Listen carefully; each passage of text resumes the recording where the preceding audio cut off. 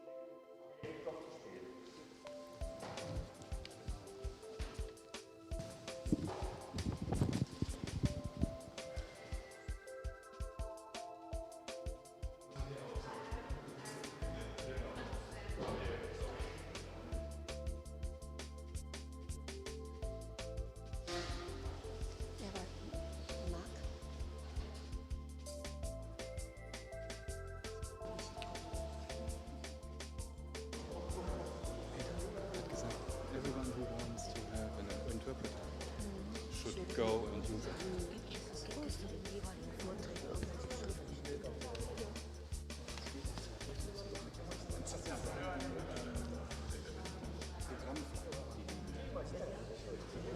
Schriftlich haben wir noch später.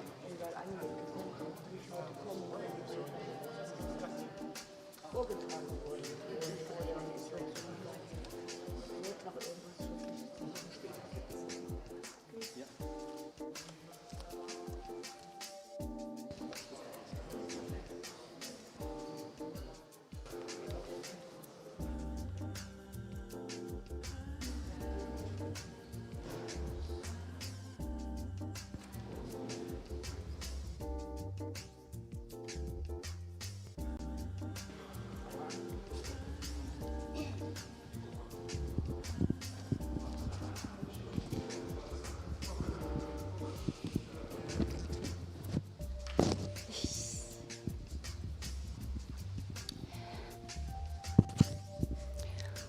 So schön, dass Sie da Well, it's a great feeling that you're all here. an Sie zu Hause.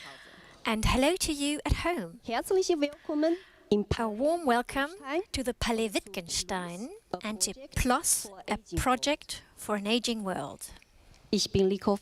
My name is Nico Fang. Ich bin 40 I'm plus. 40 plus. Marc, Franz und ich Marc, Franz and me, we are the initiators and organizers of the PLOS project. Plus ist ein interdisziplinäres, PLOS is an interdisciplinary and international project das wir nur seit fast 2 Jahren. that we have now been preparing for almost 2 years now. Das war gar nicht einfach. It wasn't easy at all under these conditions of the current situation. Deshalb And that's why wir uns sehr we are very pleased WissenschaftlerInnen, to see scientists KünstlerInnen and artists and people allen Bereichen from all fields of life come together Fragen in order to ask questions, zu reflektieren, to reflect on them, über ein Thema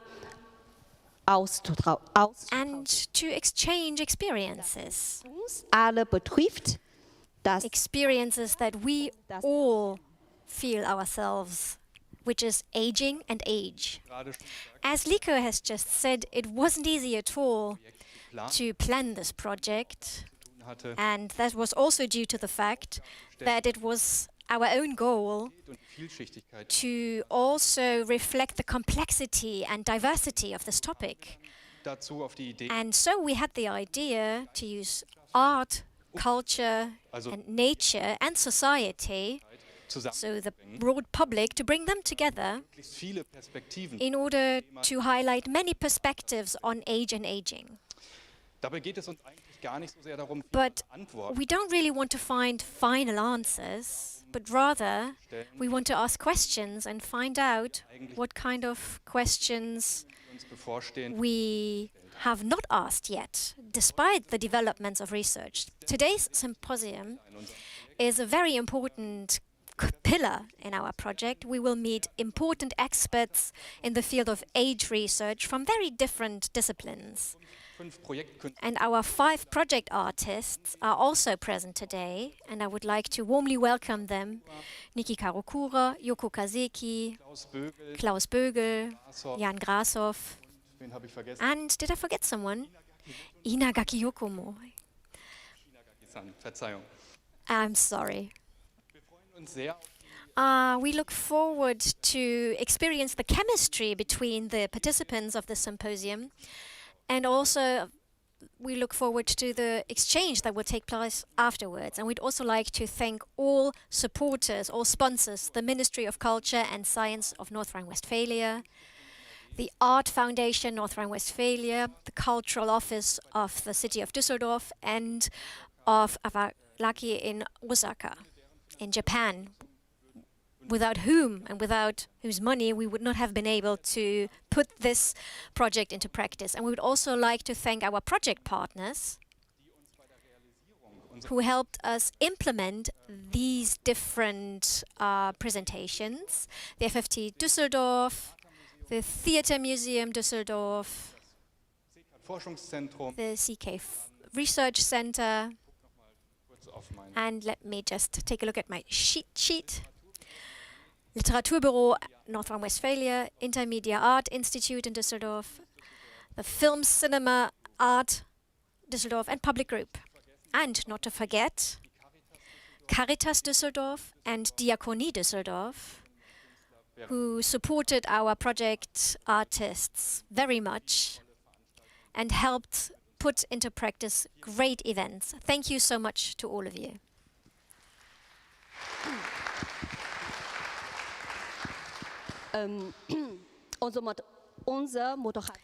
Our host today for this symposium is Peter Grabowski. Peter, the floor is yours. Oh, it's not. It will soon be his. And then he will help us moderate through the day. But before we pass on the microphone to Peter, we would like to welcome the Consul General of Japan in North Rhine-Westphalia, Mr. Iwama.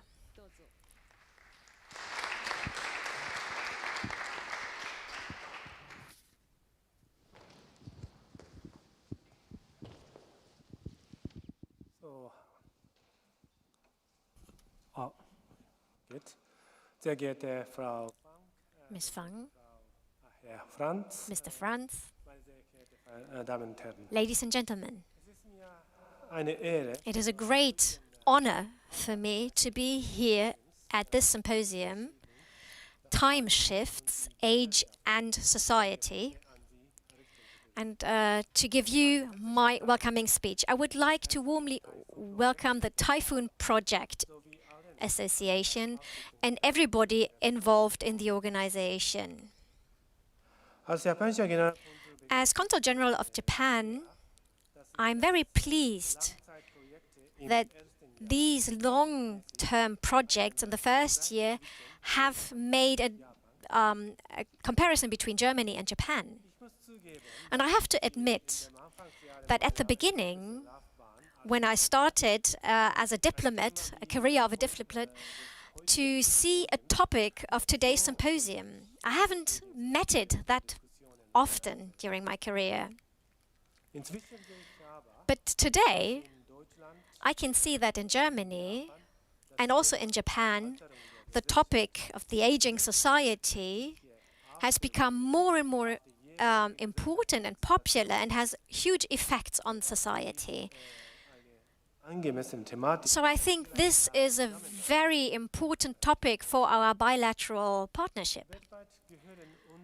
Worldwide, our countries, Germany and Japan, are amongst the nations with the highest aging ratio or percentage. Statistically speaking, we are in third and first place when it comes to the number of population, so people living in these countries older than 60 years.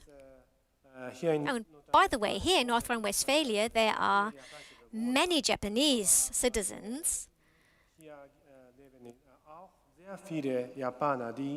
So Japanese citizens who also are part of an older generation. So as part of my task as a Consul General, this challenge, the demographic change, is very topical and very important. We support the activity of those who are in need of care, so elderly people in Düsseldorf and around. Ladies and gentlemen, an aging world poses a lot of challenges. It has a huge influence on the structure of social security. So the health system needs to be adapted. And we also need resources. And the family policy and social welfare need to be kept in mind. Academic and social studies will give us more information here during this symposium. And we will see the research on how society is changing and what the new situations are and how we can adapt to this. However, there's another important aspect which I would like to point out. It's the term aging world, because this is also something very personal, because all of us will be aging sometime. We all age, so I think everybody should think about how it is living in a society when you are an elderly person and how you want to age. And the approach on this question can differ from country to country, depending on the different traditions and cultures. So we need to have debates on this topic and deal with that. So we need to focus on that. And I can very well understand that the Project Plus cooperates with scientists and artists from Germany and Japan.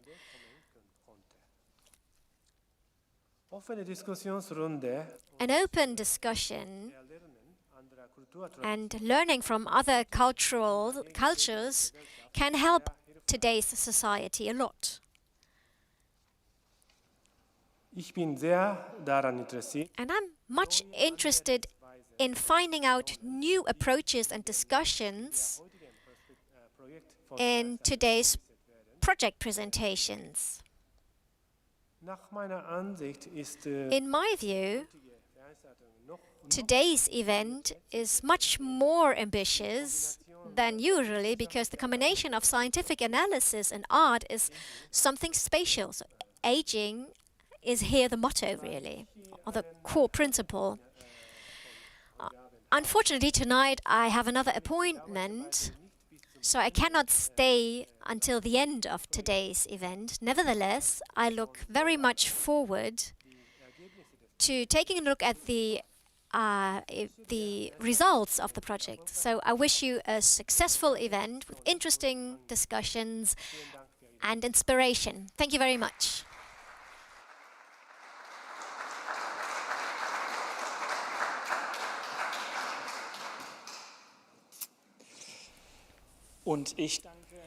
And I would like to thank Kiminori Iwama, the Consul General of Japan in North Rhine-Westphalia. Welcome, ladies and gentlemen, to the Palais Wittgenstein in Düsseldorf and all of you at home who are watching on their screens. When did the tides turn in society? This opportunistic approach called Zeitgeist, when did it shift? time and aging. Stefan Zweig wrote numerous works, and he died way too young in 1942. He described how he perceived during his life the first mental age turn. In modern times, characterized by the bourgeoisie, youth was less valuable. It was sort of suspicious. It had to be overcome. And once you had become an adult, only then were you valued as a full member of society, regardless of child labor. Around the change of the millennium to the 20th century, all of a sudden youth became an ideal phase of life. Young people stopped dressing like old people. Young people stopped wearing big beards because they felt they didn't want to seem older than they were. The young body became something everyone wanted to reach, and everyone wanted to be thin, by the way. A magazine simply called Youth became very popular, and in the German language area, the Jugendstil era is called Art Nouveau in English and French, by the way, but in Germany it was called after the title of this magazine. But Art Nouveau is a very nice name, in fact, because it's about reinvention, new things, new developments, and that fits perfectly to the Western way of capitalism, of consumerism, with new goods and services that are just waiting to be consumed. Industries are cladding themselves in the fashion of youth to become attractive. This development then reached new heights when Janis Joplin came up with the slogan, "Live fast, die young," and Jimi Hendrix and Jim Morrison are other sad examples of artists who have died too young. A country singer by the name of Young said, "Live fast, love hard, die young." That was the new slogan. The first three artists, Joplin, Morrison and Hendrix, they only became 27 years of age, but Young lived to see the age of 64. 64. What a number. What a number if we want to pursue this train of thought. Will you still need me? Will you still feed me when I'm 64? That's the famous line, of course. A line asked by Paul McCartney, who was, by the way, only 25 years old, on the album Sgt. Pepper's Lonely Hearts Club Band of the Beatles. That was back in 1967, and it was contrary to any type of zeitgeist back then. 30 years later, pop culture and the mood that went hand in hand with it took a turn. By the way, Young died in that very year, the creator of the chronic Live Fast, Die Young, and then Robbie Williams I get old. Created this slogan, "Hope I get old before I die," and this whole notion of aging took a new turn, and this new hope I will get old before I die. How fitting is that if the life expectancy is ever more increasing? 70 is the new 50, 50 is the new 30, and 30 is what exactly? There will not be a final answer, but let me quote someone who is the youngest icon of the global pop culture machine, Billie Eilish. 3 weeks ago, she launched Happier Than Ever, an album that went to be #1 in sales and streaming. She's only 19, that lady, and She has published a song called Getting Older, where she describes her experiences with age and growing up. She said she was so happy that she was able to leave behind certain aspects of her youth. Keep in mind, that lady is only 19 years old. Right, we've come full circle. Culture in connection with age and aging will be taken up by the first speaker and then the last two speakers and their presentations.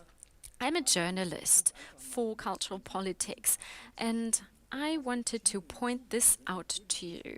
To today's symposium, you can take numerous approaches. You can adopt numerous perspectives from life sciences, from art. But Marc, Franz and Lico Fang said it wonderfully. The project for an aging world follows the idea, as they said before, we are not here to give you final answers. We are here to look for questions. I'm looking forward to a fascinating afternoon and evening, which we will conclude with a panel discussion on potential options, potential futures of age and aging. We will not be able to have a Q&A after each presentation, unfortunately. However, if you have any questions for clarification in between, go ahead and raise them. But if the questions can wait, please hold your thoughts until the end of the symposium, and then we can engage in a vivid discussion. Any questions written down in the online chat are collected during the day, and I might take them up here live, and there will be a break at 4 p.m., so that's another option to ask questions. If you are following us via Zoom or YouTube, please know that this symposium has a simultaneous translation. So currently you're listening to the English translation of the German original. However, if an English speaker later on will take the floor, this is the right channel for you, English-speaking listeners, and then the German-speaking listeners would have to switch the channel to listen to the translation. Right, let's dive right into the matter. Andreas Kruse will be the first speaker. For more than 2 decades, he has been the head of the Institute of Gerontology of Heidelberg University in Germany. And this is a function that would have been sufficient to invite him today, but not enough. It doesn't stop there. Mr. Kruse was also a member of the Commission for the drafting of an international plan of action on aging by the United Nations. He's the chairperson of the Age Commission of the federal government, member of the German Ethics Council, and is the author of numerous books, 2 out of which look at the life of Bach. Because Mr. Kruse is a musician by background and education, so this is a presentation that you will not forget, I'm sure. Professor Kruse, The Art of the Fuga and Age and Aging, Art and Science Interwoven.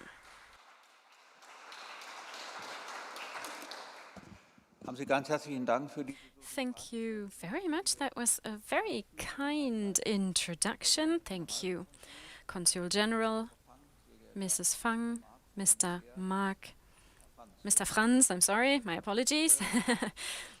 However, we're all humans in the end, aren't we? It is a pleasure for me to be here today and to have an opportunity to speak to you, to share with you some thoughts, questions that we pose each other and that we wonder about ourselves when it comes to age and aging.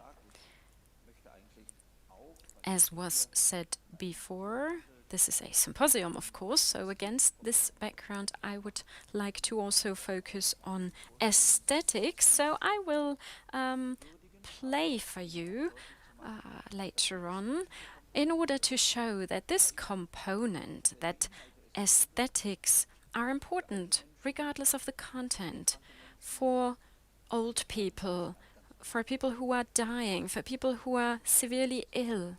It's important to not lose sight of that. In the process of aging, there are so many things you're able to describe, but When you look at Henri Bergson, the philosopher and writer, Time and Freedom in particular, it becomes clear that the human psyche is something like a flow, a river of experiences. He said, this river, if you will, is hard to describe with words in some cases, because when I set out to try to describe in words, in languages, what happens in this flow of experiences, I put my own psyche, my experiences, my feelings, my emotions into words, and something is lost along the way. So if people say are suffering from dementia, this flow of experiences, this river is so important.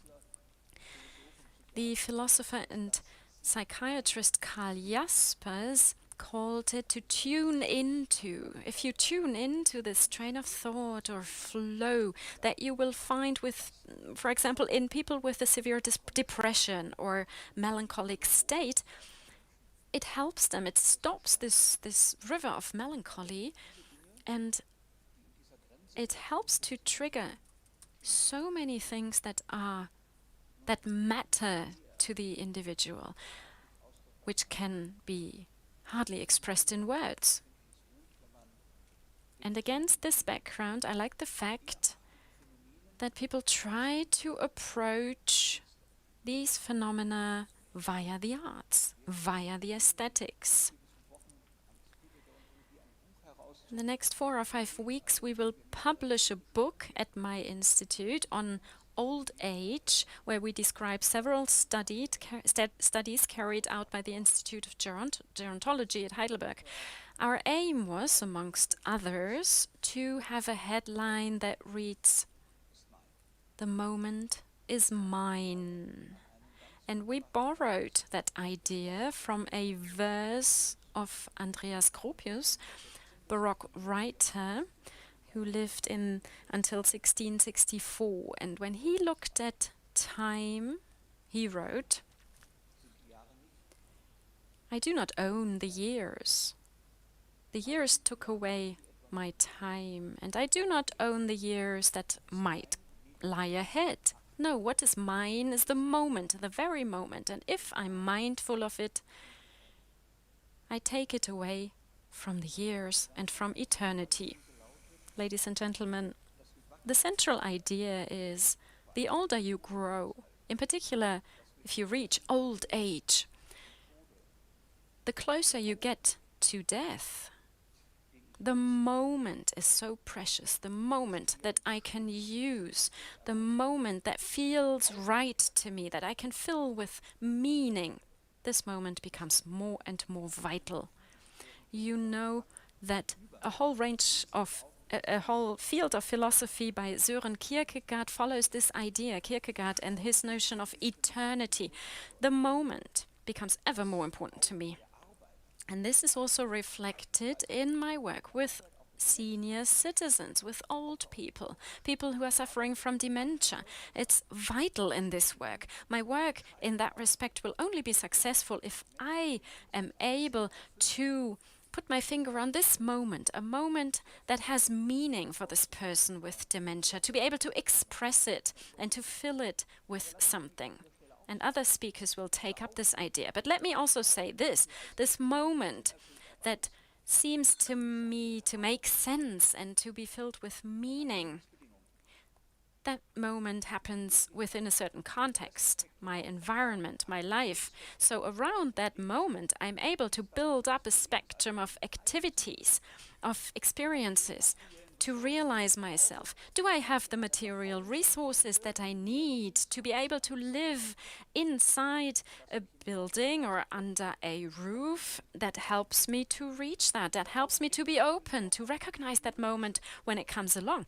And this moment also has a meaning in terms of plasticity, because if I'm open for new things, if I'm open for new ideas, it activates neural networks, which helps neural plasticity, which helps the aging of the brain. And by the way, that is also essential for our reality. allow me to share Johann Sebastian Bach with you for 2.5 minutes. I would like to start with Bach by way of introduction. I'm sure you're all familiar with this piece. It's a beautiful piece, and I believe this is an aesthetic approach to this moment that I mean. Enjoy.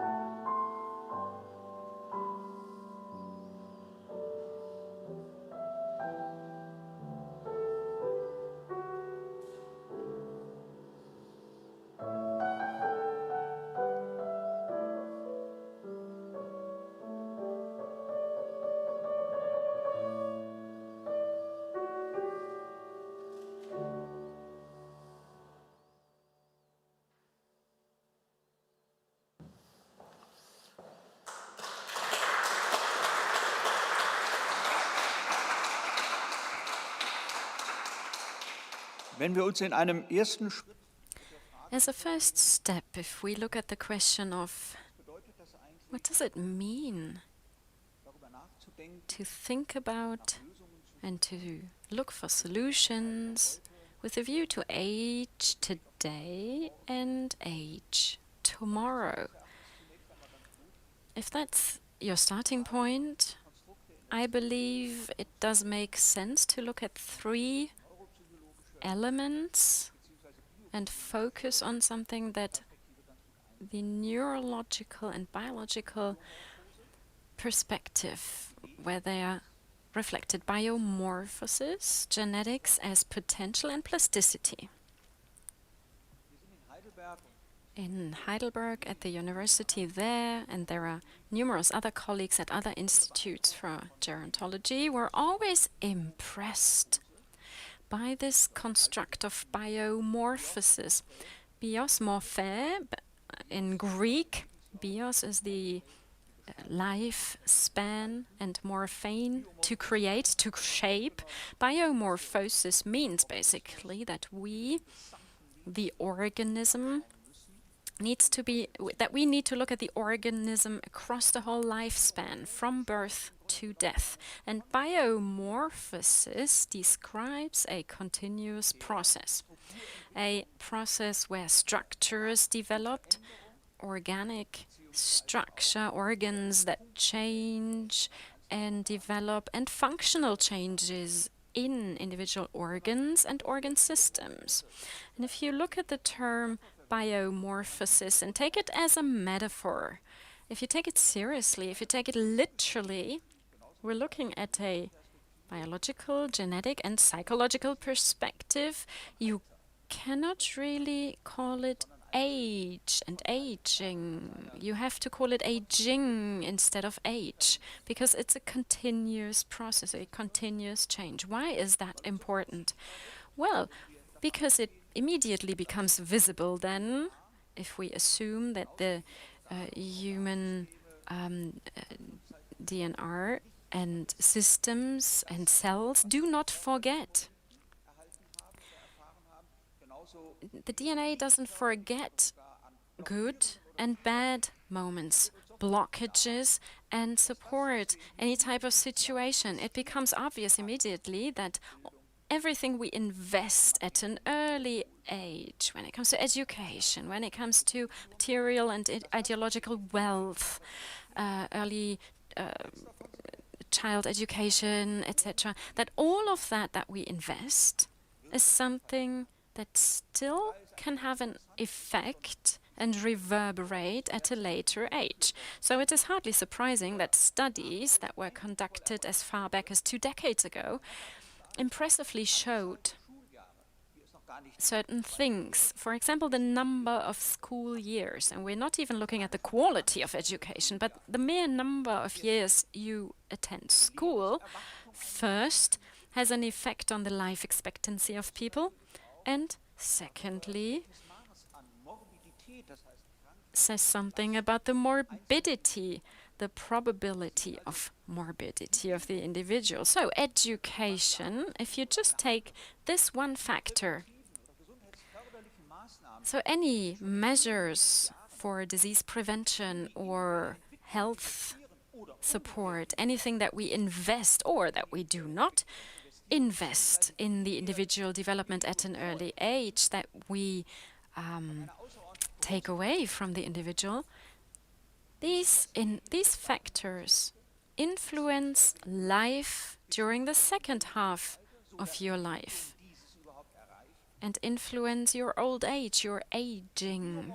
This biomorphosis, to pay attention to it and to be aware of the fact that when we decrease social inequalities, we also make a contribution to allowing more and more people to reach a higher age and to enjoy old age, shaping it in such a way they want.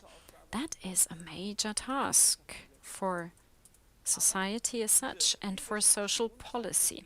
However, this investment also shows that it is essential that we consider the whole lifespan and that we do not artificially start to talk about old age at some point, because age is not a point in time. Aging is a process. This is a continuous development, continuous change. Nature does not know any jumps, any saltos. If that is interrupted, if there is a discontinuation, whether cognitive or physical, then we're facing a problem. Genetics, we will hear from another speaker. To focus on genetics and see it as a potential seems an even bigger challenge to me and an even bigger opportunity. In the past, in development biology and physiology, in the books that describe that, you could read that there was a program, a biological program. We are programmed in such a way by our genes in a determining way. Genes determine, they have a power, deterministic even. Now we know that genetics harbor a major potential. This is a potential that needs to be nurtured.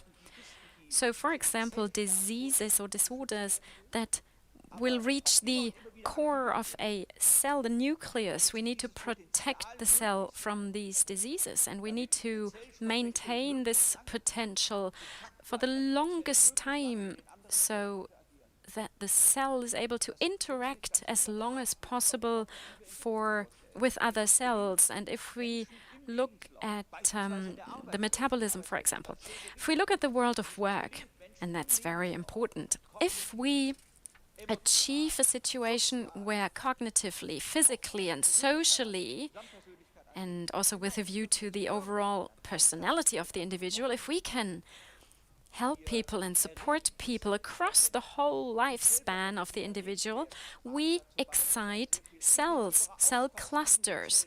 And by exciting them, by triggering something, they connect. And with the help of that, we have robust neural networks. And these networks themselves, create a fascinating protection against neurodegenerative forms of dementia, for example. Even if that type of dementia can be observed, a robust, stable neural network will be harder to be penetrated in comparison to, or as opposed to, a network that has never been formed or that is weak.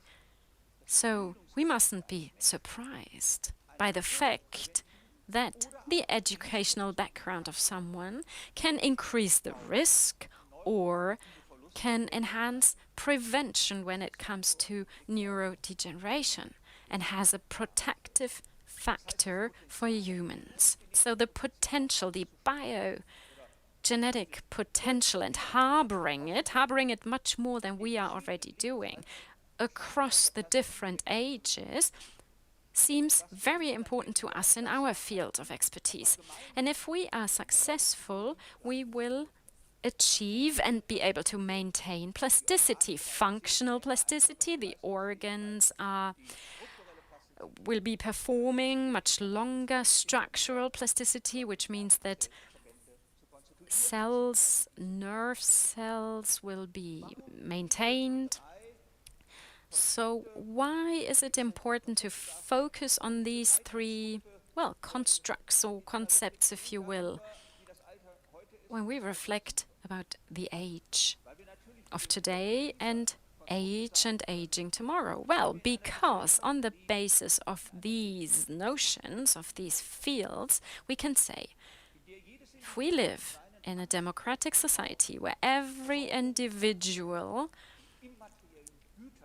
will be able to voice their demand and desires to have material wealth and immaterial wealth, or if there are people who do that in place of the individuum to help the individual, then at the end of the day, we will not only make a contribution to achieving a higher life expectancy, but a higher life expectancy with a better physical and socio-emotional competence. Ladies and gentlemen, it does not mean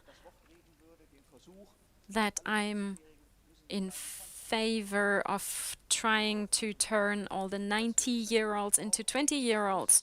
No, it also means succumbing to the flow of age. At some point in time, it will become irreversible. However, the question is, at which level do you enter that age? And how do I shape and form my environment? How much power I have to do that? That I can influence by promoting, by supporting an individual person in an open society. And this is why, ladies and gentlemen, for us in gerontology, we do not only look at the biological / medical and psychological perspective, we also look at sociology. Because that point of view is important, because we need to understand and implement the fact that development is always an interaction between the situation, the environment, and the individual. There's a space, there's law, there's the society, there's structure, and all of that, this environment has an influence on the human being. And we have to offer opportunities to those who are disadvantaged across their lifespan to be able to reach and fulfill their potential from the biology and psychology point of view. You can derive a social demand, but it's a benchmark for biomedicine and psychology, if you will. Now, this question of what is the notion of age today and what is the notion of age tomorrow? It's a question that we've been tossing around in gerontology for decades with a lot of commitment and power. We've been looking at this question for years. Paul Baltes, an age researcher, and Ursula Lehr, the age researchers, both of them said, maybe when we talk about aging, we tend to only describe the processes that happen in aging. So we take a step back and only observe. However, biology claims more, it demands more of us. It demands that we look at these processes without being too present, to help, to promote, to look at performance, potential performance.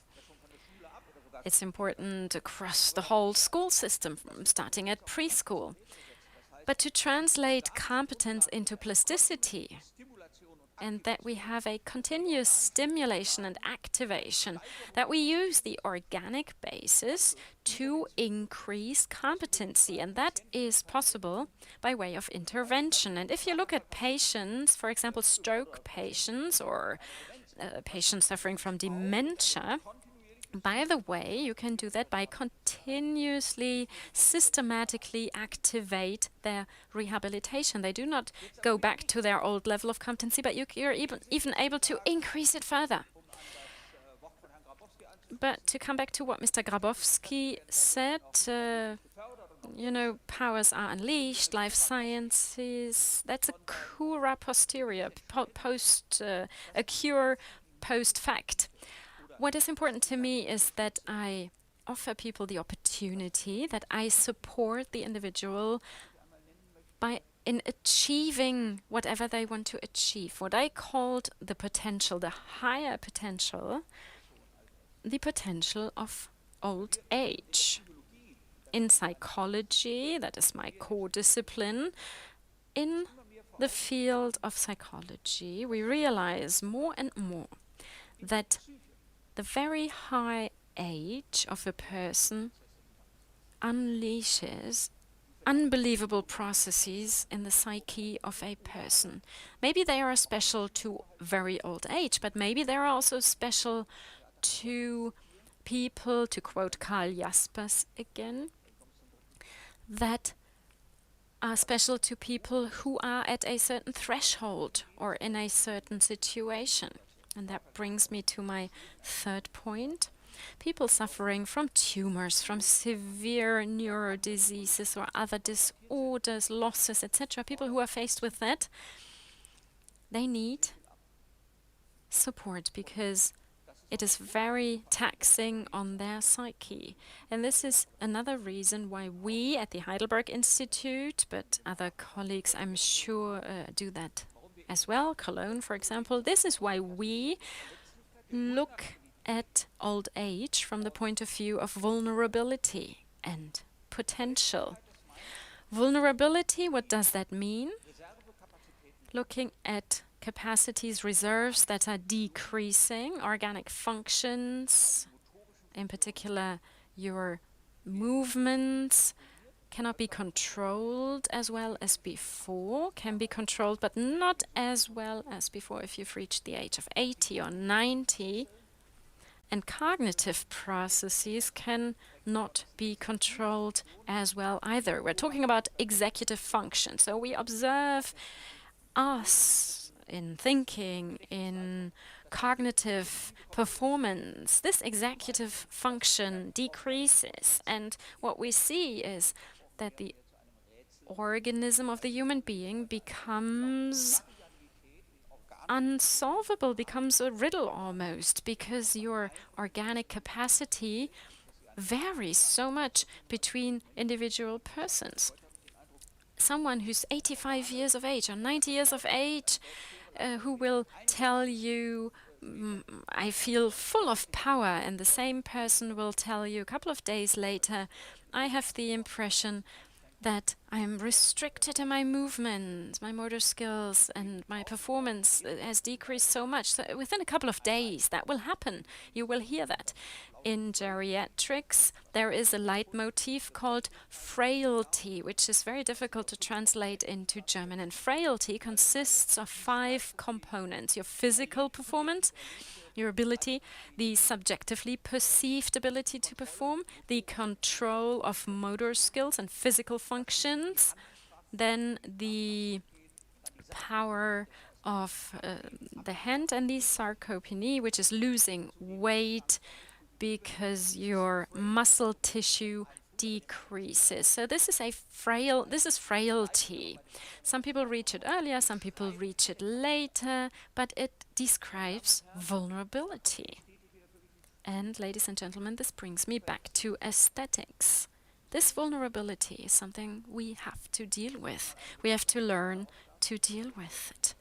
It's a social task. We need to create an environment where everyone is able to participate in society, where everyone has the opportunity to get help and support. It's a matter of culture. It's a matter of dealing with vulnerability in our culture. It's a very powerful thing, vulnerability. How do we talk about it? And then at the end, it's a question of what is your individual notion? What is your individual approach, your psyche? Are you ready to succumb to this experience?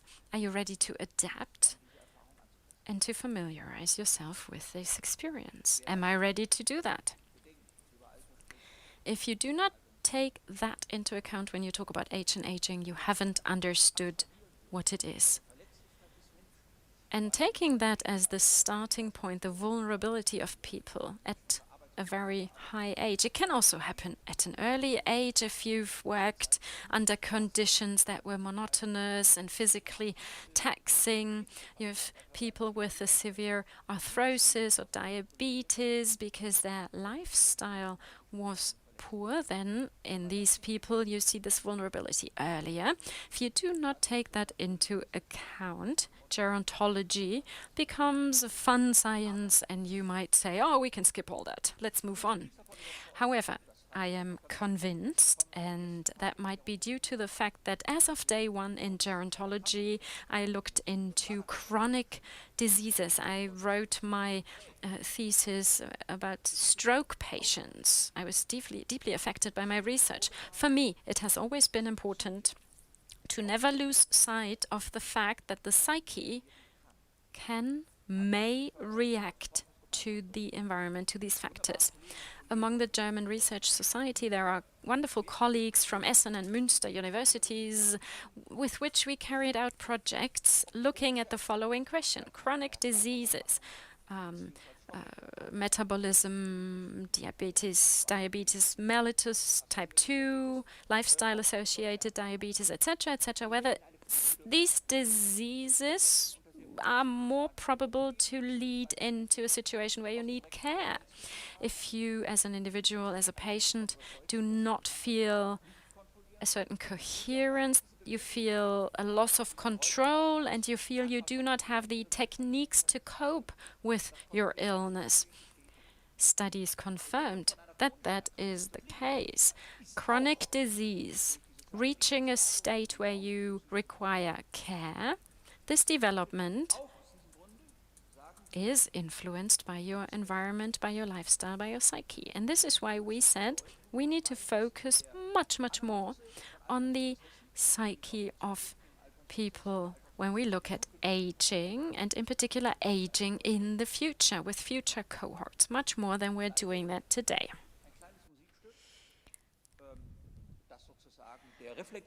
I will give you a short piece of music that will actually hint to my next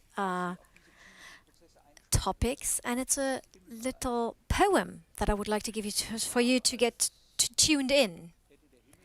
It was as if the sky had silently kissed earth, and with all its blossoms, she dreamed of it. The air went through the fields, and the corn made some sound in the winds, and the stronger the night was. And now the second part of the poem. And my soul extended its wings, flew through the silent country as if it flew home.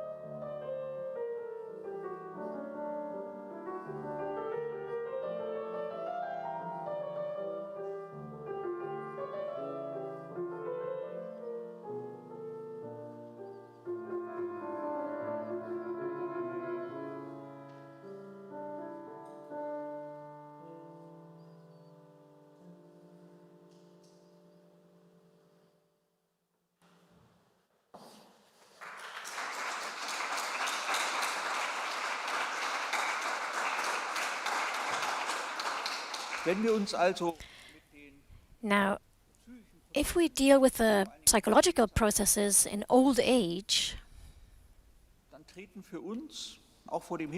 then, especially when you want to analyze it in interviews with old people, 80 years, 95 years old, or 70 years old, then there are 4 psychological processes that become more important for us. So the reflection on these 4 psychological processes is also the aesthetic component of this event, and it might actually be fruitful for us today. The first is introversion and introspection. It means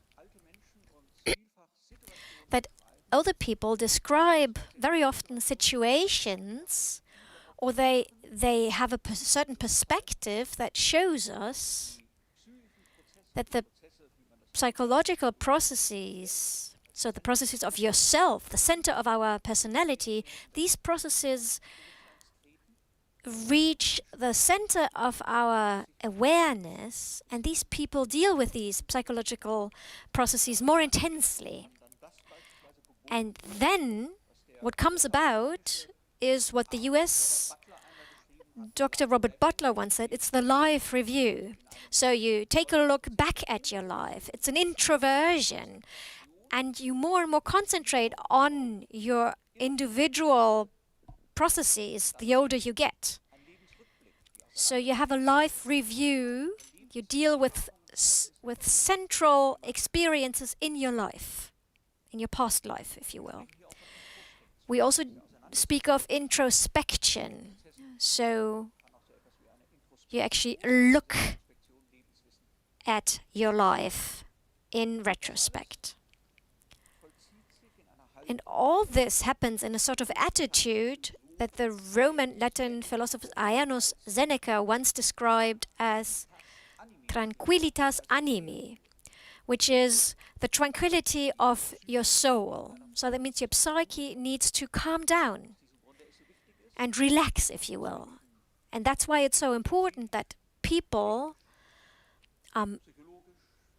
supported by medical staff, care staff, social workers, so that their soul can rest. So, for example, of income, participation.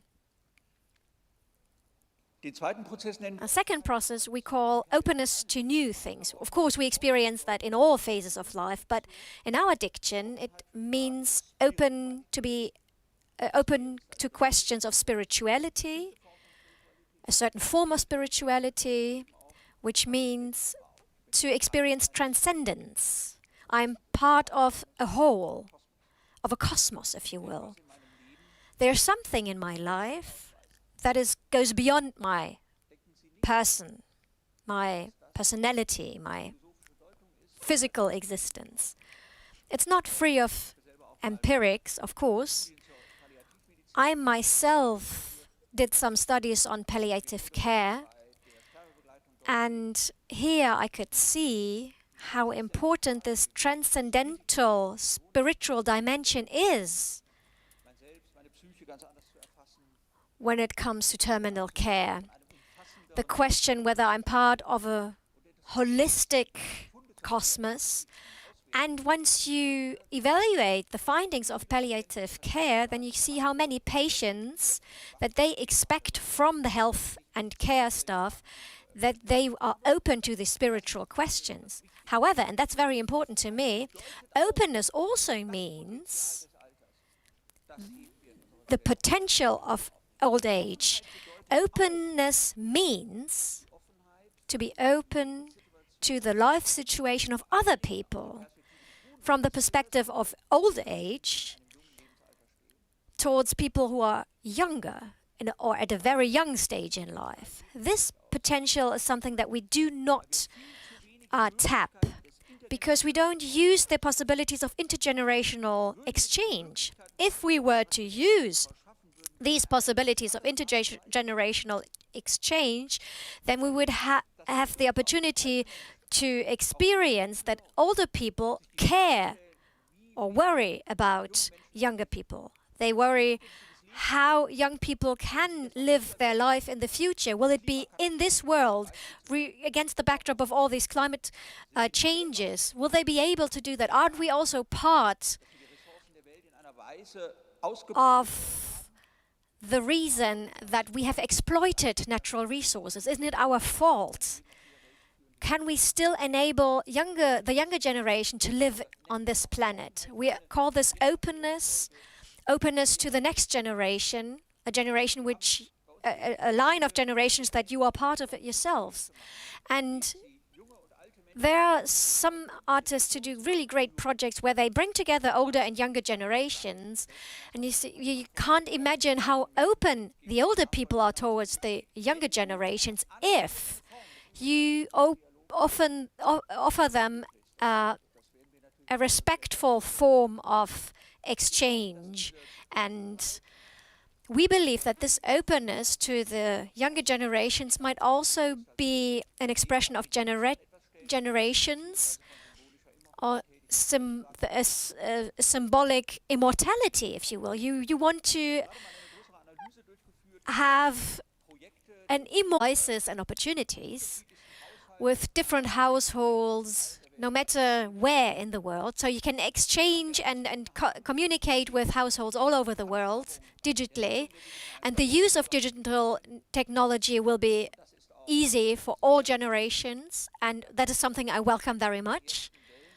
You can see that in the first waves of the pandemic, that some nursing homes had digital equipment to enable the older generations to participate in social life and to communicate with others digitally. But I find it quite interesting to see that the older generations today say, well, I don't want to be digital, I also want to be analog in my way of communicating.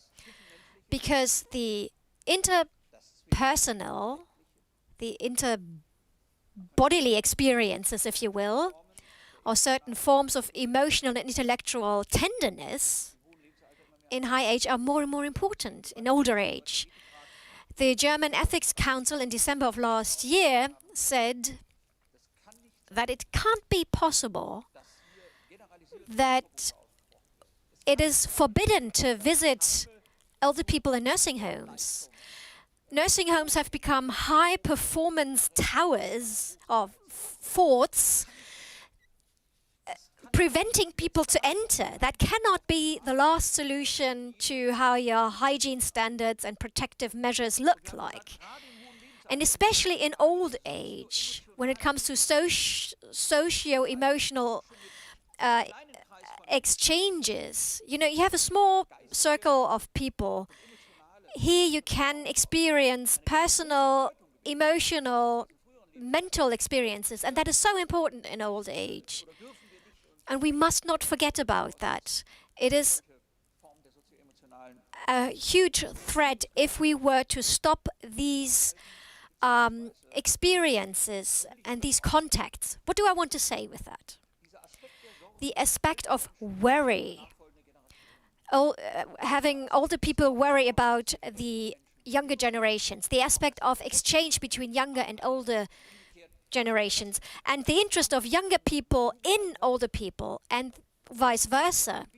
That is a very important prerequisite for the civil society and for working life, so that we can experience other cultural, social forms of old age and to maintain those.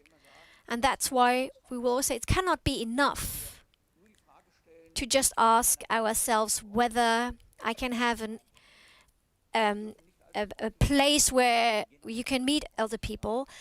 It has to be an intergenerationally friendly place, and only then elder people, when they can maintain an exchange with younger people, whenever they have the feeling that they can pass something on to the younger generation, they have a much higher potential to overcome borderline situations if they have the opportunity of this exchange. Let me give you an example.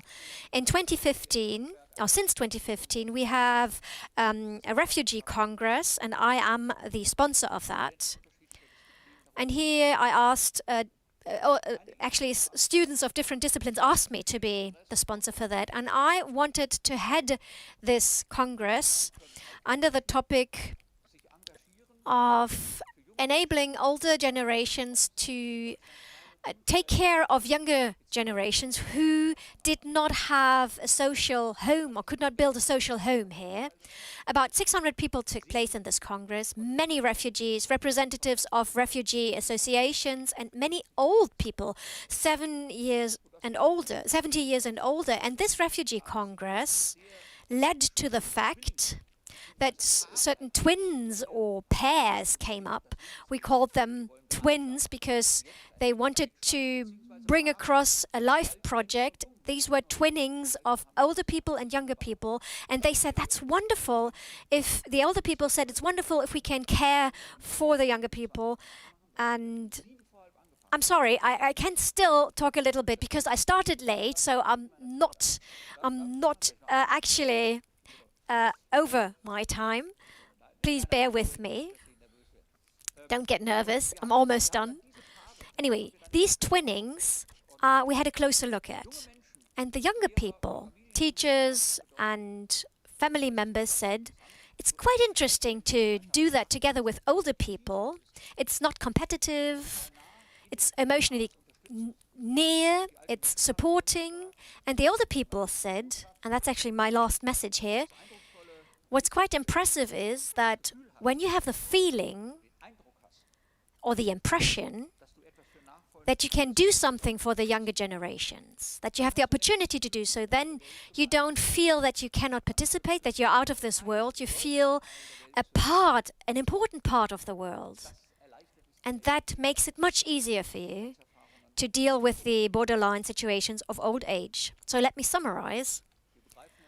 We understand the aging process as a continuous change of experiences, the continuity of your development, bodily development, mental development, in situations where we can feel or where we experience diseases, bodily and neurological ones. And secondly, we expect that such aspects such as plasticity or biology as a potential need to be focused on differently. Age cannot just be described or shouldn't be described, but we should try to place these developments and to make them fruitful in society. We do that against the backdrop of the fact that the social framework conditions for a good old age shouldn't be neglected at all. It's more important than ever.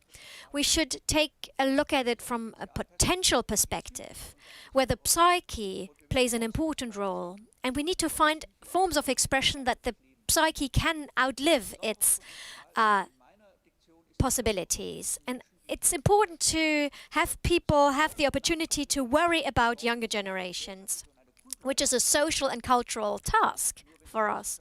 Because only if they can do so, if they can worry about younger people, they will feel that they are part of the world and that their experience of being part of the world enables them to tackle and deal with difficult borderline situations. And then a 3.5-minute piece of music, and then the floor is yours.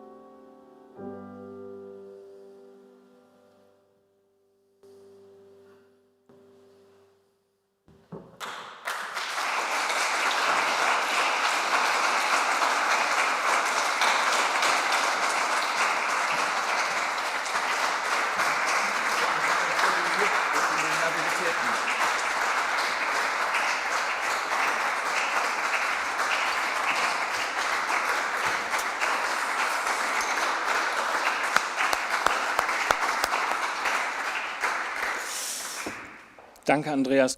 Thank you, Andreas. Kruse, I hope I did not promise too much. Andreas Kruse made these experiences for 30 years.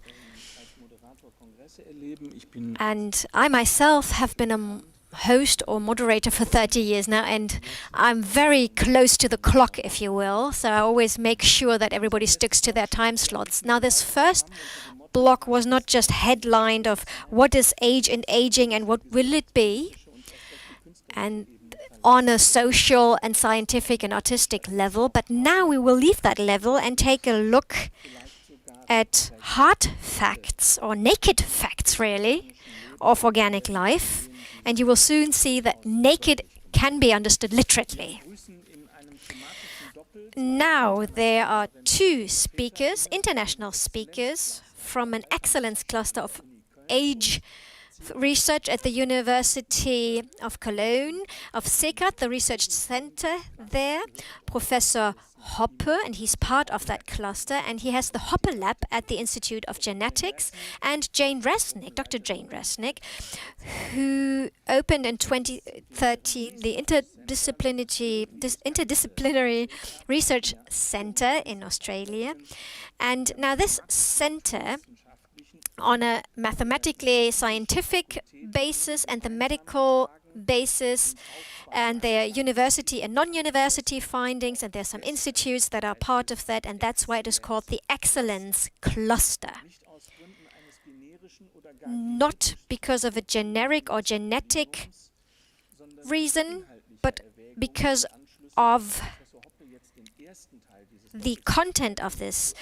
We will have a man take the floor first, and he will now talk about neurobiology, and Professor Hoppe knows what he talks about. I expect so, because he was once asked to work in Hamburg, and he was awarded lots of national and international awards. His topic is why we age and for how long.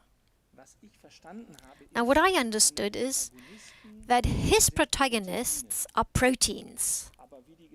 However, and what their names are, where they live, and how you reach them if you need them, he will explain to you. The floor is yours, Thorsten Hoppe.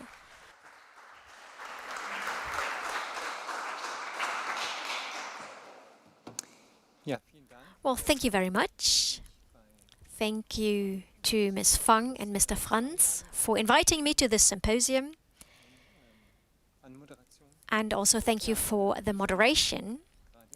As Mr. Grabowski has just said, we will now talk about the scientific part of today. Mr. Kruse has actually given a really great introduction, but he's right, it's not just science dealing with old age, but it's a multi-layered topic, and that's why I'm very happy to learn new things here also for my research. Now here you can see our research institute. It's the SECAT Excellence Cluster. At the end of my presentation I will talk more about that, what Excellence Cluster means and who's part of that. However, this research building was created due to the German Research Association in 2007, and also the University of Cologne wanted to join this topic, and that's why it was built. We get the necessary funds to make research on the biology of aging, and today I will give you a general insight into what that is and how you can do research on aging and how can you describe it genetically, how can you determine it, and what can we do with our findings, our medical findings, and how can we put them into medical therapies. Now what you see here is a painting of Lucas Cranach from 1546. He painted this painting right before he died. He was older than 70, which at the time was much longer than life expectancy was in that century. And it actually summarizes what we just heard. It's the desire of today's generation to be young, even though you are old, to have a rejuvenating measure. I don't know if you can see it, but the person in the left, these are old people. You can see that if you zoom on in, if you will. And when they walk through this fountain, they are rejuvenated. It's the fountain of youth. And on the right-hand side, the people are young. And that's what modern medicine or modern society tries to copy, tries to establish by a certain type of clothing, social life, and medicine. And also advertising tries to suggest that we don't have to be old in old age. We can stay young even if we're old. That's not always the case. As you've just heard, there are also some disadvantages of old age. I will talk about that later on. But something what's good to know is that the average lifespan increases continuously. This is a result of medical research, because we have much better healthcare than 100 years ago. Diseases can be treated and cured in a better way. And also the economic situation, the nourishment, the work situation is improving.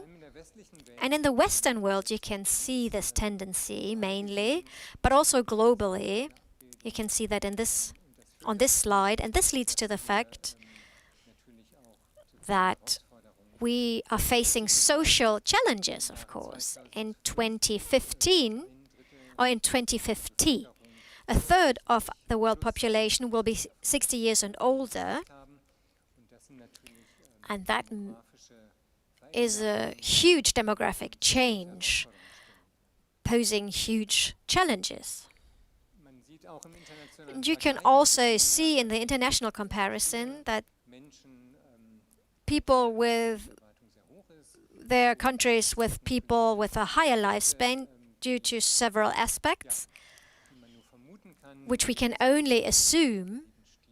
Maybe it's the lifestyle, attitude towards life, the medical care, and so on. They all play a role, these aspects. Now, this is the background. Now, this brings me to the hard facts, or biological facts, really. Aging is something that we all aim at. We all want to have a long and fulfilled life, but we know that this is not always the case. Mr. Kruse has hinted to it. There are several age-associated diseases, and these are not positive aspects of life. So there's a high risk of dementia, kidney disease, chronic kidney disease, cancer, of course, is a risk. It's also part of old age. The older you get, the higher the risk of getting cancer is. Then there's stroke, diabetes, osteoporosis. These are just a few age-associated diseases that you all know, of course. And very often, you won't just catch one disease at a certain age. 50 plus, here it says you may have an incidence of 2 and more conditions. It's the multimorbidity, that's what it's called. So it's that you have more chronic diseases, a higher incidence of these conditions. And medically speaking, we try to find the root of these conditions. And of course, in medicine, these diseases are specifically dealt with. Now you've got a classical approach with specific treatments depending on the disease in the clinic. So for example, if you have cancer, cardiovascular disease, then there are different treatments necessary. However, when we talk about aging as a complex system,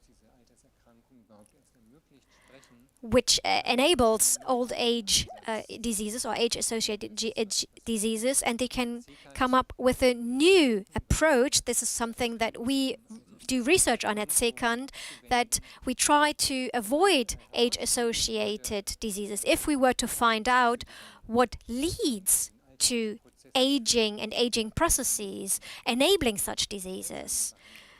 So what happened if we were to change our situation in old age? Could we then also reduce the number of age-associated diseases systematically and prevent them? Now, if in old age you have a lower biological age than your chronological age, then you probably are less apt to have an age-associated disease. So that means we need an understanding of the biology of aging. So why does our hair get gray? Why do we have certain physical conditions? Why are we more fragile in old age, the older we get? What determines our age? And here the first studies have been carried out in the 1990s with the model organism that I'm showing to you right now. This model organism is probably not known to most of you. This is a 1 millimeter worm living on the grounds or in the grounds. It's called C. elegans. In the 1970s, it was found by C.T. Brunner, and it was used as a model organism because you can manipulate its genetics, and it was studied by these biologists. And this worm looks quite boring, maybe. Not very exciting, very simple. It's just 1 millimeter long. If you are in your garden going through the soil, you will probably see millions of such worms. So you've met him before, but I've a quote from Friedrich Nietzsche, who of course did not think of C. elegans, but he summarized actually the whole prospect. There are many similarities between this worm and humans. They are genes that are highly preserved. That means genes that are not just existent in worms, but also in humans, and they have the same effects. And Cynthia Kenyon used these findings. She's a pioneer of age research. And for the first time, with the help of this worm, she could manipulate age. Up until this point in time, it wasn't completely unclear what our aging process is based upon. And we didn't have any graspable ideas of age. Of course, nutrition plays a role, genetics, hereditary aspects. But Cynthia Kenyon showed that it's quite easy. She just used mutations on just one single gene. And in C. elegans, that leads to the fact that the worms live 3 times longer than usually. So what she showed here, that's what we called lifespan curve. Now here, each dot is one of these worms, and she had a look at how long does it take until the worms die. So it's just a general worm. It dies after 20 days, so the lifespan is 20 days, which is not very long. It's just about reproducing. A worm can have 300 ascendants, and then their task is done, if you will. And if you compare it to the maximum age, 20 or 25 days, and you can very well imagine that the worms that were examined on in this stage of life, they looked quite old, their muscles were degenerated. Many of what we know from humans happens also in the old worms. Now, this stem here, the the mutation of a certain gene, which is called DAF2, which is not very important, it's just a gene. And here the worms remained or appeared much longer younger. They moved better, they had less degenerative processes, and the worms died only after 60 days, which was quite revolutionary at the time. Now, if we were to adapt that to humans, that would be dramatic. By just a gene mutation, we could have a 3 times longer lifespan. And what I described earlier, it's not just a 3 times longer lifespan, but actually we could have a much longer time in life where we are young. And here, I don't know if it works with the video, if we have the technical means. Well, actually, this would be a worm which lives for just 20 years, so it's almost the end of the, after 20 days, almost right before the end of its life. So it doesn't really move much, doesn't eat much. This worm is just as old on the right, but it has the mutation in the genes, which leads to the fact that these worms live 3 times longer, and they are much more active, can move, eats, and that would actually be the situation where they have much less age-associated diseases. So one gene mutation makes a huge difference.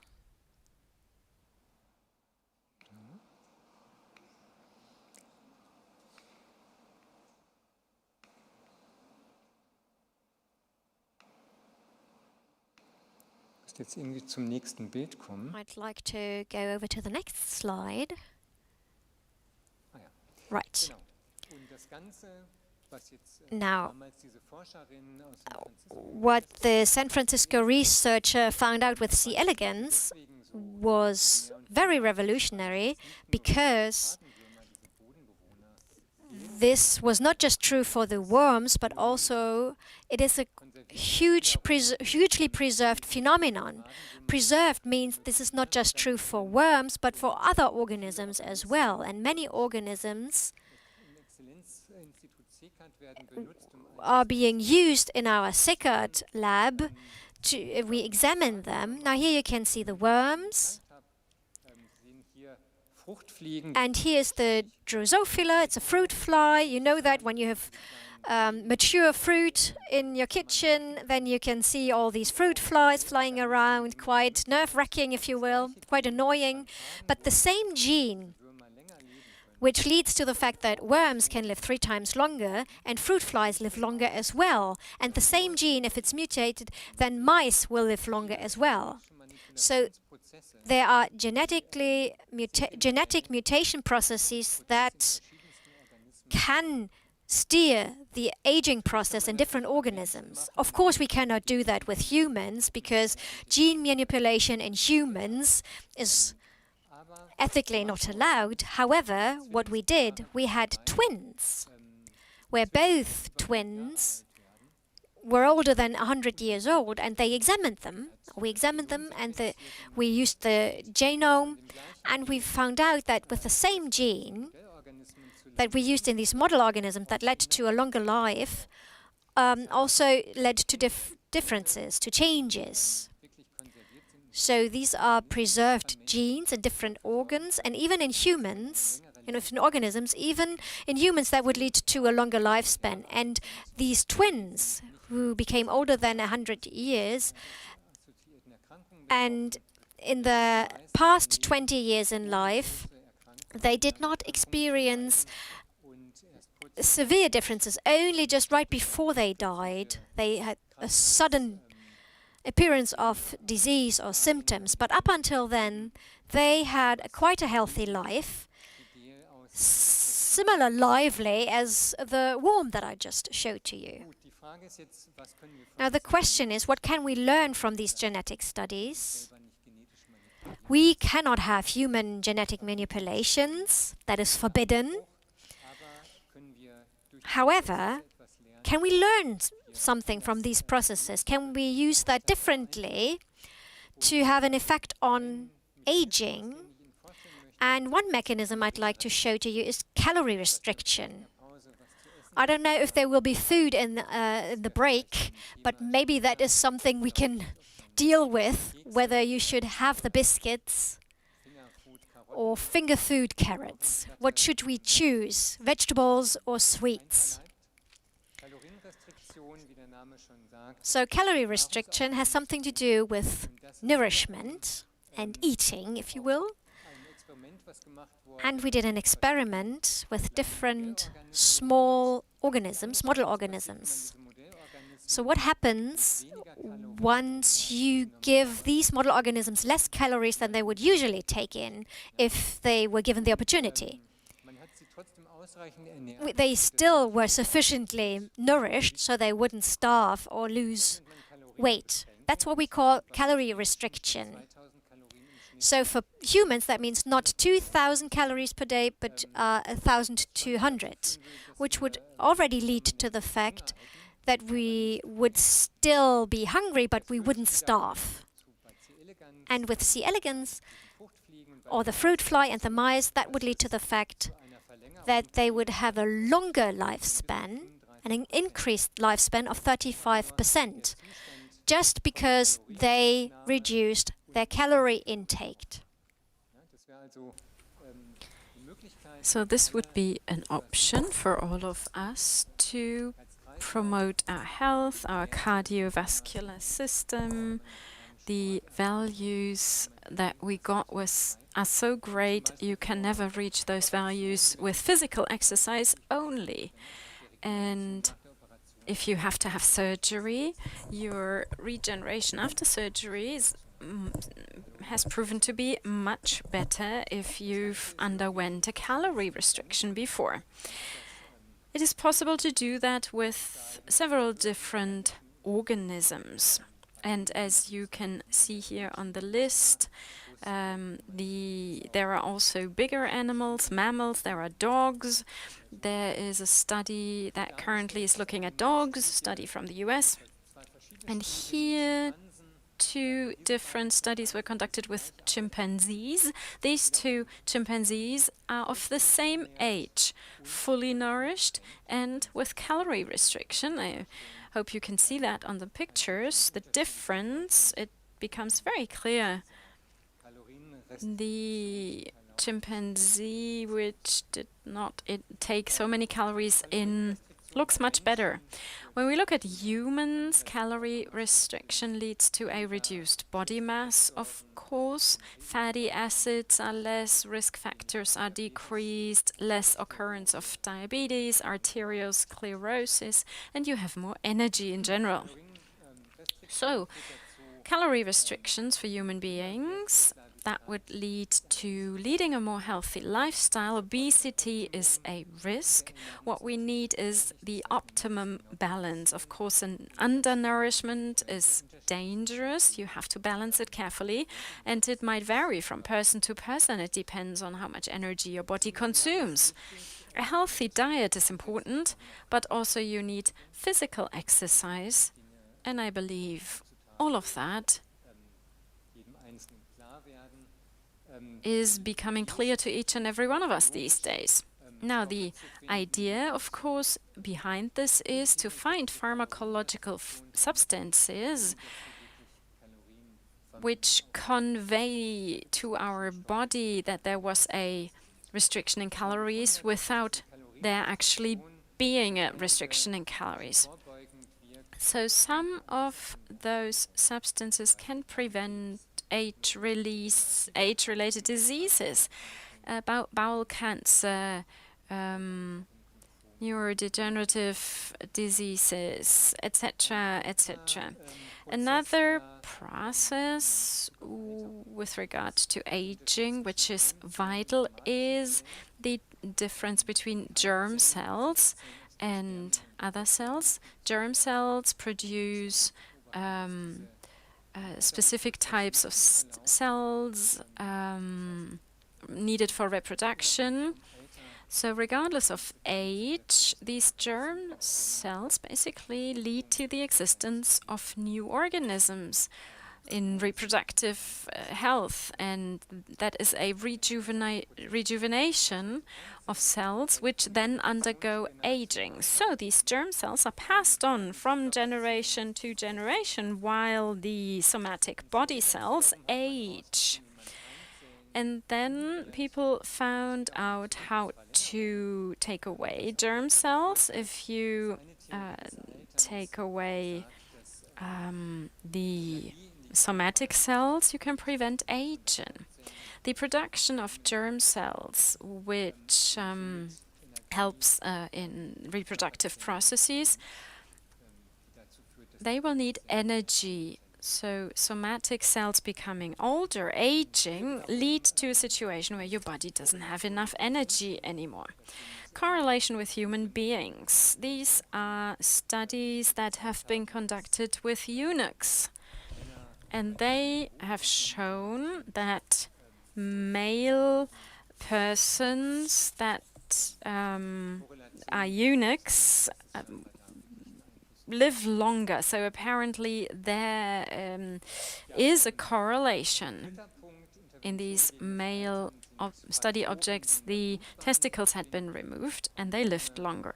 Then we looked at hormones, growth factors, etc. So systemic aging, that was the next field they looked at.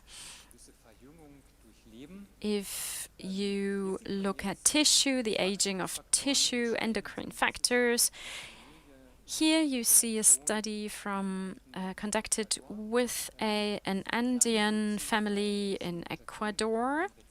They are very small in growth because there's a receptor missing that is a receptor for growth hormones. This family, they have a higher risk of liver cirrhosis and a higher risk of other factors, and the growth factors also have an effect on life expectancy. So growth hormones are decreased in number in old age. So studies are ongoing to find out whether you can influence the aging process via these growth hormones or growth factors.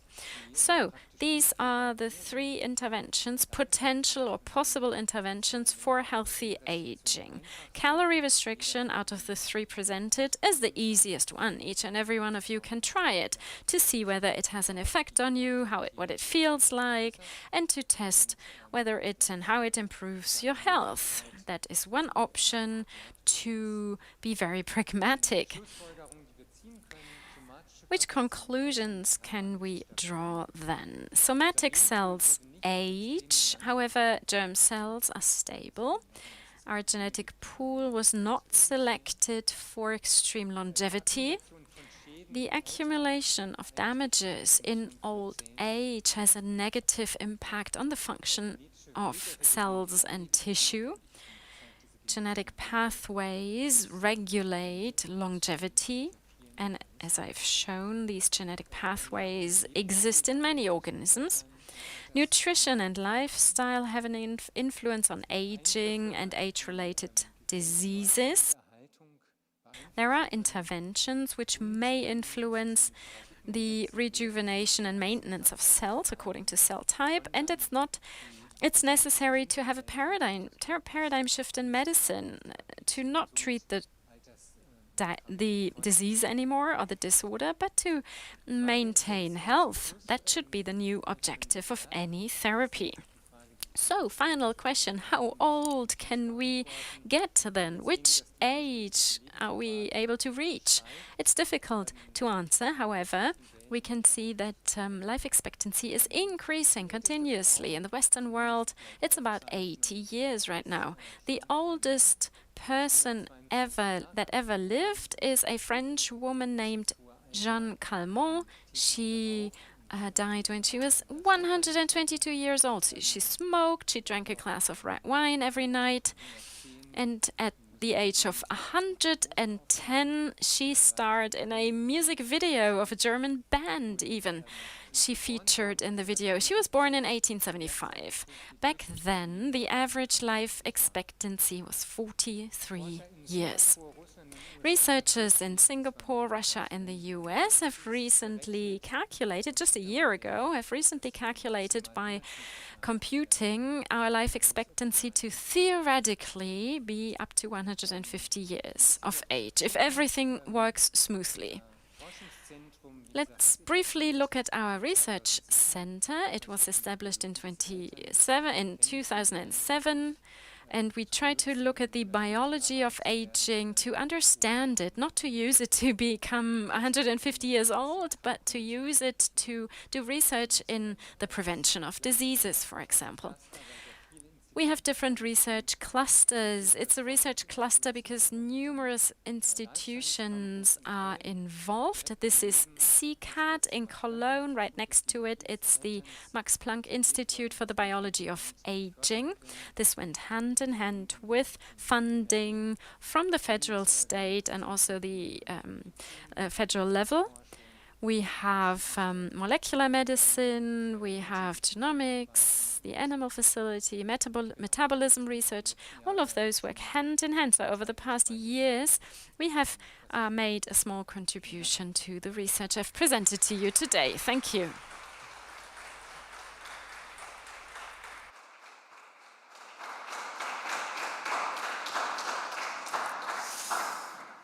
Und ich danke Ihnen, Professor. Thank you very much, Professor Hoppe, for this presentation, which was, from your point of view, maybe even a bit superficial, but for some of us, it was amazing to learn the current state of life sciences aging research, in particular this part of it. There are moments in time where you have a personal affection for a certain topic. When you set calorie restrictions, well, when I look at you in the best of all shapes and compare it to me, well, you clearly embody what you preach, so I like that. It's wonderful. And we will continue with Dr. Jane Reznick. When preparing this meeting today, she smiled at me broadly. Well, she made me smile, rather, with a sentence she didn't even say when we spoke, but a sentence she twittered. It's her motto: obsessed with metabolism. Really obsessed. That was on her Twitter account. If you look at her account, oftentimes people say art would not be based on something that you can do, but something that you have to do. Artists have this obsession with art, but Jane Reznick apparently has an obsession as well, and that is an obsession for metabolism. In order to research that, she has chosen partners which are amazing. Naked mole rats. And the connection between naked mole rats and our age, my age and her aging research, you will learn from her directly. If you want to listen to the simultaneously translation in German, please pull in your earphones. Jane Reznick, the stage is yours.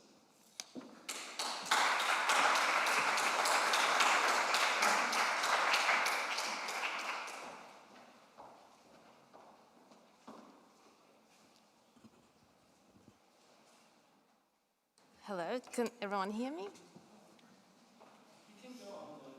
Okay. Yes, that's better. That's better. So, let's see. So thank you very much for the invitation. I have to say this is also a very fascinating day for me because I get to step outside of my molecular world and get to find out other people's perspective around this topic, and of course then bring it back to the research that I do. So my question that I was given to present to you today is die young at an old age. And I thought the animal that I research, the naked mole rat, which you see here on the picture, I will just try. I don't know. is very appropriate for this particular question, because I think this animal really provides the proof of concept that we can indeed die young at an old age. And I will talk a little bit about this animal throughout my talk. But to start with, I would like to explain what we actually are trying to do as researchers in the aging field. And you can see here by this graph, what is happening is, as we get older, our health starts to decline. And with health, what I mean is our mind starts to decline in terms of our short-term memory, starts to sort of fail us.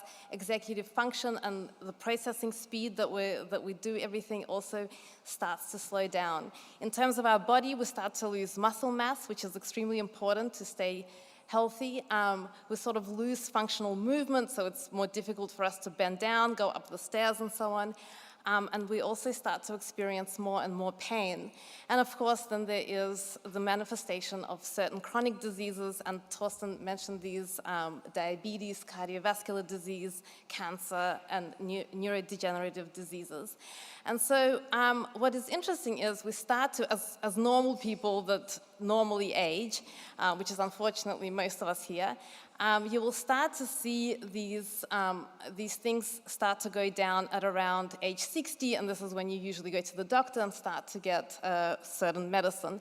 What is happening in the body, however, is that at age 40 or so on, some of the factors that will, by the time you're 60, start to impact this is already happening in your 40s. However, you can see that around the age 40 is when we're feeling quite fit still, and so it is actually quite important to start thinking about these things if you want to live for a longer time, even at a young age of 30 and 40, because these things eventually do impact on how you age. What you can see also from this curve is that the rate at which we sort of start to decline in health starts to increase from about 60 years old. And so we're spending from about 60 to 80 sort of declining in our health faster and faster. And we're spending then around 20 years in sort of poor health, having to take medicine and not living the best lives that we can possibly live.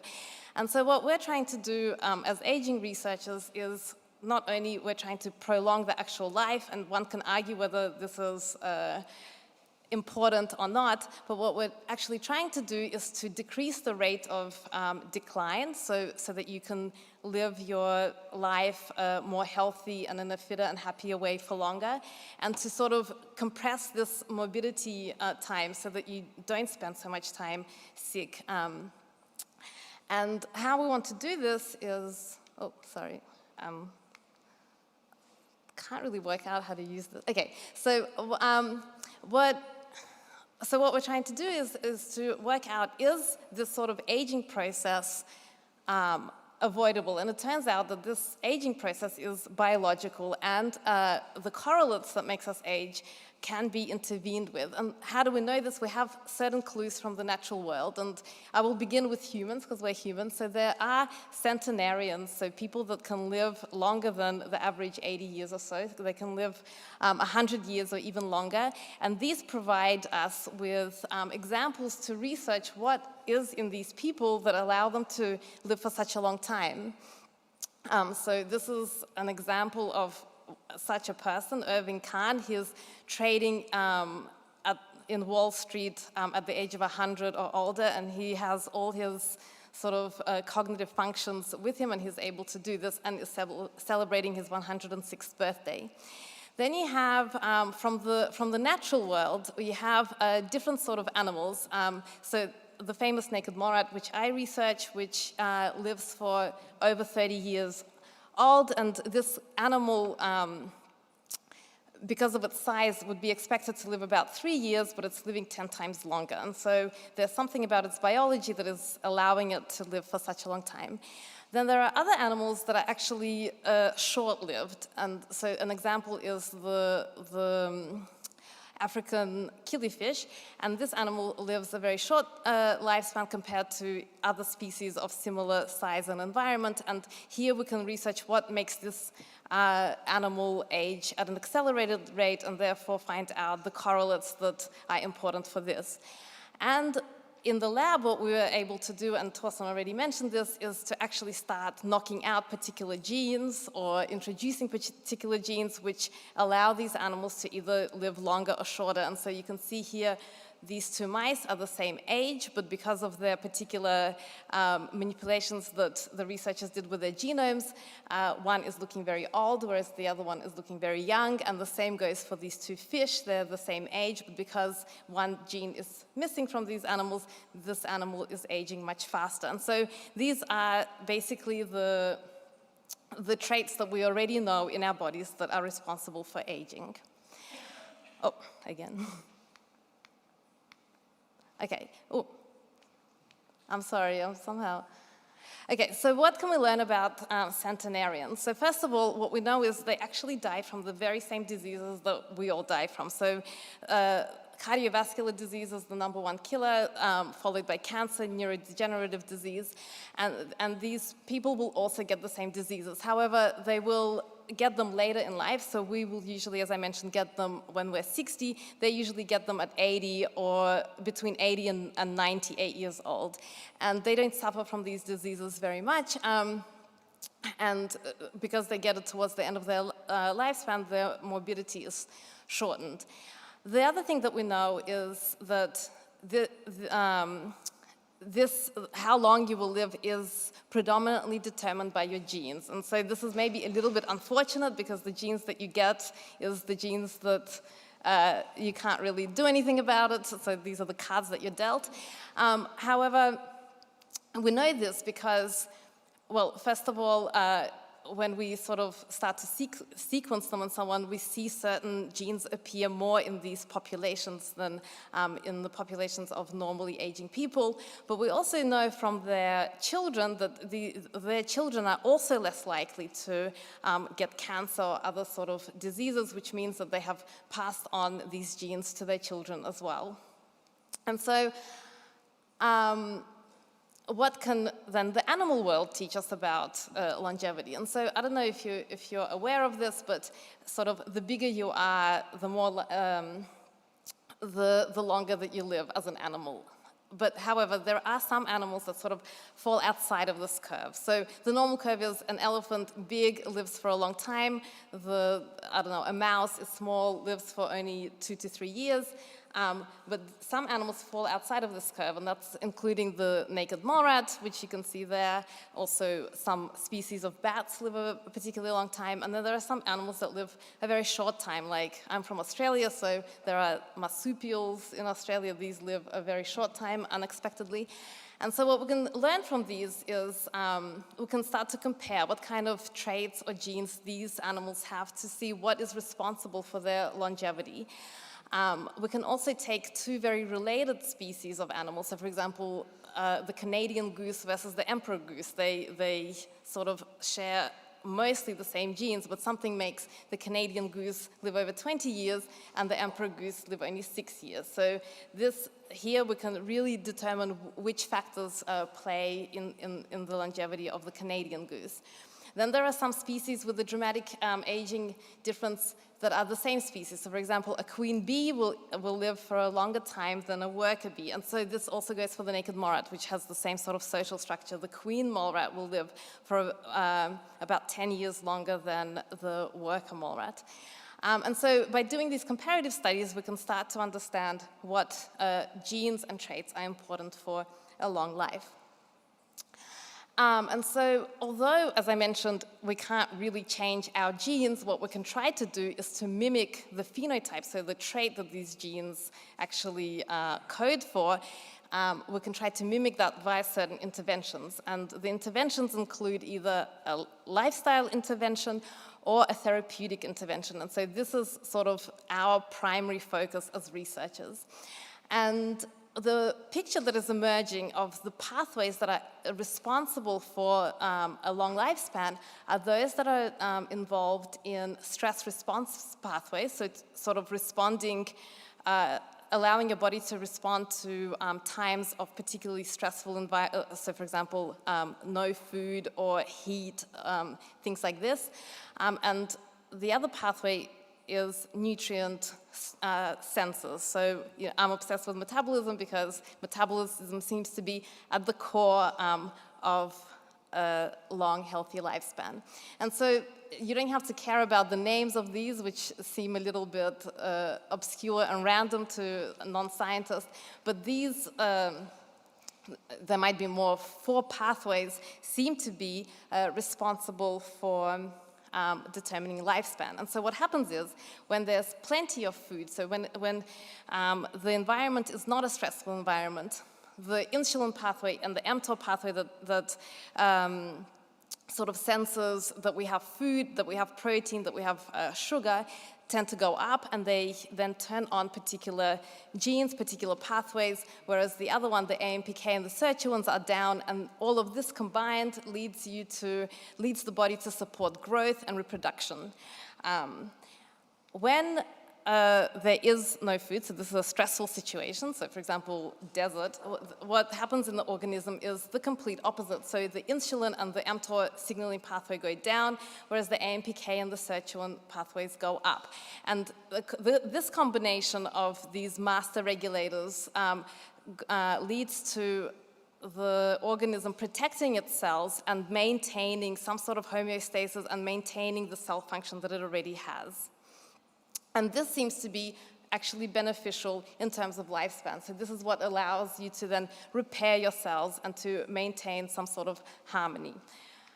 And so it turns out that these pathways are also, we're able to intervene with these pathways. So they're not just whatever they are, we can do certain things about it. And what we're trying to do is sort of to switch on a latent program that all of us have, turn it on in order to promote aging. And if we promote aging, as Thorsten also mentioned, it's sort of a common factor, a common driver that drives all of these different diseases. So instead of basically treating heart disease or cancer separately, if we treat the whole aging process, we will then get at all of these diseases and protect us from actually getting them. So it's in a way treating the symptom and not treating the cause of the disease and not the symptom. And so how can we do this? Well, lifestyle interventions, the most popular one and I guess the most effective one at the moment as we know it is caloric restriction. However, we do not at the moment know exactly the best winning protocol for caloric restriction. This can take place in different ways. You can either, for example, not eat for 3 days of the week, 3 days out of like a quarter of a year. You can skip every second day you're not eating. Some people think that it's even enough to not eat for 16 hours a day, so limit your eating to a very short time. And I think all of these different protocols have particular benefits, but what we as a research community have to understand is what exactly these different protocols will come. So, for example, maybe one protocol will allow you to, keep your blood sugar low, your insulin low, but not, for example, enhance autophagy, which is a very important process that helps to eliminate certain debris from the body. Maybe you need then a longer time to fast. And the problem with sort of trying to work out exactly what the protocol should be is, of course, calorie restriction is extremely cheap. So no drug company is going to invest a lot of money into trying to work out what the exact protocol is, because this is not going to be very profitable for them. But there are other researchers that are trying to study. It's just that we can't get a lot of money for big clinical trials. And another thing that is emerging as helpful is dietary restriction, which basically means that a calorie is not a calorie. So a calorie that comes from broccoli is not the same calorie as a calorie from sugar. And sugar seems to be one thing that is extremely toxic to the body. So it sort of turns on pathways that you do not want to have. It creates a lot of sort of derangements in the body. And so one thing to do for sure is to sort of limit your sugar intake. Some people go into try to get their ketones up and so on. So there's also different protocols there. If, like Peter said, that he doesn't want to fast. Well, there's another way, which is pharmacological therapeutics, and people are working on these. So maybe the most popular ones at the moment is metformin, which has shown. So metformin is a drug that is the frontline drug for diabetes, so to lower your blood sugar when you have high blood sugar. But what has been the idea that has been emerging is that people with diabetes on metformin seem to be getting, for example, a lower incidence of cancer compared to people that are completely healthy. So these are people with diabetes on metformin and actually get a lower incidence of cancer. So this drug has been now pushed forward as potentially also just a longevity drug, that it helps to protect the body against other diseases related to the aging process. Rapamycin, this targets the mTOR signaling pathway, and this has been shown, at least in animals and in mice, to be extremely good for extending lifespan, and I think is now entering clinical trials.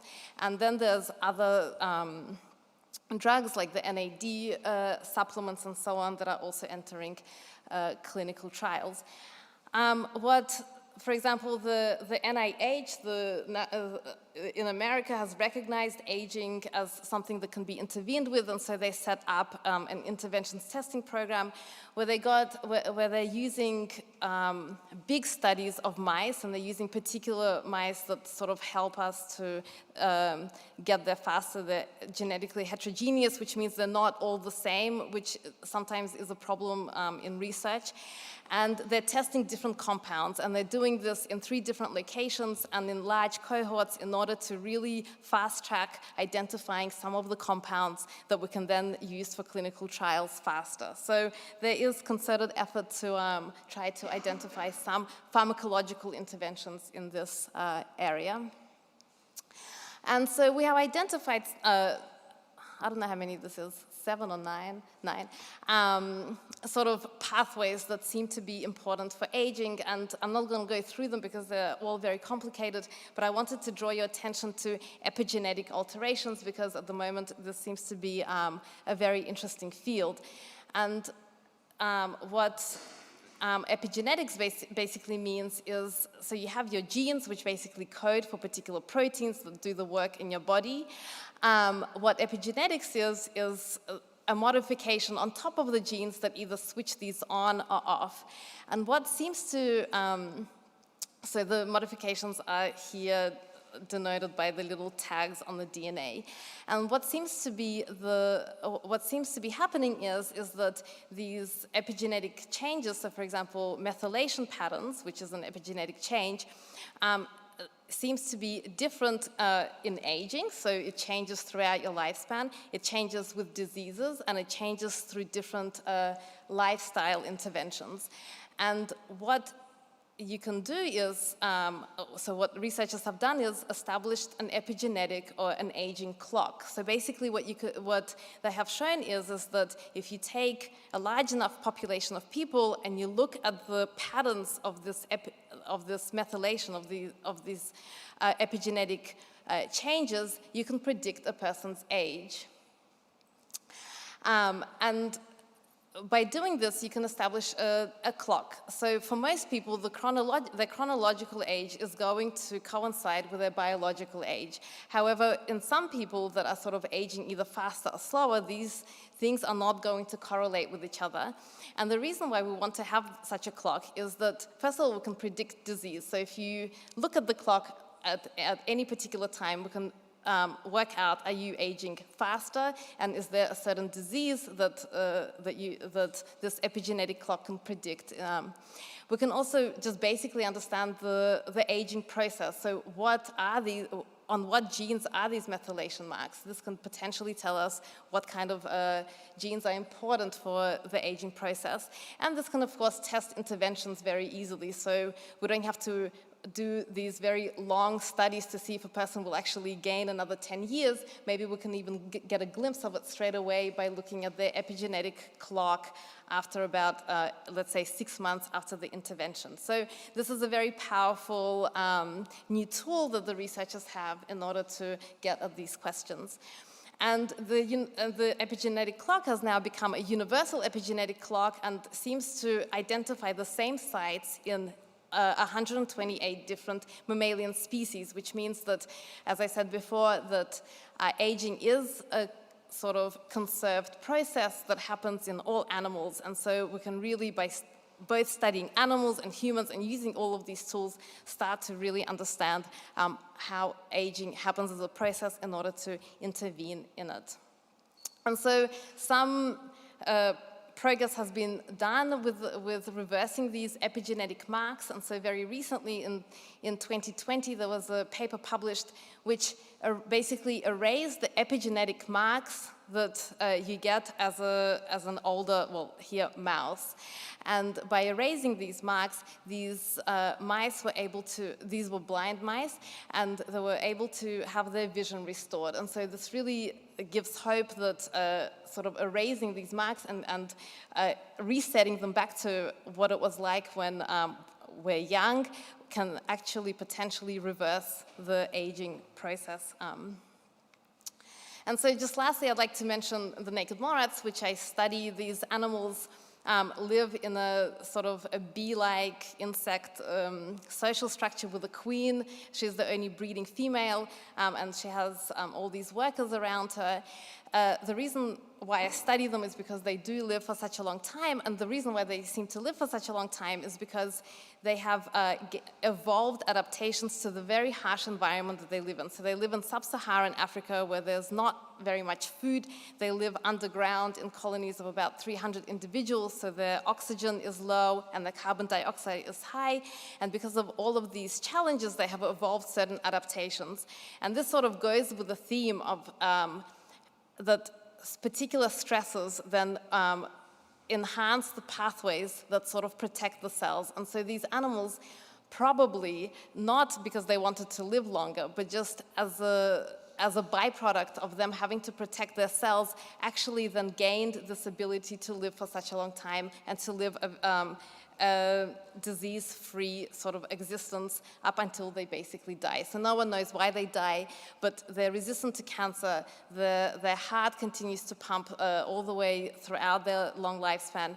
The female breeds up until she also dies, so she never goes into menopause. And so you can see that this animal is actually a very good model to study how we can potentially protect ourselves from aging and aging-related diseases.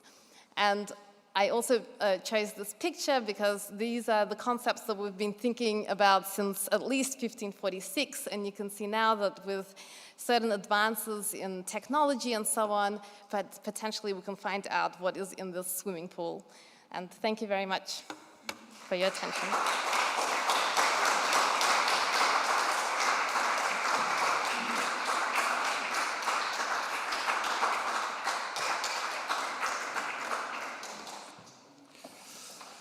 Thank you very much, Jane Reznick, for this intimate insight in your current research and your very special relationship with some guys we presumably all never will meet in person, the naked mole rats. Now, from these allegedly always young, naked mole rats to the old people who need care, now Silke van Dyk will talk about the next topic. She is director of the Institute for Political Sociology at the Schiller University in Jena.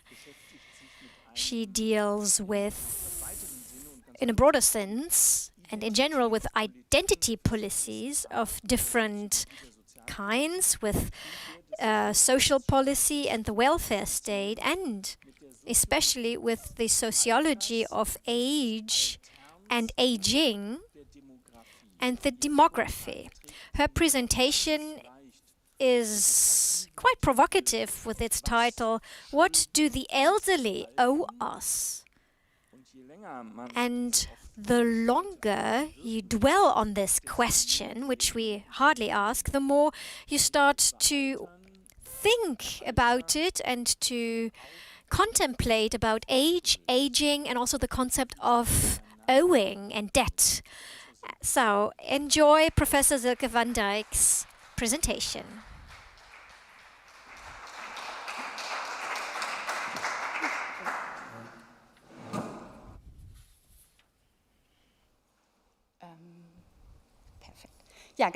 Wonderful. Well, thank you very much for this very friendly introduction and also the invitation. I find it extremely interesting to be in this interdisciplinary context and hopefully to have discussions in the break and tonight.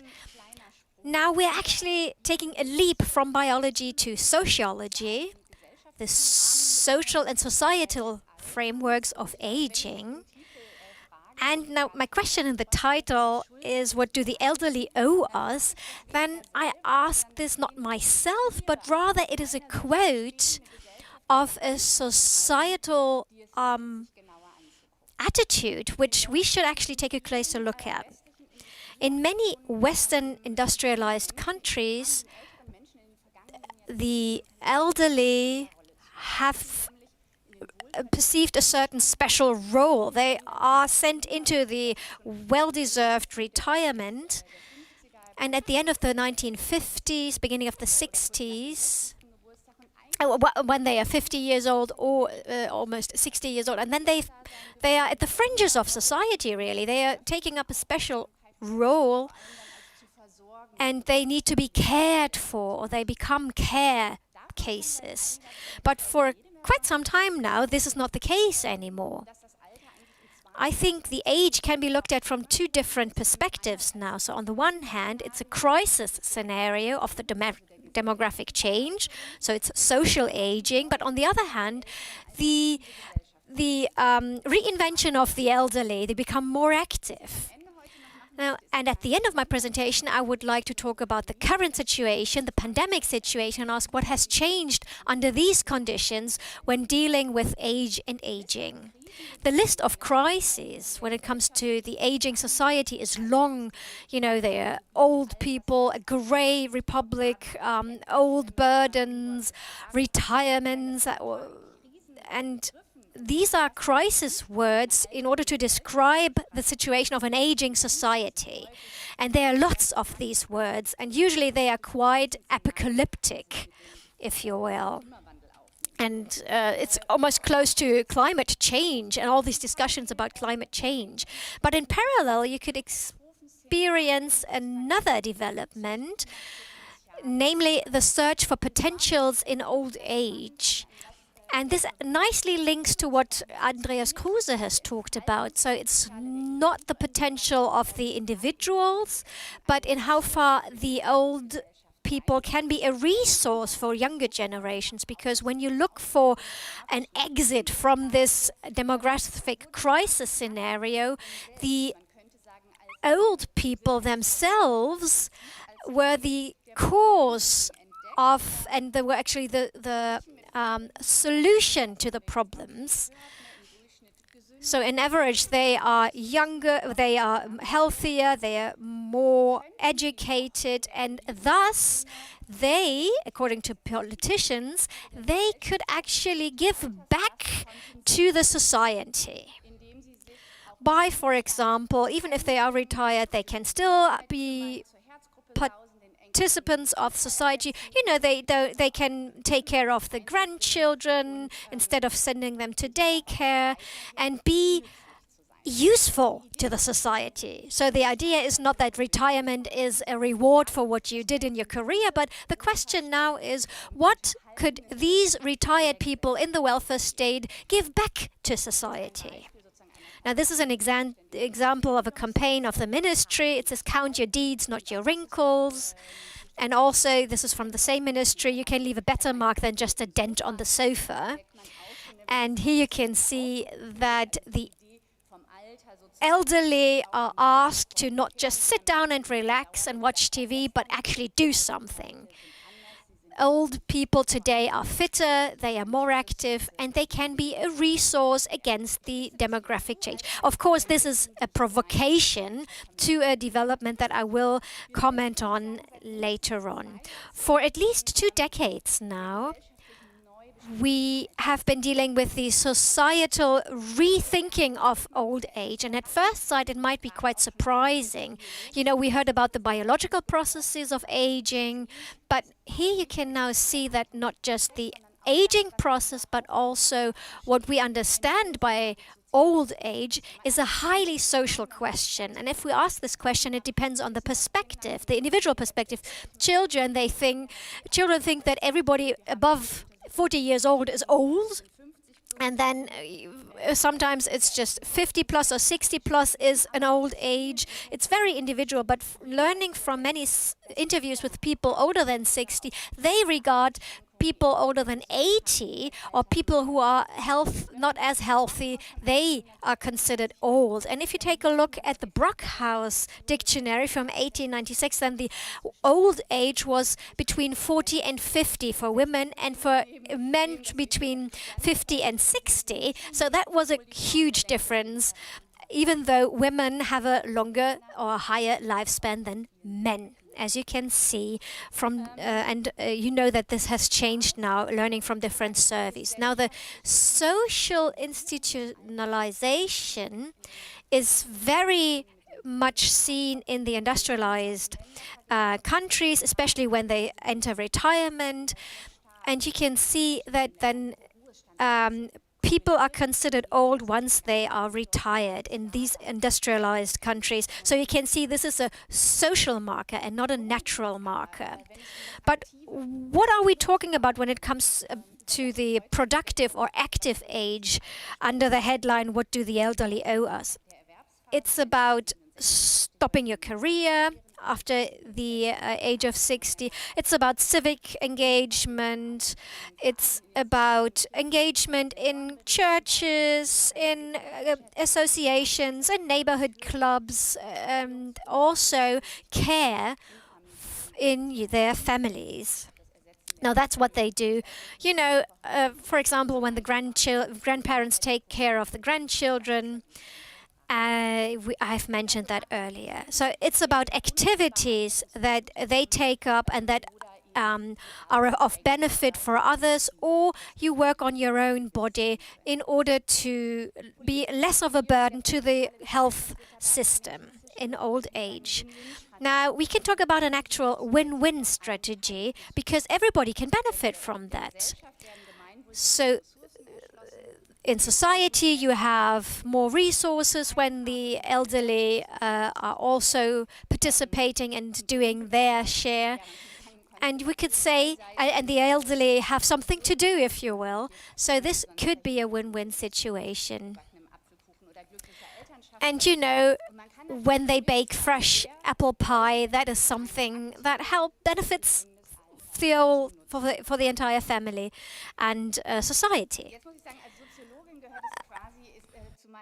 Now, as a sociologist, it is part of my job description to be skeptical when people say it's a win-win for all, because in a society which is characterized by imbalances of power and conflicts of interest, this is very rare. And let me just say up forefront, I'm not against any activity and I'm not against health or competence. However, let me ask, what are the political and social frameworks, conditions that have allowed activity, productivity and competence to become a central question of age and aging? And who are the actors that propagate this win-win constellation? And who determines what the actual benefit consists of? What do we know about the opinions and wishes and desires and plans of the old people that are now called upon to become active?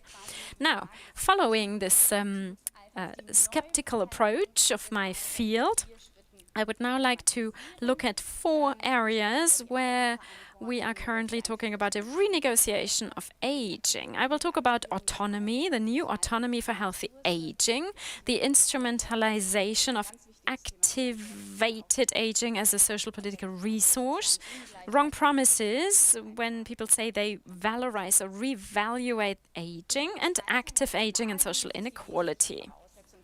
Healthy aging, so it seems to be suggested, is one of the main prerequisites of active aging in your work life and beyond. And for a long time, age seemed like a biological fate. We've heard about plasticity, but still, if you look at the history of things, we heard about the woman with the highest life of recent years, but life expectancy in the 1870s was 35.6 for men and 38.6 for women.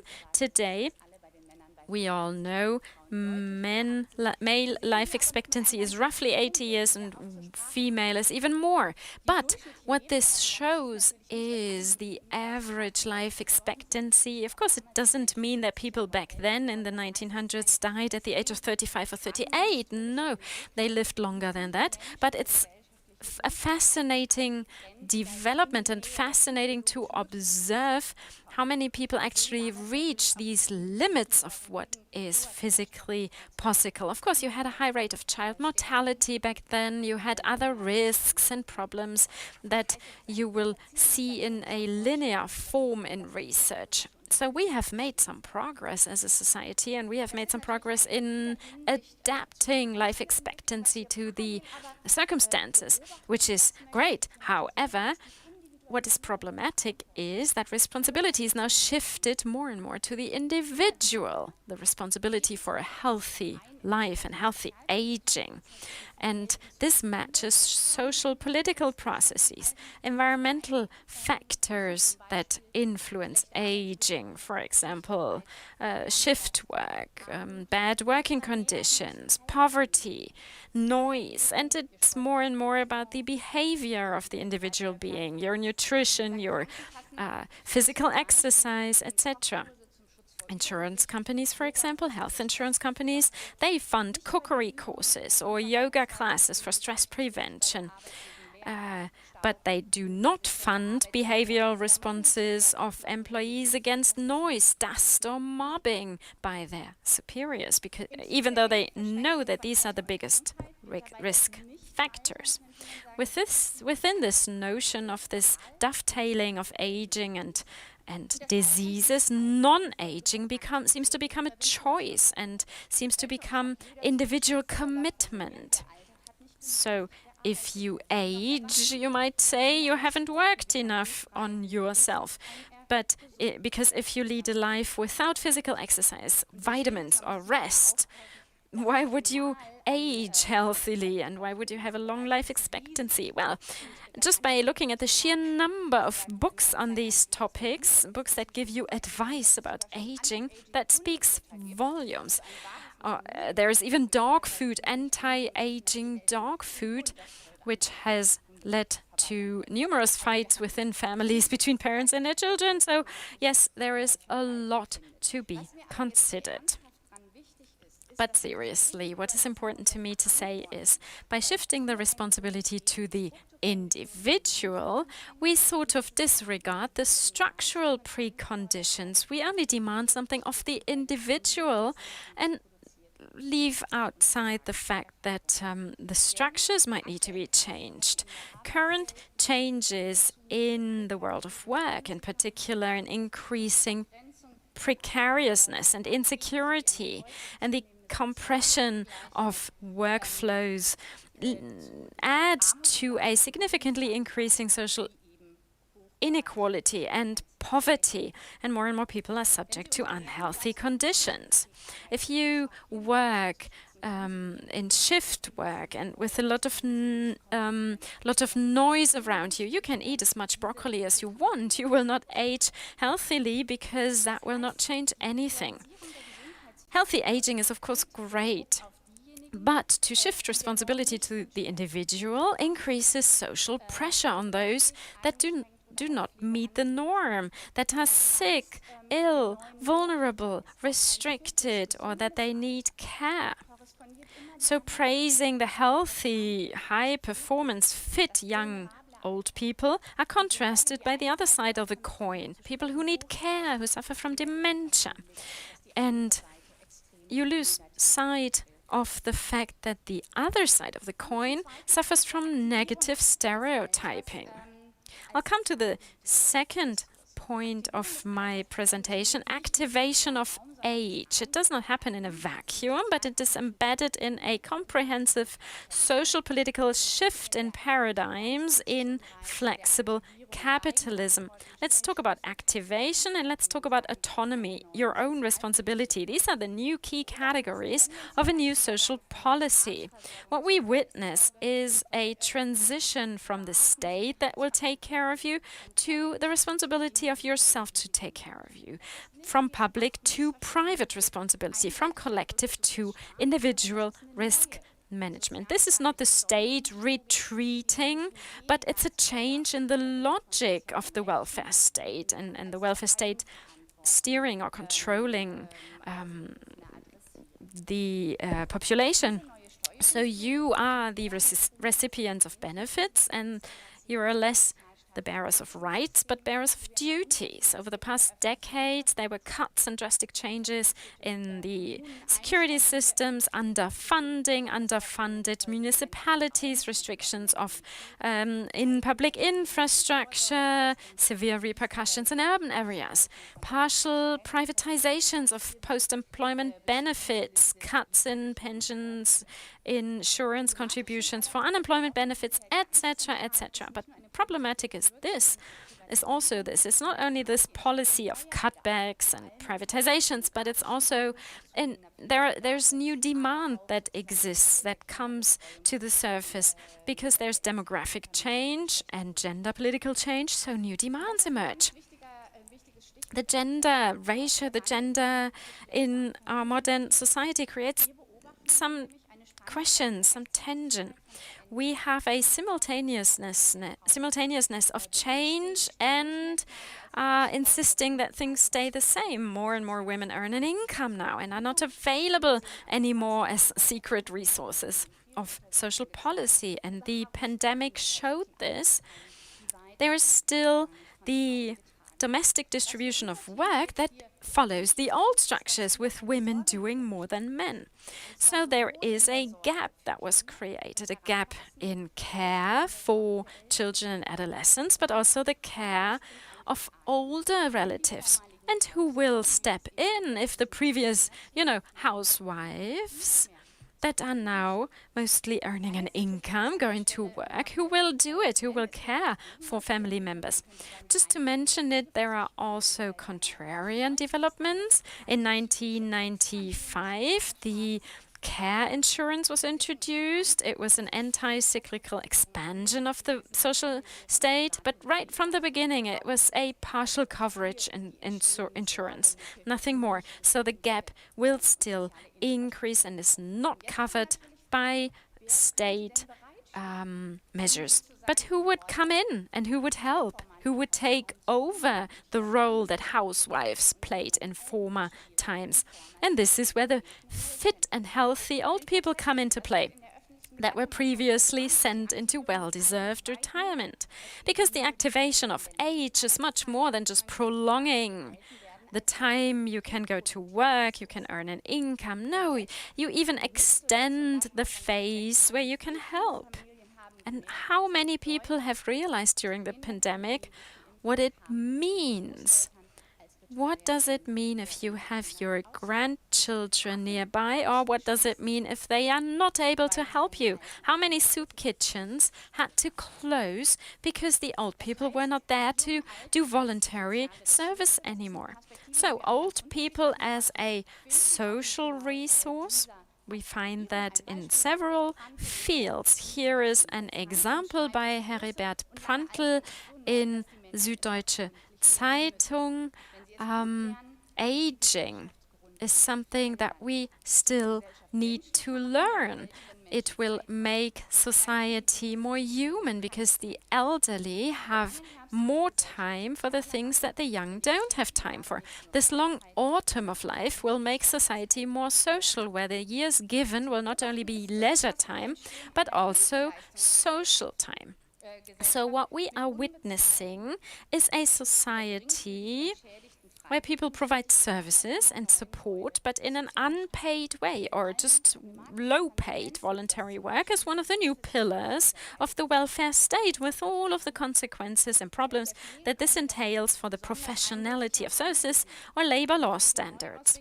When you look at the field of care, it becomes especially obvious. There is this new law about the care and care business, strengthening the act on strengthening the care field. So voluntary help, volunteers who help in families where one of the family members needs care is systematically funded and promoted. You get a reimbursement, but these reimbursements are clearly below the minimum wage.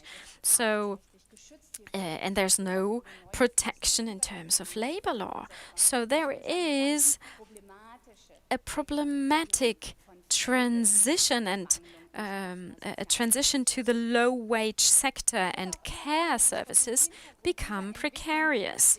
Against the background of these developments, it is short-sighted when politicians think and welcome the positive activation of age, but at the same time warn of their bad instrumentalization in care and care businesses to compensate for a new lack of public services. And I thank you. I thank all of you, because without you, there wouldn't be a public debate about this. We would be a fringe research area. And to connect to what Mr. Kruse said, it's not about the activity of people, that people are active. It's not about enabling them to tap their potential. What made aging and age become a popular issue is participation, is gaps in social infrastructure. This is a part of the law that I mentioned, which mentions the elderly and resources. It says, in times of tight public budgets, the promotion and strengthening of civil society is gaining in importance, because the public sector will have to concentrate on its unavoidably necessary tasks due to the inevitable budget consolidation. It is therefore necessary to strengthen incentives for the willingness to engage in civic engagement. And furthermore, the Act states that old people, elderly people, are targeted with that. It brings me to the third part of my presentation: activation and re-evaluation of age. This promise of a win-win situation is not only problematic because it simply assumes that the demands and desires of old people are the same, are similar to the activities that they demand. They are not even asked what they want. What is also problematic is the popular argumentation that the activation of age of old people would be contributing to the fight against discrimination of old people. What people are promised are a new appreciation of age and old people. So the message could be, thank you for letting us use you as a resource. The anti-discrimination policy is still in its infancy in Germany, and I'm hoping that it will gain more importance. I think that is one of the major problems. This is a topic which in the Anglo-Saxon countries has a term, there's a term for it, ageism. In German doesn't even have a term. But also this promise to value age more is completely falls by the wayside. First and foremost, the potential of old people is of no interest, because old people are perceived still as a problem, but it also shows an openly negative perception of old people and age if and when this growing share of old people in society is discussed in terms of overaging, in terms of being a burden, a load. It's measured with the age load quotient. This idea of tapping into the potential of age, behind that, what looms behind that, is a really deeply negative image of age and aging. Aging seems like a danger. Society must be protected from it. We need to overcome discriminating rules and practices. We need to create the prerequisites for an active participation in society. This idea that older people need to perform in advance, to perform up front and invest up front just to be recognized and appreciated, that is contrary to an anti-discrimination policy. So if you promise appreciation as an effect or reward of being able to use old people as a resource, shows clearly it is not about appreciation or value of age and old people in all its shapes and forms. It shows that there is a clear discrepancy. People are still slow, sick, unflexible when they're old, and there are others that are active. So there are some stereotypes, the ones that I've just mentioned, which are negative. People are slow, people are sick, but they are simply pushed upwards in people's lifespan. The highest age, the oldest age, where people need care, that is still seen as a deficit if it receives attention at all. And at the same time, you could say that the young and the healthy elderly are quite performant and performant attributes, but at the same time, they remain the others. And I will talk about that with respect to the COVID pandemic. So they are actually addressed as the same, but in a discourse analysis over several decades, they have been analyzed, and you always have some characterization. Old and young need to work together. The young are creative, innovative, and fast. The old are reliable, loyal, and solid.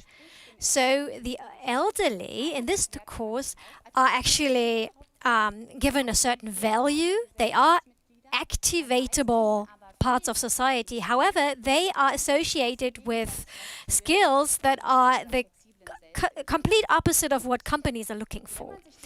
And if you take a look at these attributes, which usually tend to, they are not as competitive, they are more humane, they're more social, then you realize that the positive other of the capitalistic performance society is something that you can't actually buy anything of that. You can't make a living of that. People, especially women, know what I'm talking about. They used to be friendly and warm-hearted and very social, and they don't earn as much. But so these attributes can also be seen more and more in young elderlies, because their characters are the new housewives, really. It's a provocation, but they are the new housewives.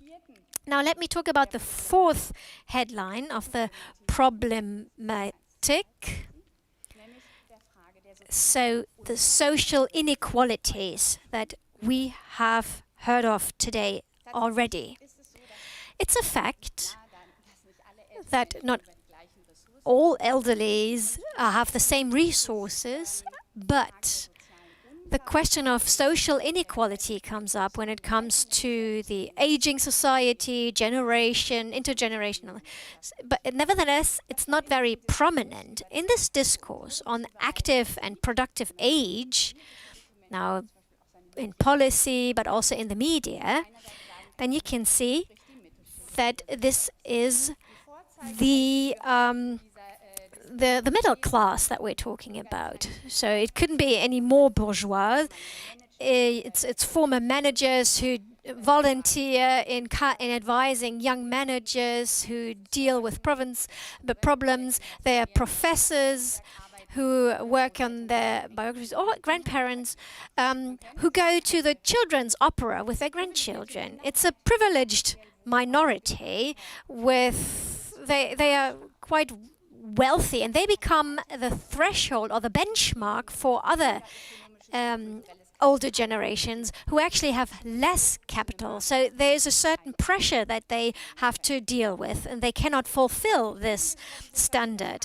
And very often we see that questions of social inequalities are not just topicalized, but they are actually also done away with.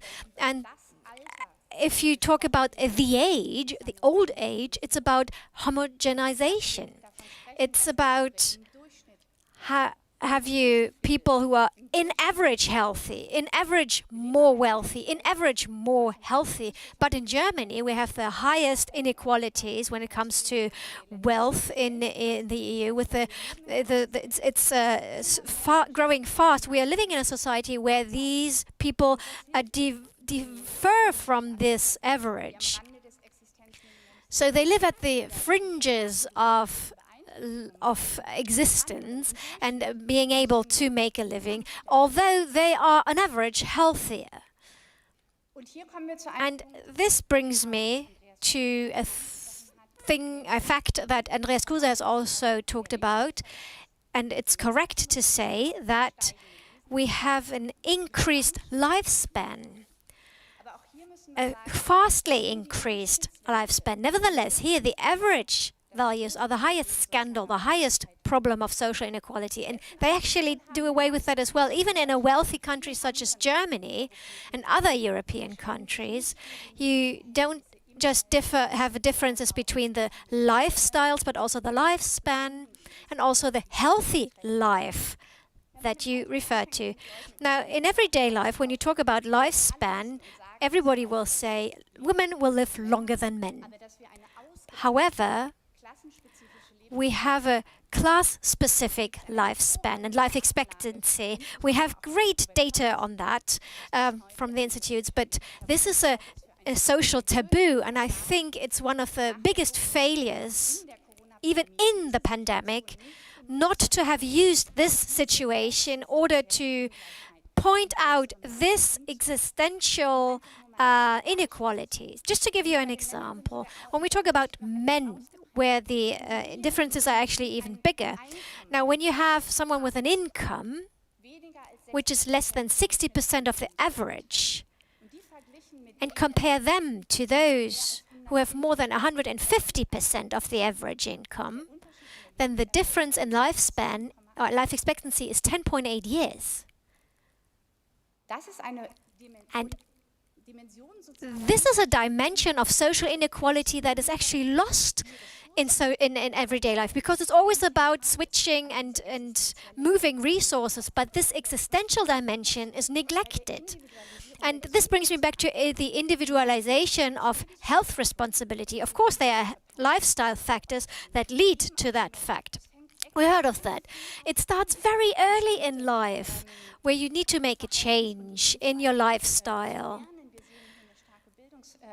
And there's also an educational factor. But I like to point out there are certain factors such as opportunities for education, it's your work conditions. We need to have a prevention policy, not just to have cooking classes, but to really deal with the grassroots of social inequalities and difficult work conditions in order to decrease the discrepancy of life expectancy. And apart from that, just look at what it means for your retirement.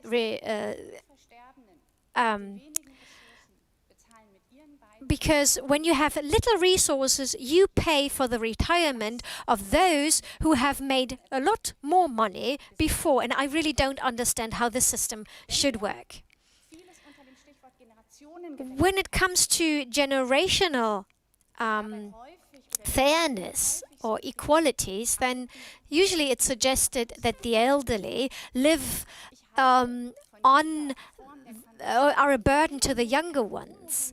But I've always seen in my studies a homogenization. And I would say that the gap is not between old and young, but in other areas, poor and rich and other factors, and not young and old. Nevertheless, I would like to finally point out, before I talk about the pandemic and the current situation, as problematic as these 4 items here, that at first time they seem quite harmless, on active and proactive age, it doesn't mean that there aren't maybe even some opportunities. Of course, It is part of our society and our rethought society that we have biomedical reasons and conditions that think, well, age is already determined by biology and you can't change it. But we should overcome that thinking and take a look at the social and societal opportunities that we could tap. So that means the activation discourse could still, despite its problems and problematics, could still be an opportunity and lead to the fact that older people do not have to live in a niche of their well-deserved retirement. You know, any autonomy and interdependency or freedom could actually become a potential, and maybe sometime they used to be active in society and then they will be called upon, and maybe then they are not really looking for participation because they will be able to benefit from high quality care. So these are opportunities that can also be seized. Now let's take a look at a very interesting but also shocking development, namely the question, how has the social view on age under the pandemic conditions, you know, the framework conditions, we all know about the higher risk in old age of attracting COVID-19. And I think it was a completely wrong decision to isolate people in need of care and old people. And I don't want to go into detail here, but still I would like to point out that in the pandemic something happened. Because extremely fast, there was a higher risk. You know, let's take a look at the big differences between the age groups. And that led to the fact that all old people were a vulnerable group in society. And suddenly, all the young old who were considered healthy, fit and proactive, suddenly from one day to the other, they were part of a collective group that was talked about and not talked to. So they weren't participating any longer. And they were actually accused of being old and of high risk. And a journalist once talked about a totalitarianism of care, because here it was a group who needed to be taken care of. And very often, and we had a look at that in the media, you could see in the reports in the media when it was about older people who were not in need of care or not in nursing homes, that there was this tendency that for the young people it was very tough because they couldn't go outside, they couldn't socialize. But you know, the elderly are always at home, aren't they? And they have a very timid life and they don't socialize as much. That actually, when it would be interesting to take a look at this in a more systematic way, but the pandemic led to the fact that certain stereotypes that we thought had been forgotten for a long time now came up again, that the elderly are quite domestic and calm. And then there was a journalist who said, well, the fun society that has always excluded the old and the elderly can now be legitimized. But what dominated in the pandemic, and that brings me back to my title of what do the elderly owe us? Who's us and who are the elderly? And why do we always ask questions from the perspective of us or we that would actually mean that we don't feel old? So this polarization is strongly connected to a victim and rescuer narrative. We protect the elderly and vice versa. We protect them. So what do they owe us now? They still went outside. They wanted to see their grandchildren. Can you imagine? Now there was this narrative of victims and rescuers. So how they behaved, even though we protected them. They have to oblige now. And we could also see that, luckily, due to the vaccinations, we never came to that point in time that with a longer time period, how long will we be able to afford this to protect the elderly? So that means this situation, we do it. However, we will get to an end, and then it will be harmful to the economy and to our children. So by this polarization in our discussions, we didn't really talk about how do we protect all of us and the mainly vulnerable groups, but not just the elderly, to polarize it. If we talked about, if there were old people in old age, if they were given a voice, because suddenly they were an object of administration and care, but when they did have the opportunity to talk, then it were privileged people. And I've got two different sources of Bild-Zeitung and Taz, and I give you an example here. 28 prominent people who are older than 70 said, well, we want to stay home so the young people have a future and the economy won't collapse. Similar to an appeal to older people, lock us in, because we cannot harm humanity by short time work or losing their jobs, because we are the old people, we are the richest retired people ever in Germany. The elder people who have the opportunity to go on luxury cruises. We represent the rich generation, and we are a burden to the younger generation. The poor old people, and they were not included, or older people who are not able to afford cruises, they were not included here either. But it was quite political to have these quotes, and sometimes there were elder generations who did not have the means and who are not as wealthy as those who were reflected here. So that means when we talk about age and aging, then we must talk about social inequalities as well. And once we talk about we and they, this usually does not just mean that we use them in a passive voice and make others passive, but this also negates extreme social inequalities within the generations. So the problem is, and has become obvious in the pandemic, and it shows the debate and the political steering on active and productive age, it doesn't solve the problem. The problem is solved when the old ones are the others and remain the others. So I need to activate them, or sometimes you get answers to the instrumentalized activation and production discourse. So those who have rebiologized age, we have to protect them. They need to relax, they need to calm down.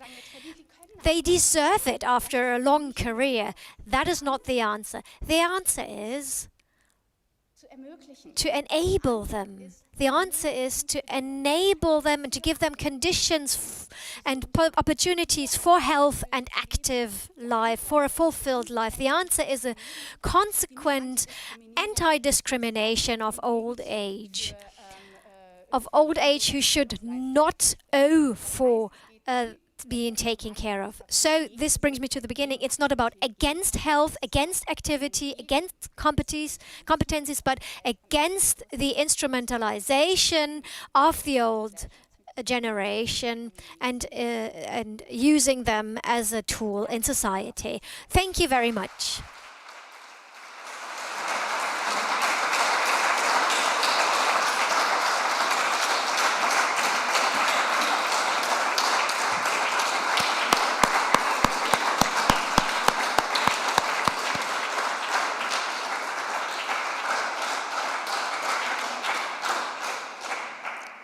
Kurz vor Standing Ovations, Frau.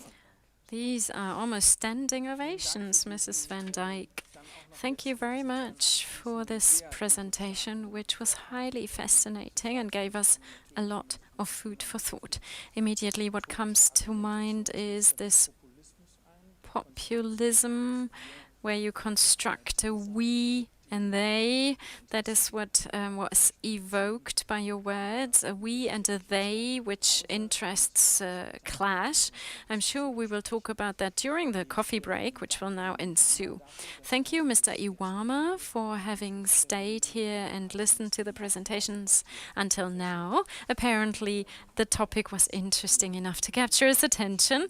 Thank you very much. Have a nice rest of the evening with the ensuing meetings. And to all of you, enjoy the break. And at 4:45, we will come back to meet again for the second part of this symposium. Caloric restriction. Keep that in mind during the break when you enjoy the food and catering. Thank you very much.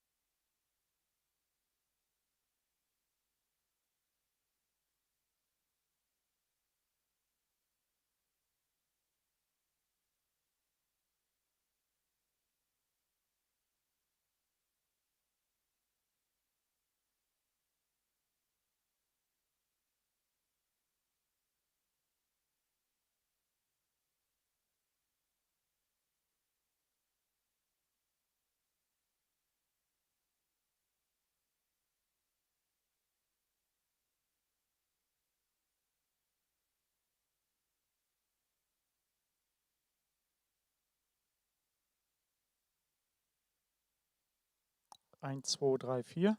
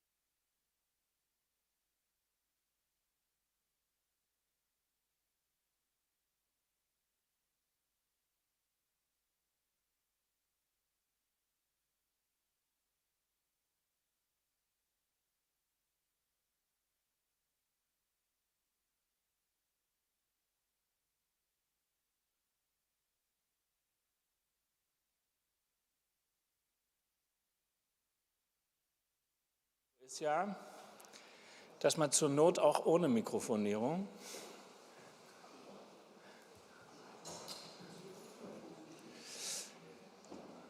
Wir erwarten noch 1 bis 3 Leute zurück. Marc, hast du die hereingewunken, oder?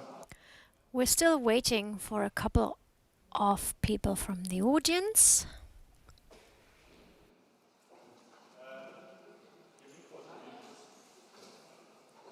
Bitte? Ja, ne?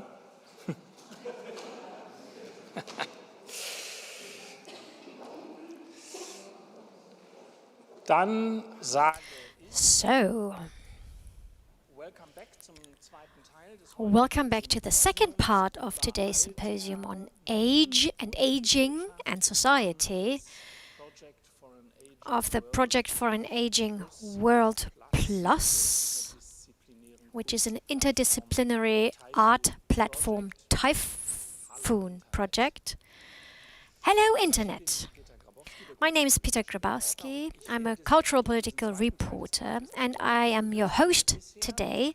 So far, we have heard some basic things about age and aging, society, social policy, scientific policy and biological views, but also sociological, and Ms. van Dyk's some morally philosophical perspective.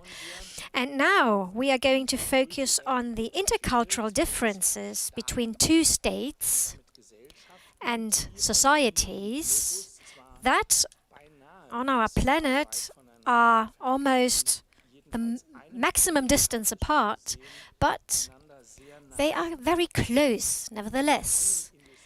In no other industrialized country in the world, I think I may say so, the average age is so high as in Japan or in Germany. It always depends on your perspective again. The average age, you know, some talk about the mean age and the average age, so it becomes quite complex. Nevertheless, this closeness when it comes to this phenomenon is something that almost the sociologist Shingo Shimada deals with almost his entire life as a researcher. He holds the chair of modern Japan at the Heinrich Heine University here in Düsseldorf, and he deals with cultural differences in societies, especially with the aging society in Japan.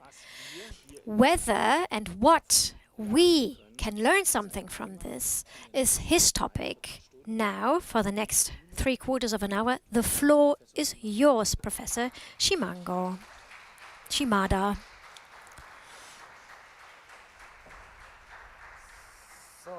Vielen Dank. Thank you very much for this kind introduction and also for the invitation to this very interesting event. Maybe I may start with my personal background. When Franz sent me an email in January this year, I was actually in Japan dealing with exactly this very topic. My mother is 92 years old. She lives in Tokyo all by herself. And it turned out at the end of the last year that she was suffering from dementia, or she started to suffer from it. When I got the email, I was there in order to help her with her situation, to deal with care and with insurance, and some of you may know it. You know how much red tape you meet whenever you apply for insurance, care insurance, and so on. And suddenly, I was in a situation, quite personally, to be in a Japanese society. rogokaigo in Japan means that an old person cares for another old person. There's actually a term for that. And I was researching, and then suddenly I was in this situation myself, and then I got the email on top of that. And to be honest, I wasn't in a position to answer to that email right away. Anyways, the situation normalized in a way, and I flew back to Germany, and I'm quite happy to be able to be here today and to be allowed to be here. So that's just some personal background. So I actually deal with this topic and have been dealing with this topic for 20 years now, maybe. And another reason was that in the year 2000, there was an obligatory or mandatory care insurance introduced in Germany, and then in Japan. And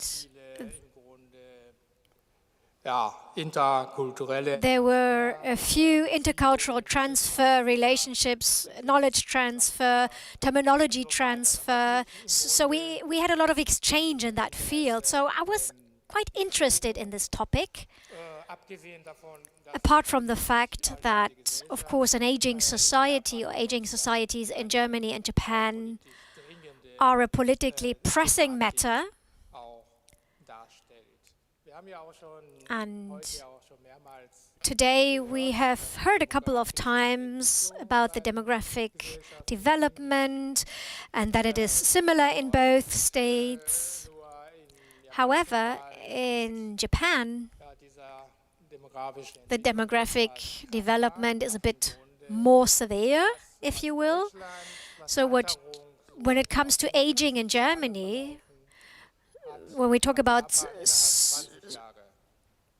it took 75 years in Germany for a demographic change, and in Japan it took just 20 years. So 20 years ago, Japan was actually one of the youngest populations among industrialized countries, and 25 years later, the Japanese society was the oldest. So you can see the speed of aging here, and also the speed this society needs to deal with and has problems in dealing with. So for this situation in Japan, it is quite severe.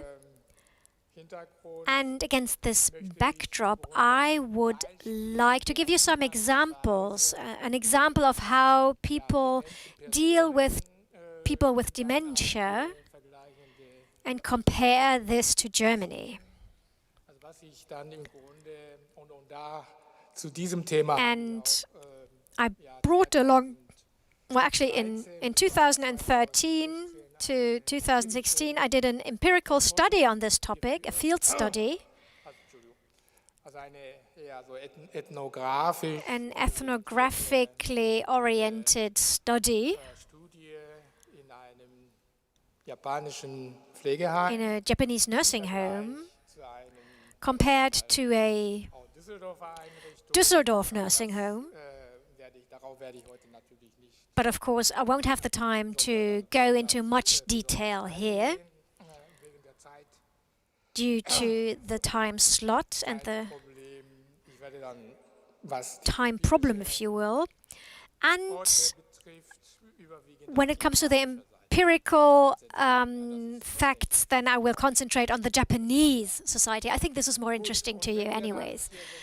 So we're dealing with the German-Japanese comparison. The first question that arises is, what cultural factors are we looking at?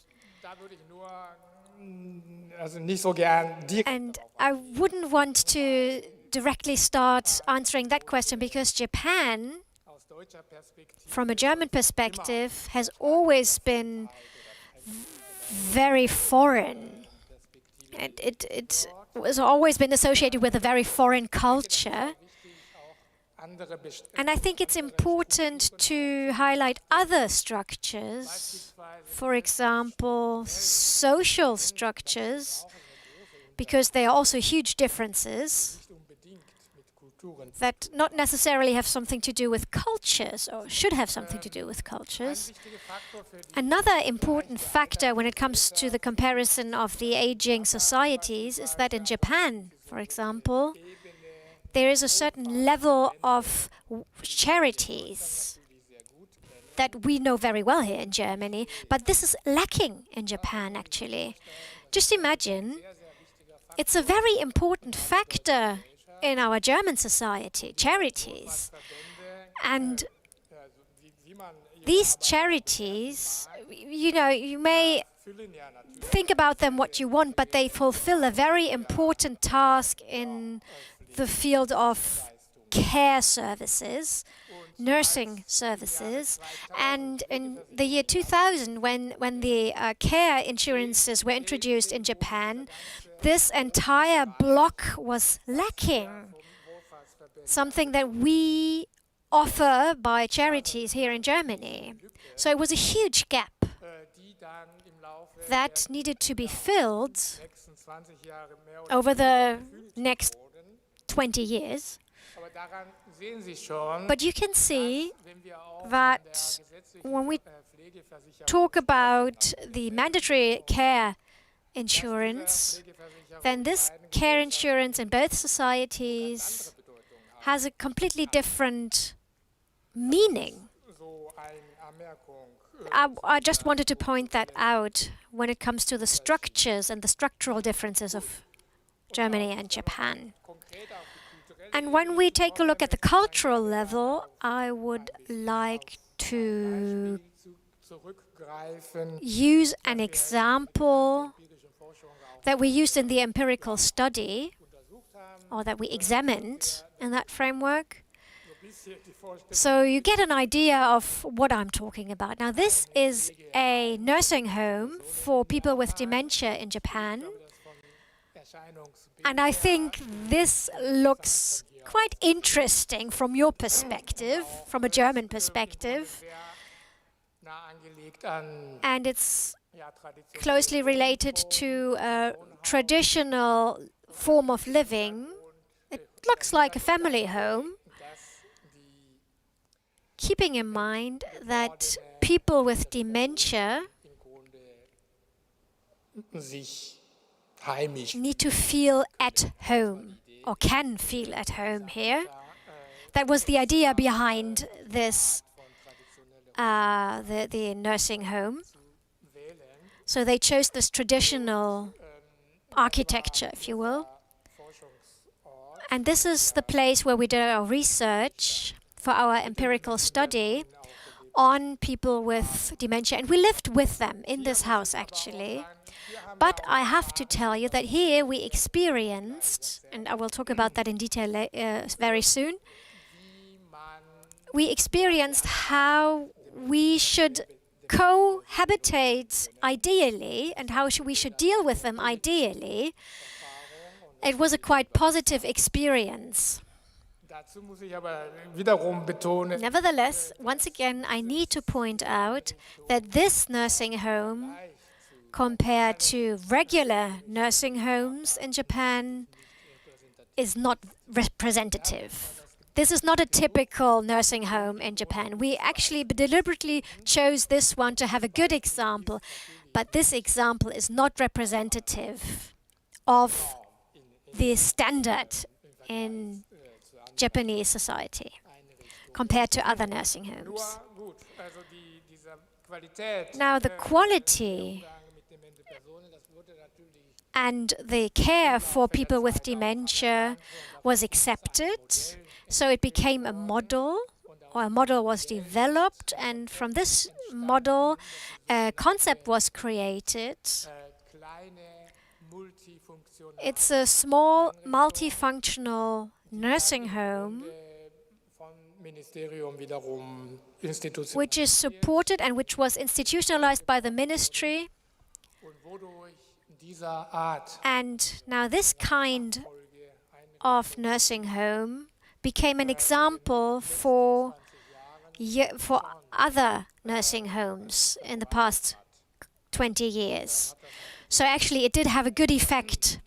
It does have the character of being an example for a nursing home in Japanese society. Now, what was special in this nursing home? What does multifunctional mean? This nursing home combines 3 functions. First, it's daycare.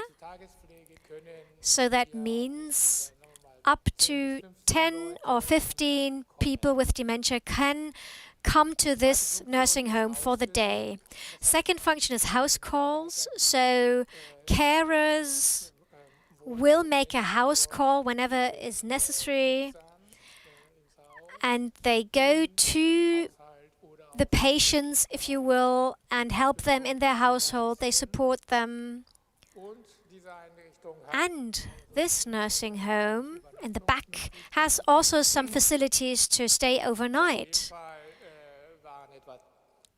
Now here it was 3 to 4 persons who stayed there overnight for a longer or shorter period of time, and a few lived there all the time. Now the usage of this nursing home is quite diverse, quite flexible.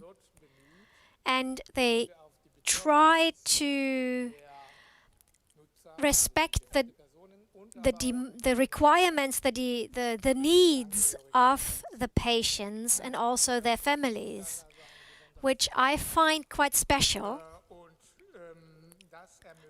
And that enables the patients to live their life in a familiar environment for a certain period of time, and also their family members, and to support their family members in their care work. And socially, political, and politically in general, there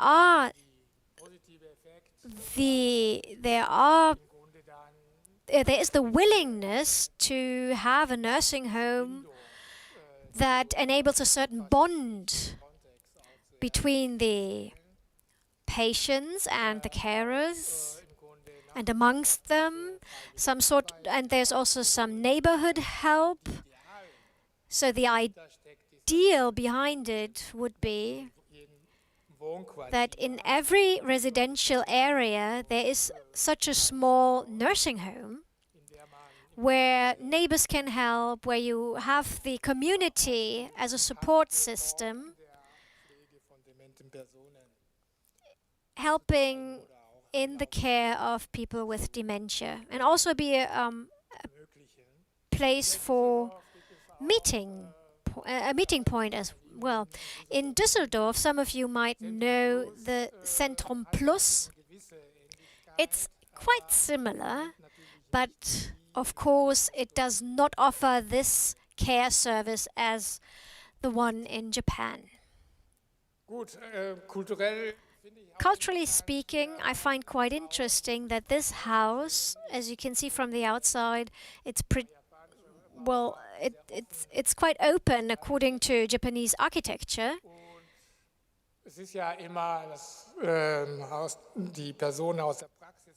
And people who know what it's like in practical, what helps with people with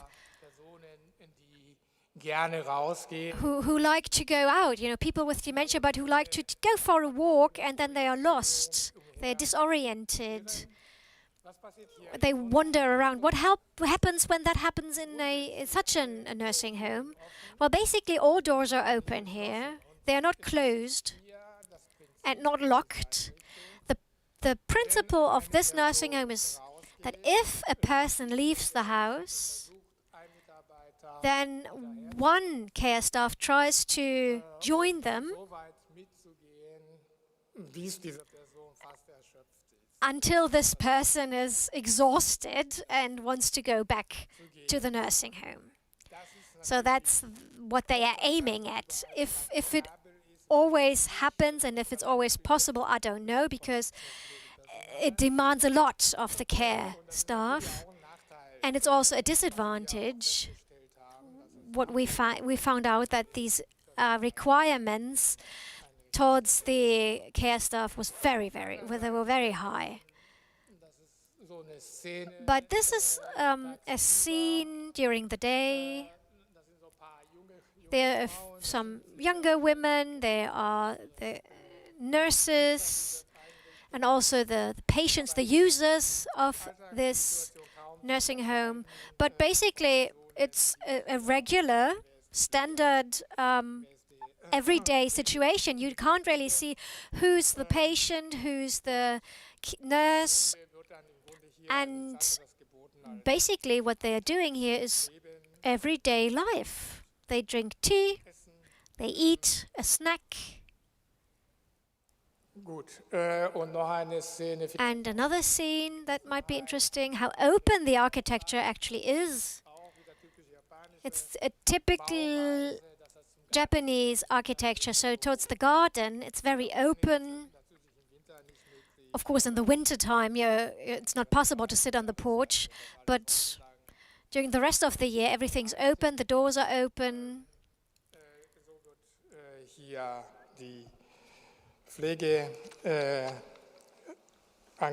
And this is what is offered to the patients. Now, what did we learn from this field research? Well, I can only give you a very brief summary of what we learned.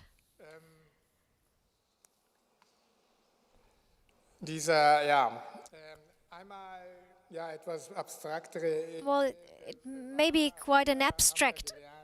At abstract level, we learned how well, or that suffering from dementia, according to my interpretation, is a difficulty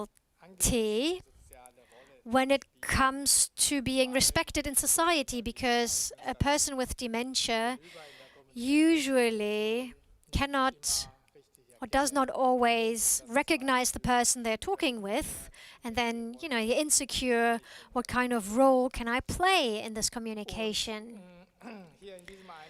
And in this nursing home, what they did is, according to the sociological classic, we all play theater. We do a play. Everyone in society is on a stage, if you will, but here the people with dementia are given the freedom to play their roles that they feel familiar with. So they might, of course, then you need to do some biographical homework, if you will. Who's this person? What kind of role did they play in the past? What was important to them? To understand why they act like that. And we had a few examples.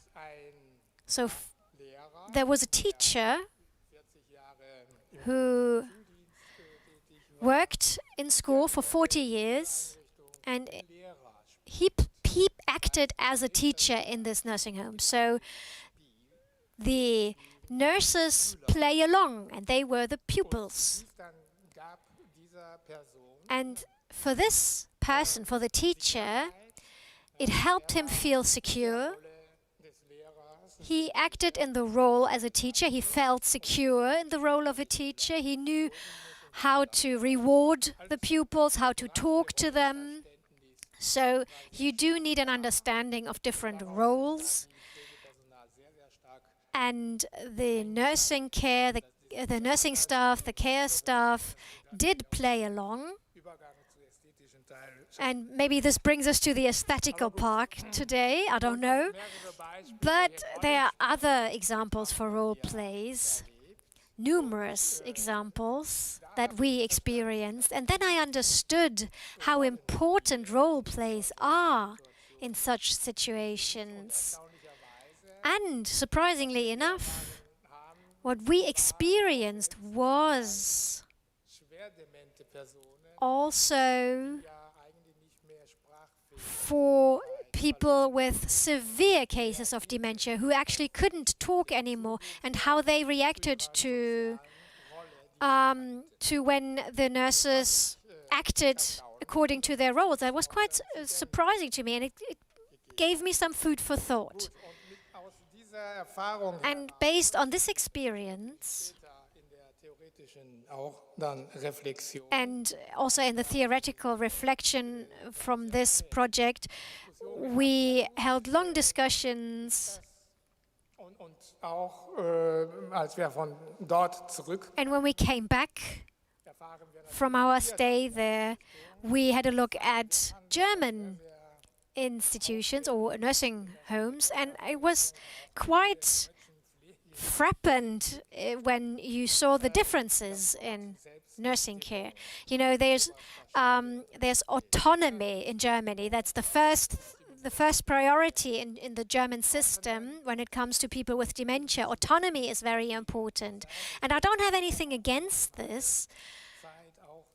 And when I'm in old age, I want to be autonomous, of course. However, in this situation, or we compared these two situations. So in Japan, there was no autonomy, or that it didn't play a role. It wasn't important in Japan, but rather this social role play. And in this project, we had long discussions on this aspect, and we found one thing quite striking. If we in a society put a high priority on autonomy, then, of course, dementia is quite tragical. It's a tragic disease, because you lose any precondition for autonomy, which is a tragedy. Here,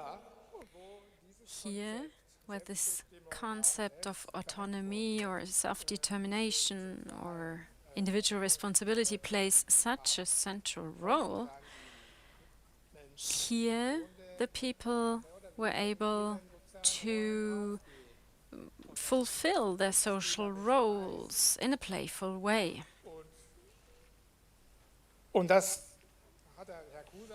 Mr. Kruse already said what I'm going to repeat, even in the context of dementia. Even if you're suffering from dementia, there is an offer. The social environment will support you. So this situation again becomes worth living, worth enjoying. And maybe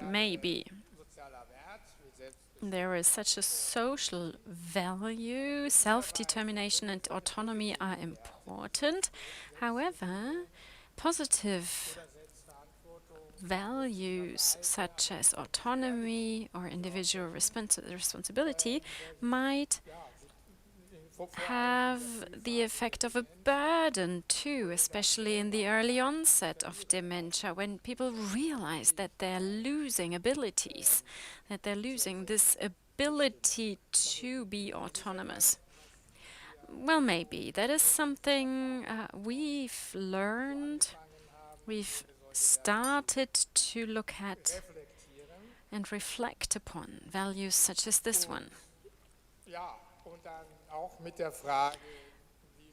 And this, of course, harbors the question as well, what is an appropriate way of dealing with dementia? There are two things I would like to highlight in this respect, after having done this research project. This is actually all I'm going to leave you with. So much on a comparison between the cultural approach in Japan and Germany. Thank you very much.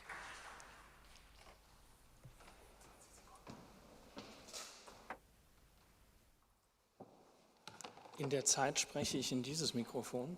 In the meantime, I will talk into this microphone.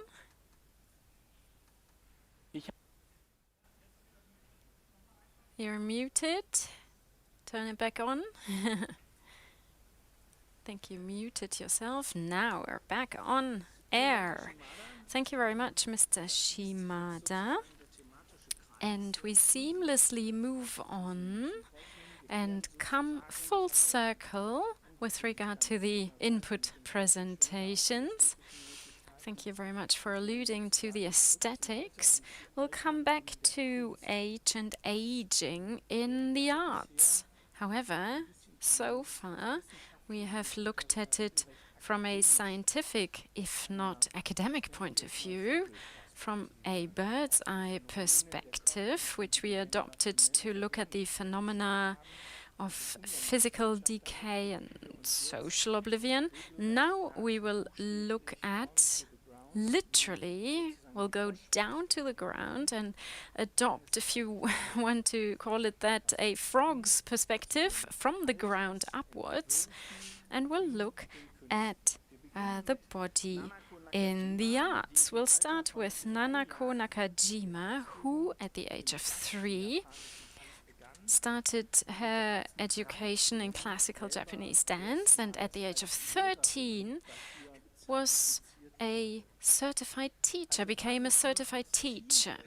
So even as a teenager, as far back as that, she was faced with a situation where she worked with people older than she was herself, teaching them something, trying to convey something. And since then, she has looked in detail into age and aging.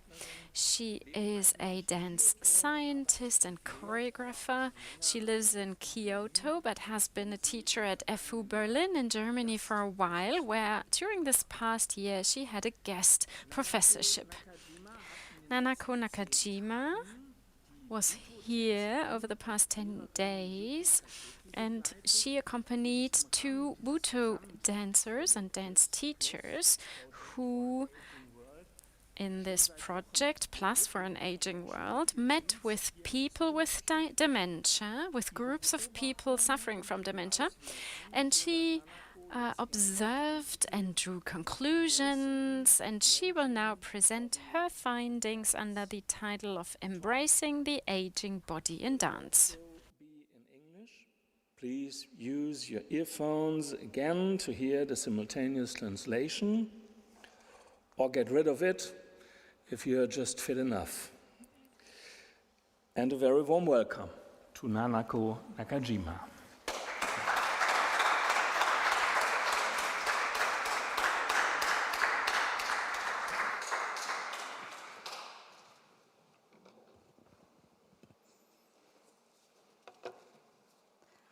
Okay. Ich heiße Nanako Nakajima. My name is Nanako Nakajima. Thank you very much, Peter, Nico, Marc. Ich freue mich. I'm very pleased. It's a pleasure for me to be in Düsseldorf again. I'm happy to be here.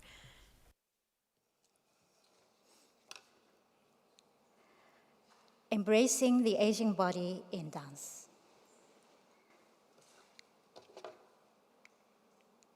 Introduction.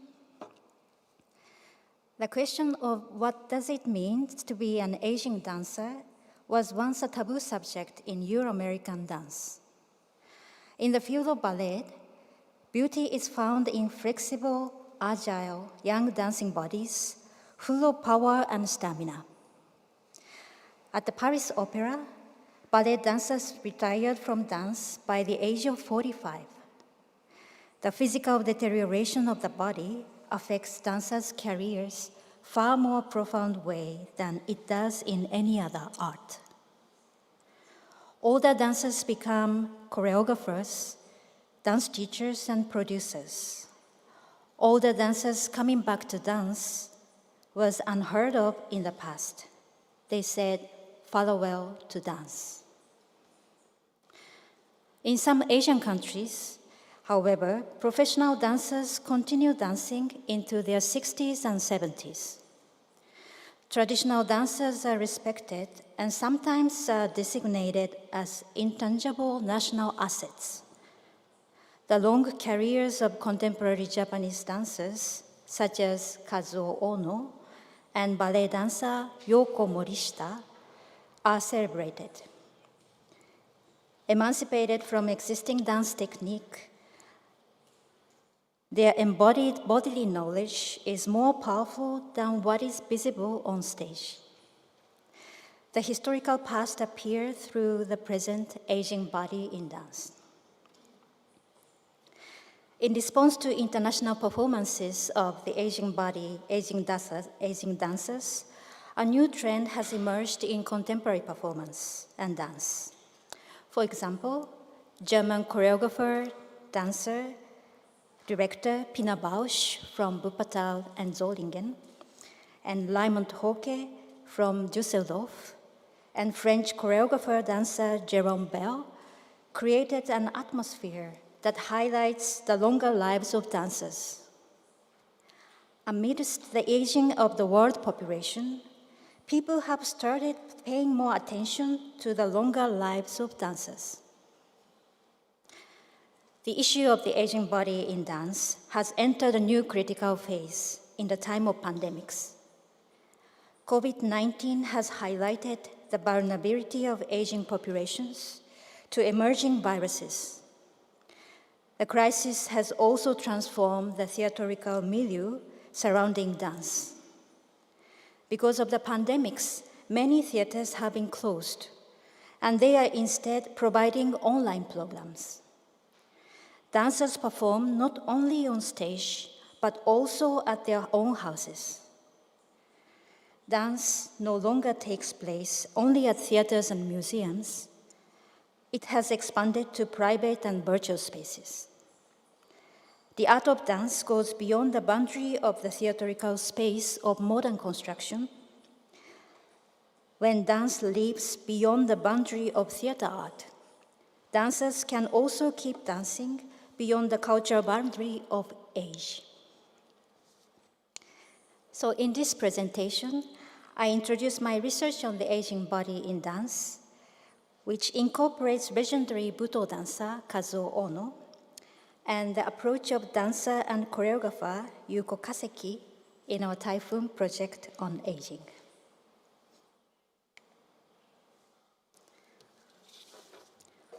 One, Kazuo Ono, Withering Flower and Rebooting Memory. Buto is known for its shocking and contorted body gestures and its commitments to breaking taboos. It draws on both Euro-American and native Japanese influences. Buto was developed in the late 1950s by Tatsumi Hijikata and Kazuo Ono, who are both in the photos. And Hijikata and Ono condemned and eventually rejected contemporary Japanese modern dance's strict adherence to Western styles. Today, Buto is practiced by performers all over the world. The influence of Buto is even more pronounced outside Japan, where it is performed in ways that are strictly faithful to the original method practiced by Hijikata and Ono, as well as in ways that attempt creative variations of the art form. In contrast to Hijikata, Kazuo Ono, who is in the costumes in the photo, he danced and lived longer. According to Kazuo Ono's son, Yoshito Ono, at over 90 years of age, Kazuo was not nearly as physically agile as he once was. Although he used to have enough energy to create a vast universe on stage, his physical powers had inevitably declined as he got older. Comparing his life to a flower's life cycle, one could describe Kazuo's life as a process of gradually withering and falling off the stem. While some might have considered him to be well past his prime, he has not lost his inner vitality. Even in this physically diminished state, Kazuo Ono remained fully alive. The intensity of these years, as the divide between life and death started drawing in, generated the lyricism previously unknown in his work. At an age when most dancers had long abandoned their careers, the primal strengths of Kazuo Ono's dance emerged even more forcefully than before, despite the fact that his body was progressively weakening. Kazuo Ono spoke about his dialectics of dance practice and aesthetics as follows. Quote, "Don't treat dance as some kind of abstract game. Take each and every step as though you are putting your life on the line. Mastering technique has never interested me for the simple reason that if I were to focus on skill, I'd instantly lose touch with the natural phenomena. If I were to concentrate on acquiring technical skills, I'd probably turn into nothing more than a technician and thereby unwittingly lose sight of what I'm aiming for. Technique could never provide me with the wherewithal to achieve what I've set out to do. I don't care whether you are skillful or not. What I do care about, though, is that your performance makes me walk away afterward, feeling grateful for being alive. Does your dance ask for forgiveness?" End quote. Kazuo Ono does not trust dance technique because it transforms him into a technician and nothing else.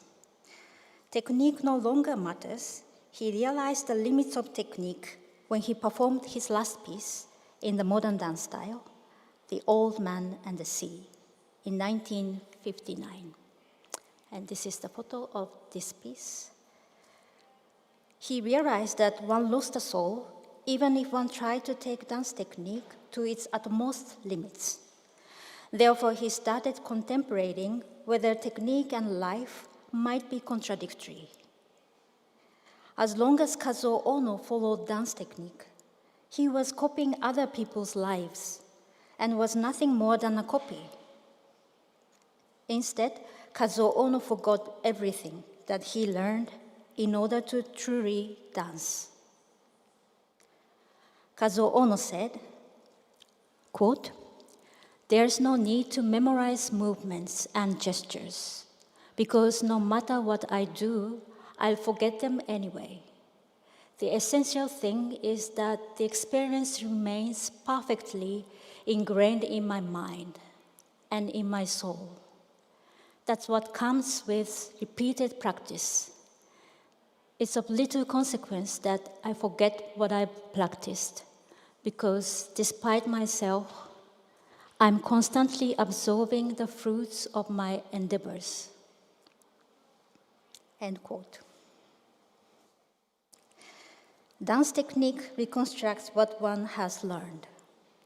Because dance technique is always a deliberate act of the will, the body is less spontaneous with its living movements. By forgetting what he learned, Kazuo Ono achieved momentary freedom while dancing. As he got older, he lost more of his memories, which enabled him to escape from the boundaries of the conscious, visible world. Japanese dance critic Nario Goda explained that Kazuo Ono's dance was fascinating because he was senile and often forgot things.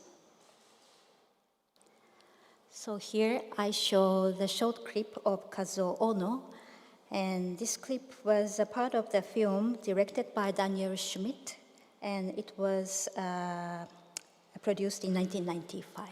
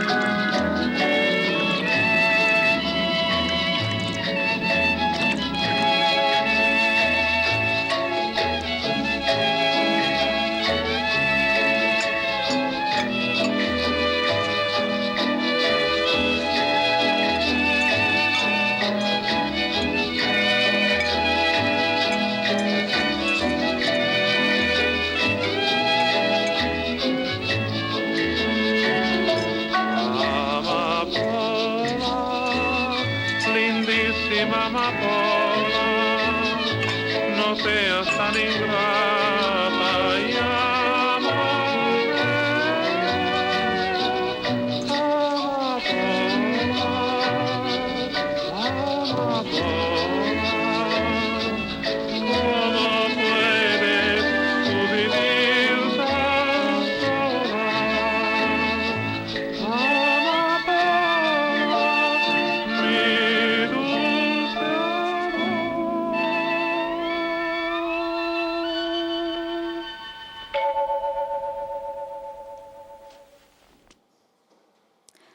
I visited Kazuo Ono's dance studio in Kamihoshikawa in Yokohama on December 27, 2008.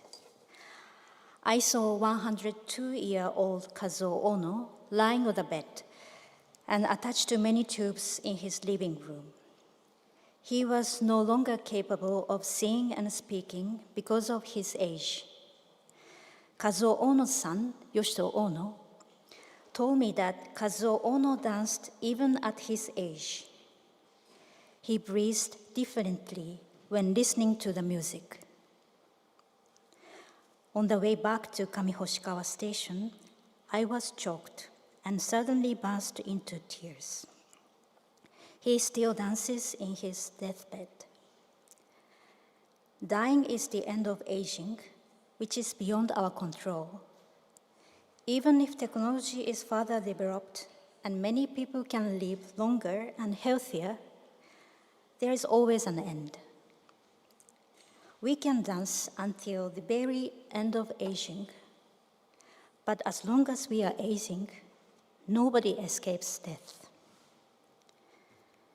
This is the crucial part of aging, a very singular, individual part of the dancer's life. In the very literal sense, this means to stop dancing. Kazuo Ono once said that we would reach the point where we forgot ourselves. In 2000, Kazuo Ono was diagnosed with Alzheimer's disease. And in 2010, Kazuo Ono passed away at the age of 103.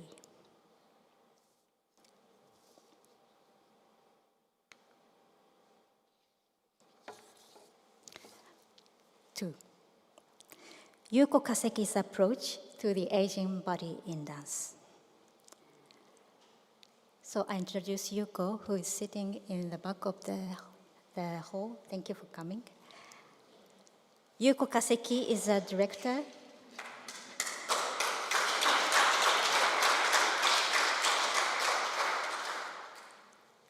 Yuko Kaseki is a director, choreographer, teacher, and Buto dancer who has lived in Berlin. She studied Buto dance and performing art at HBK Braunschweig with Anzu Furukawa and danced in her company from 1999 to 2000. She has been searching for a way to penetrate the space between physical and spiritual expression. She has worked with differently abled dancers and performers with diverse cultural backgrounds. By incorporating their personal histories, social problems, and unique bodies into her work, she has expanded the physical imagination and questions what the normal dancing bodies mean. While Yuko Kaseki's interest in aging and death has been further stimulated by her own family situation, this is the first time for her to work with older participants. During the workshop this week in Düsseldorf, she has led several Buto workshops with the participants, such as moving with an image like water, exchanging energy, and improvising. During Yuko's workshop, held at the Caritas Centrum Plus Stockholm, participants are invited to hold hands.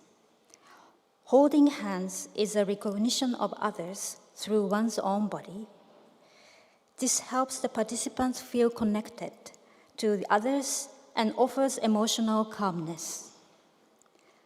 By exchanging energy through hands and mirroring each other's movements, one woman slowly started moving together with Yuko. So I show the short documentations of the workshop, thanks to Caritas Centrum and project.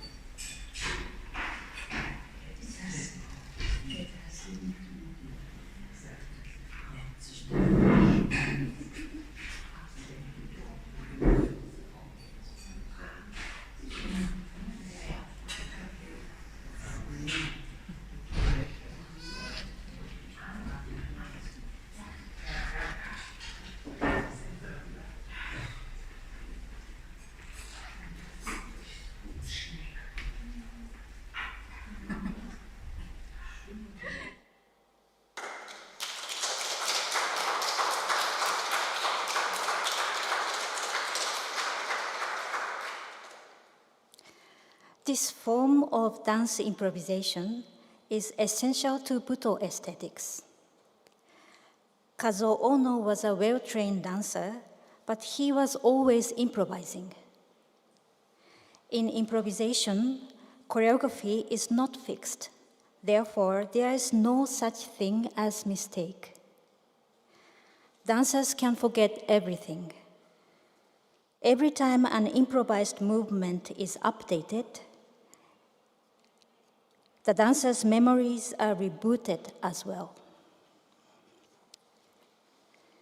Yuko Kaseki writes, quote, "Everyone can have their own dance without being criticized.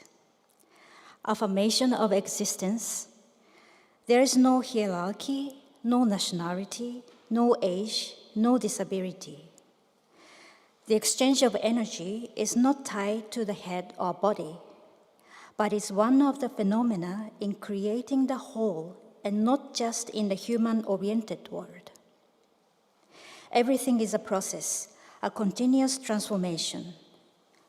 What I would like to work on now is how to deal with aging and death, and spiritual discipline, to find communication deeply by sharpening chi energy and opening up the magnetic field, and to practice new forms of expression with and without the stage. End quote. When Kazuo Ono crossed the boundary of age, he went beyond the limitations of a dancer. He did not care anymore about being exposed as a dancer. Generally, it takes considerable self-confidence to be a dancer because one is totally exposed to the audience, all times on stage. All of the performing art require tremendous courage. However, aging neutralized him, and he transcended beyond this state of mind. Ono described his dance in relation to his own life. Quote, "At the age of nearly 80, there is no more stage or daily life." End quote. When dance overlaps with one's whole life, one's life took the form of dance. Elderly people are looked at differently in Europe than in Japan. In Japan, aging is very much related to the essence of art, as it is said that longevity is a part of art. People live longer and also work into their older years. Aging is important to the process of artistic training. One does not attain the ultimate level as an artist until one practices every day and lives for a long time. In Euro-American culture, the art of dance was reserved for the professionals on stage, while dance for elderly people was rather for therapy.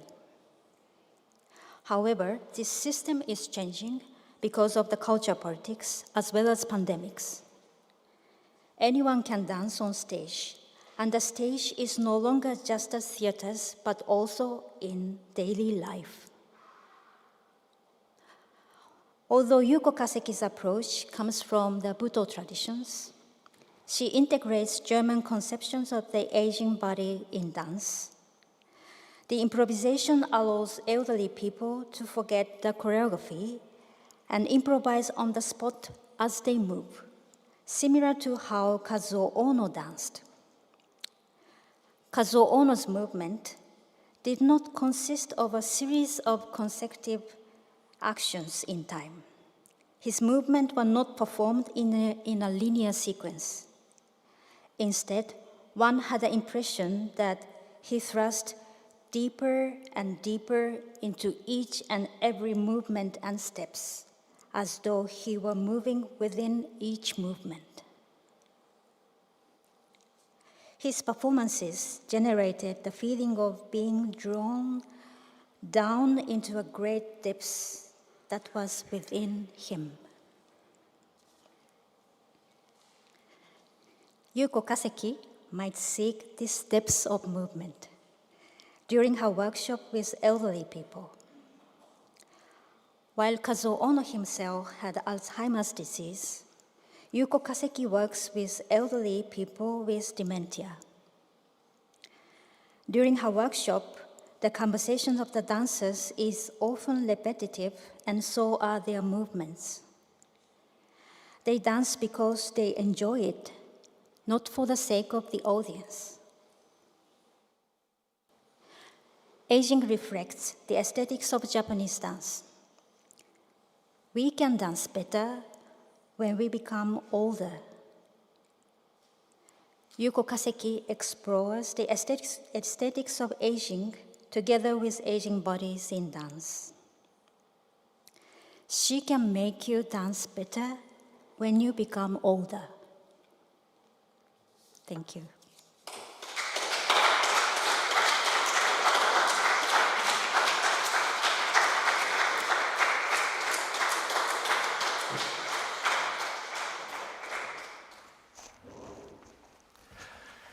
And so we thank you very much, Nanako, for the stunning moments of insight in a world so close to us, thus far away, seemingly often.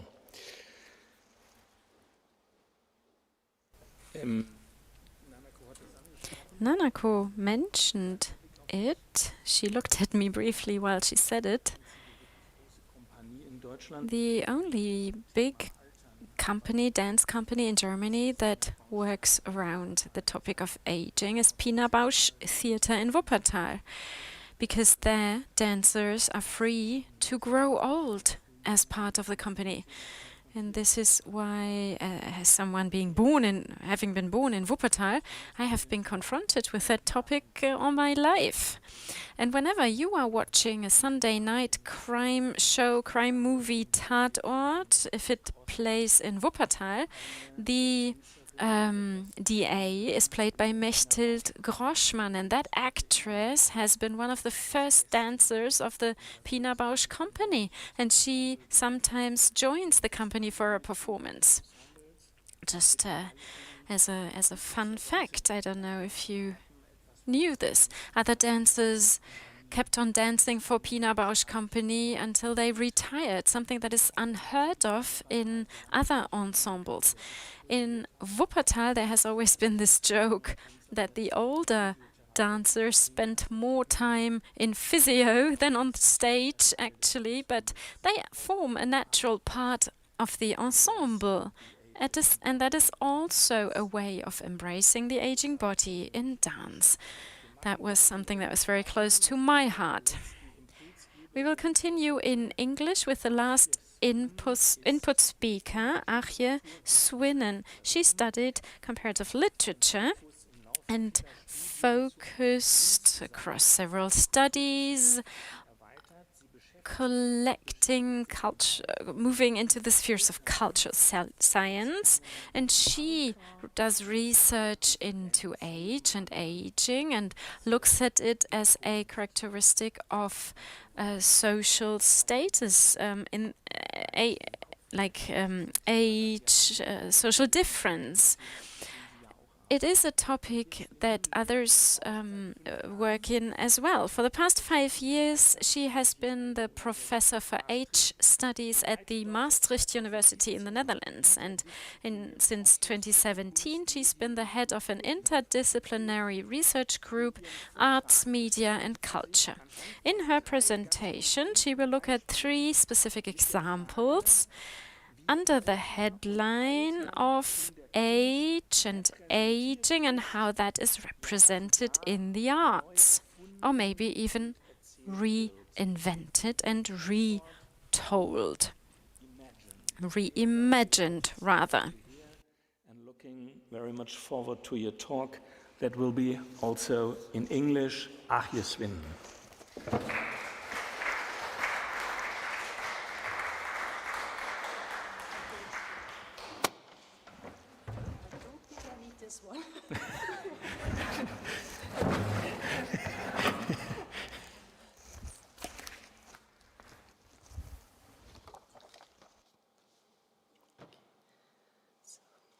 Okay, so thank you very much for inviting me. It's really a delight to be here. I also want to thank the translators because I've been listening a lot to your work today. I think you're doing an amazing job. And I hope that you still have the energy to listen to my talk. I'm the final presenter.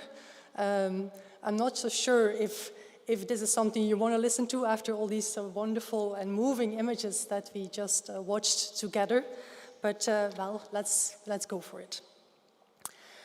I would like to start by showing an ad or commercial by the Canadian Heart and Stroke Foundation. A student introduced it to me a few years ago in the framework of an assignment on finding and analyzing a cultural narrative about aging that circulates widely in our society. Could you please play the ad?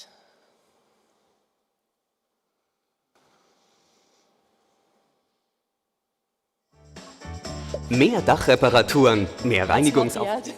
That's the ad before the ad. Yeah.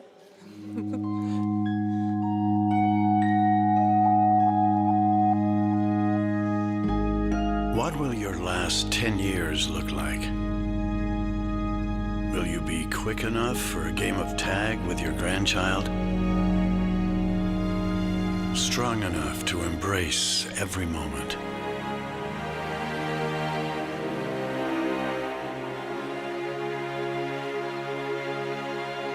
Will you grow old with vitality?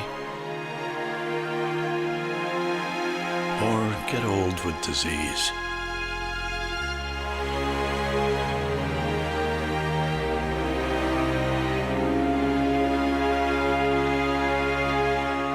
It's time to decide. The average Canadian will spend their last 10 years in sickness. Change your future at makehealthlast.ca. Thank you. So, as you can see through the clever use of split screen with visual analogies and different color schemes in combination with the dramatic music and voiceover, this commercial presents two alternatives of later life, a seemingly positive and a negative one. The voiceover addresses the viewer to inquire whether he, she, wants to be quick, strong, and vital during the last decade of his or her life, or ill. As we could notice, ill corresponds to institutionalized, deprived of any joy, and isolated from grandchildren, friends, and family, just left with the devoted and burdened wife who visits, while the actual care is performed by a black nurse. The message is very clear. It's time to decide and to change your future, the ad says, thereby suggesting that it is in your hands which scenario of these two will materialize. In cultural gerontology and aging studies, the two alternatives presented here are what we call the successful aging paradigm. You have heard it before as active aging or healthy aging, in the Netherlands also vital aging. These are all kin discourses, versus the narrative of aging as decline. Neither of these are particularly satisfactory trajectories of later life, as they represent a contemporary secularized version of what we call bipolar ageism. And I just learned today that the term ageism doesn't even exist in German. So the notion of bipolar ageism was introduced, no, this should not be here yet. I'm sorry, yes. So the notion of bipolar ageism was introduced by the American historian Tom Cole in The Journey of Life to explain how, already since the early 19th century, perceptions of age could be categorized as either negative or positive. So-called bad old age, presumed dependency, sickness, sin, premature death, and damnation, while its opposite comprise health, virtue, self-reliance, and salvation. In the current secular version of bipolar ageism, the elements of sin and damnation versus virtue and salvation have disappeared. And although presented as a positive alternative to the negative aging in the decline narrative, successful aging is just another side of the same coin. It emphasizes the responsibility of the older person to manage his or her health and autonomy through smart consumer choices, such as dieting, we have heard this several times today, exercise, plastic surgery, and self-help books. As such, it promotes an ideal of youth, rather than that it ascribes meaning to the later stages of life. It seems that today, the ideal older person has not aged at all. The British sociologists Chris Gilliard and Paul Higgs connect the development of the secularized version of bipolar ageism with the rise of youth culture in the 1960s. And I quote, "In the 1960s, aging bodies could only become salient as objects of otherness, assessed, examined, and judged for evidence of disablement and disease in the case of geriatrics, or of disablement and need in the case of gerontology. There was no other market for the aging body, and without a market, no public expression or recognition of the aging body as a desiring body. Outside the hospital and the nursing home, the invisibility of the aging body was as complete as the economic marginality of the older citizen, end of quote.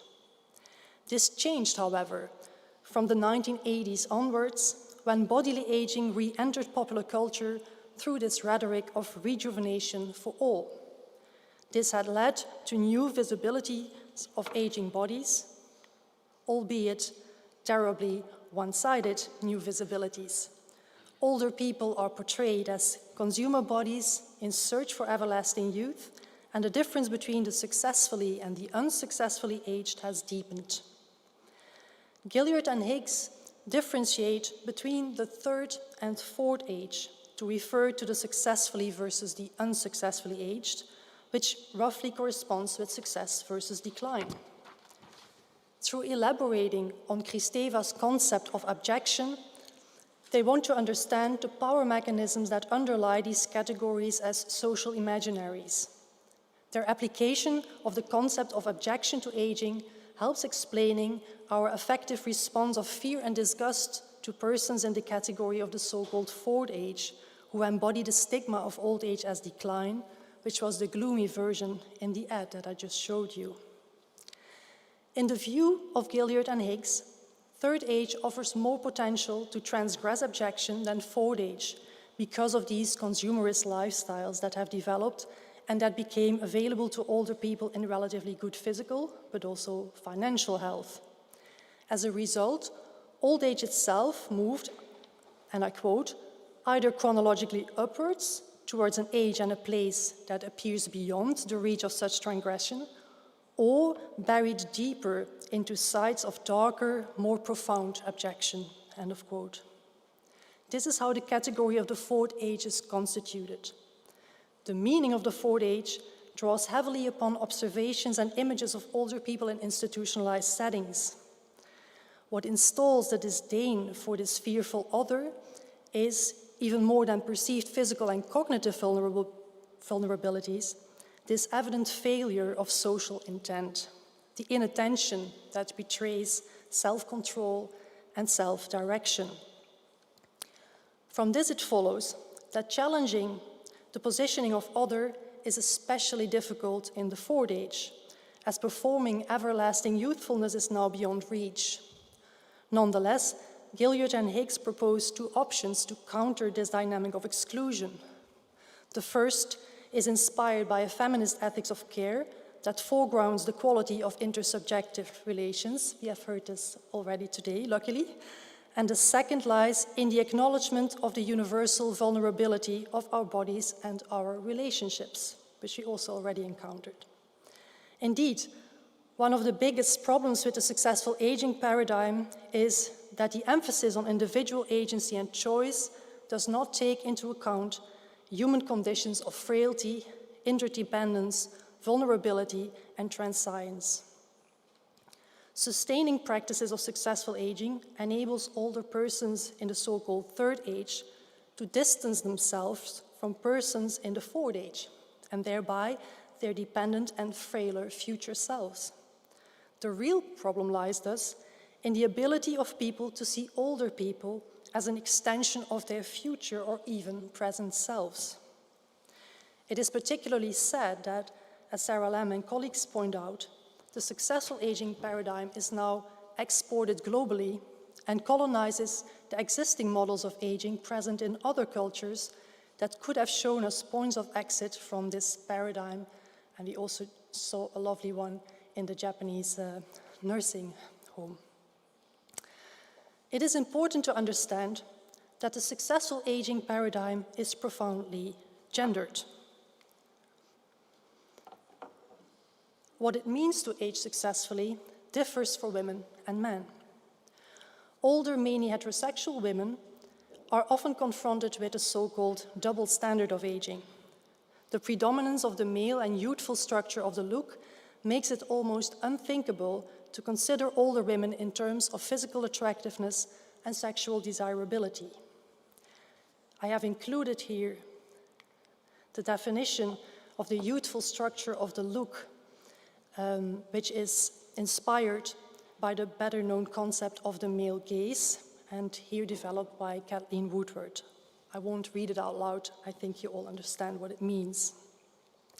Older women are scrutinized and condemned for not continuously being able to embody the hegemonic script of youthful femininity into perfection.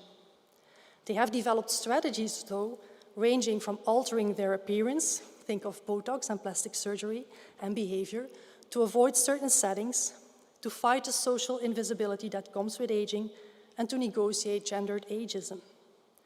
Although these strategies do reflect women's agency, it's always worth questioning whether they are accommodating or resisting discrimination.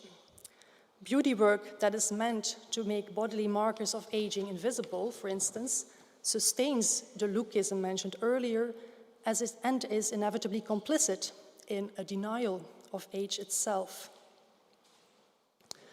Because older men, especially affluent ones, are still considered more attractive and even sexy compared to older women, it may seem as if they are immune to ageism. Recent scholarship, however, has shown that gendered ageism is not exclusive to women.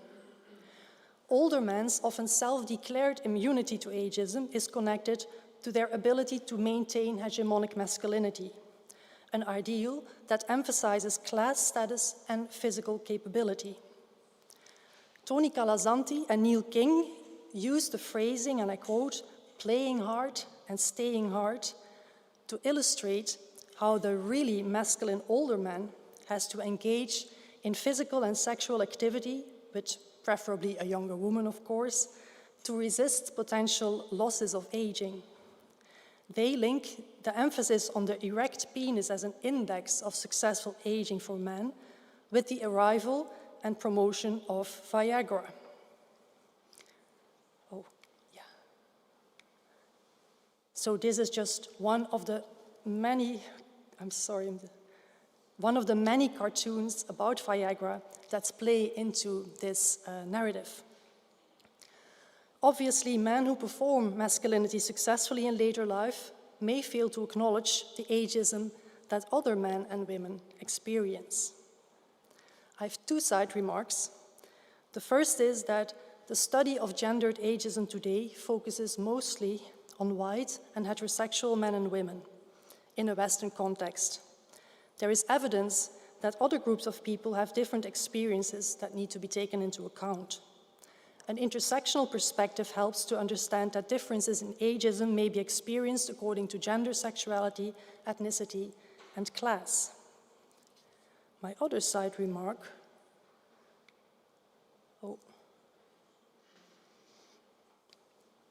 this is strange.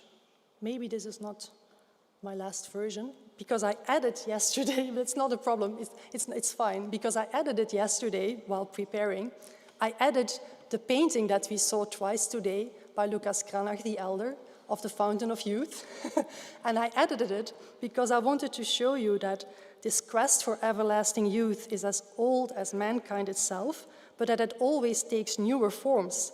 And what we missed thus far today is that that particular painting is a satire. The women that go into the water, the older people that go into the water are only women. And so it's only the women that come out rejuvenated from the water, while the male characters, also old and decrepit, they stay old and decrepit, and they wait for the younger women on the other side of the pool where they engage in sexual activity. So it's really a painting that not necessarily mocks female vanity, as some people think, but it mocks the older men here that lust after these younger women. So keep in mind that this is the 16th century, so this topic is rather old.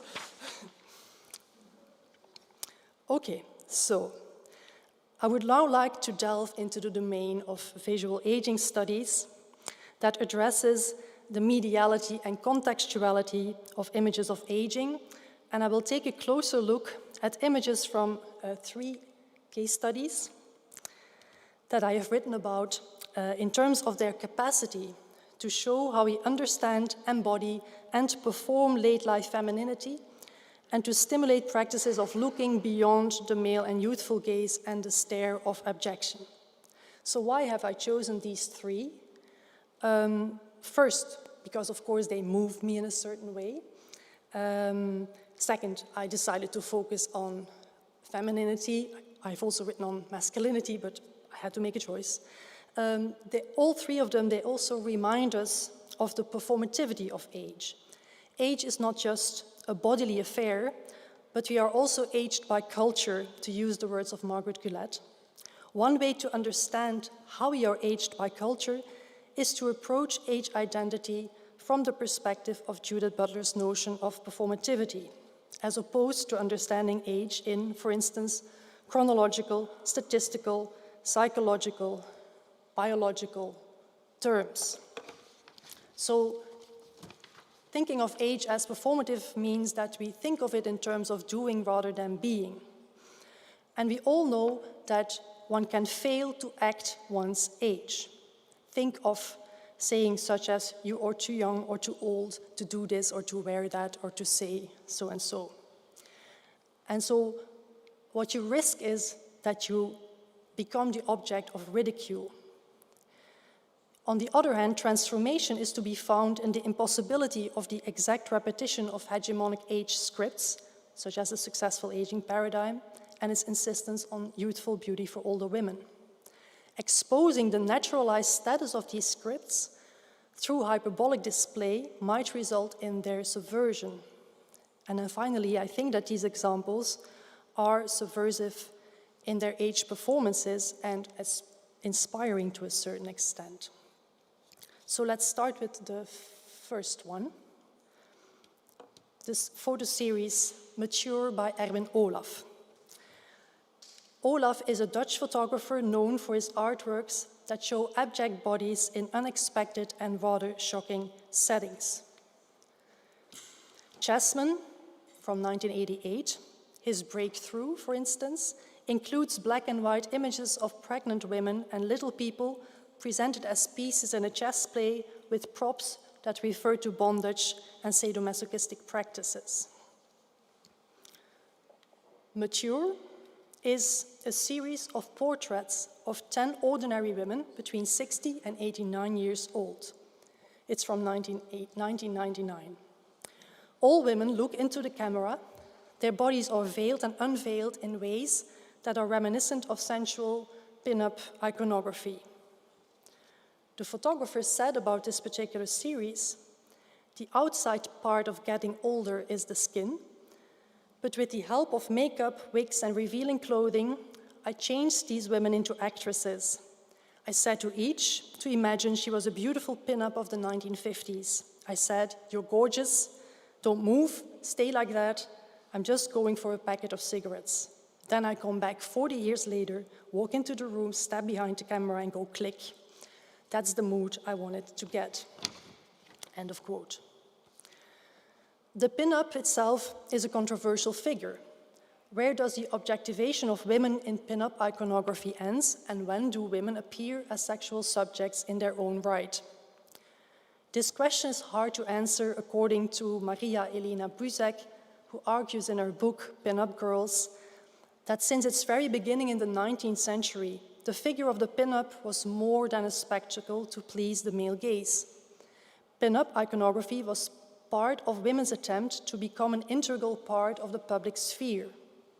During the Second World War, for instance, pin-ups were not only used to decorate lockers and airplanes for military men, but also in American governmental campaigns to convince women to take on jobs outside of the domestic realm. As such, it's not surprising that many women artists have turned the pin-up in their search for a mediating image between the roles of subject and object and the language of transgression and tradition. One example is the Jamaican-American artist Renee Cox, who turns herself into the superhero Raji. Her series of self-portraits is political in that it shows a black pin-up who intervenes in situations of discrimination on the basis of race. Here you can see her with this Uncle Ben's and Aunt Jemima, very problematic images. But she rescues them, so to speak.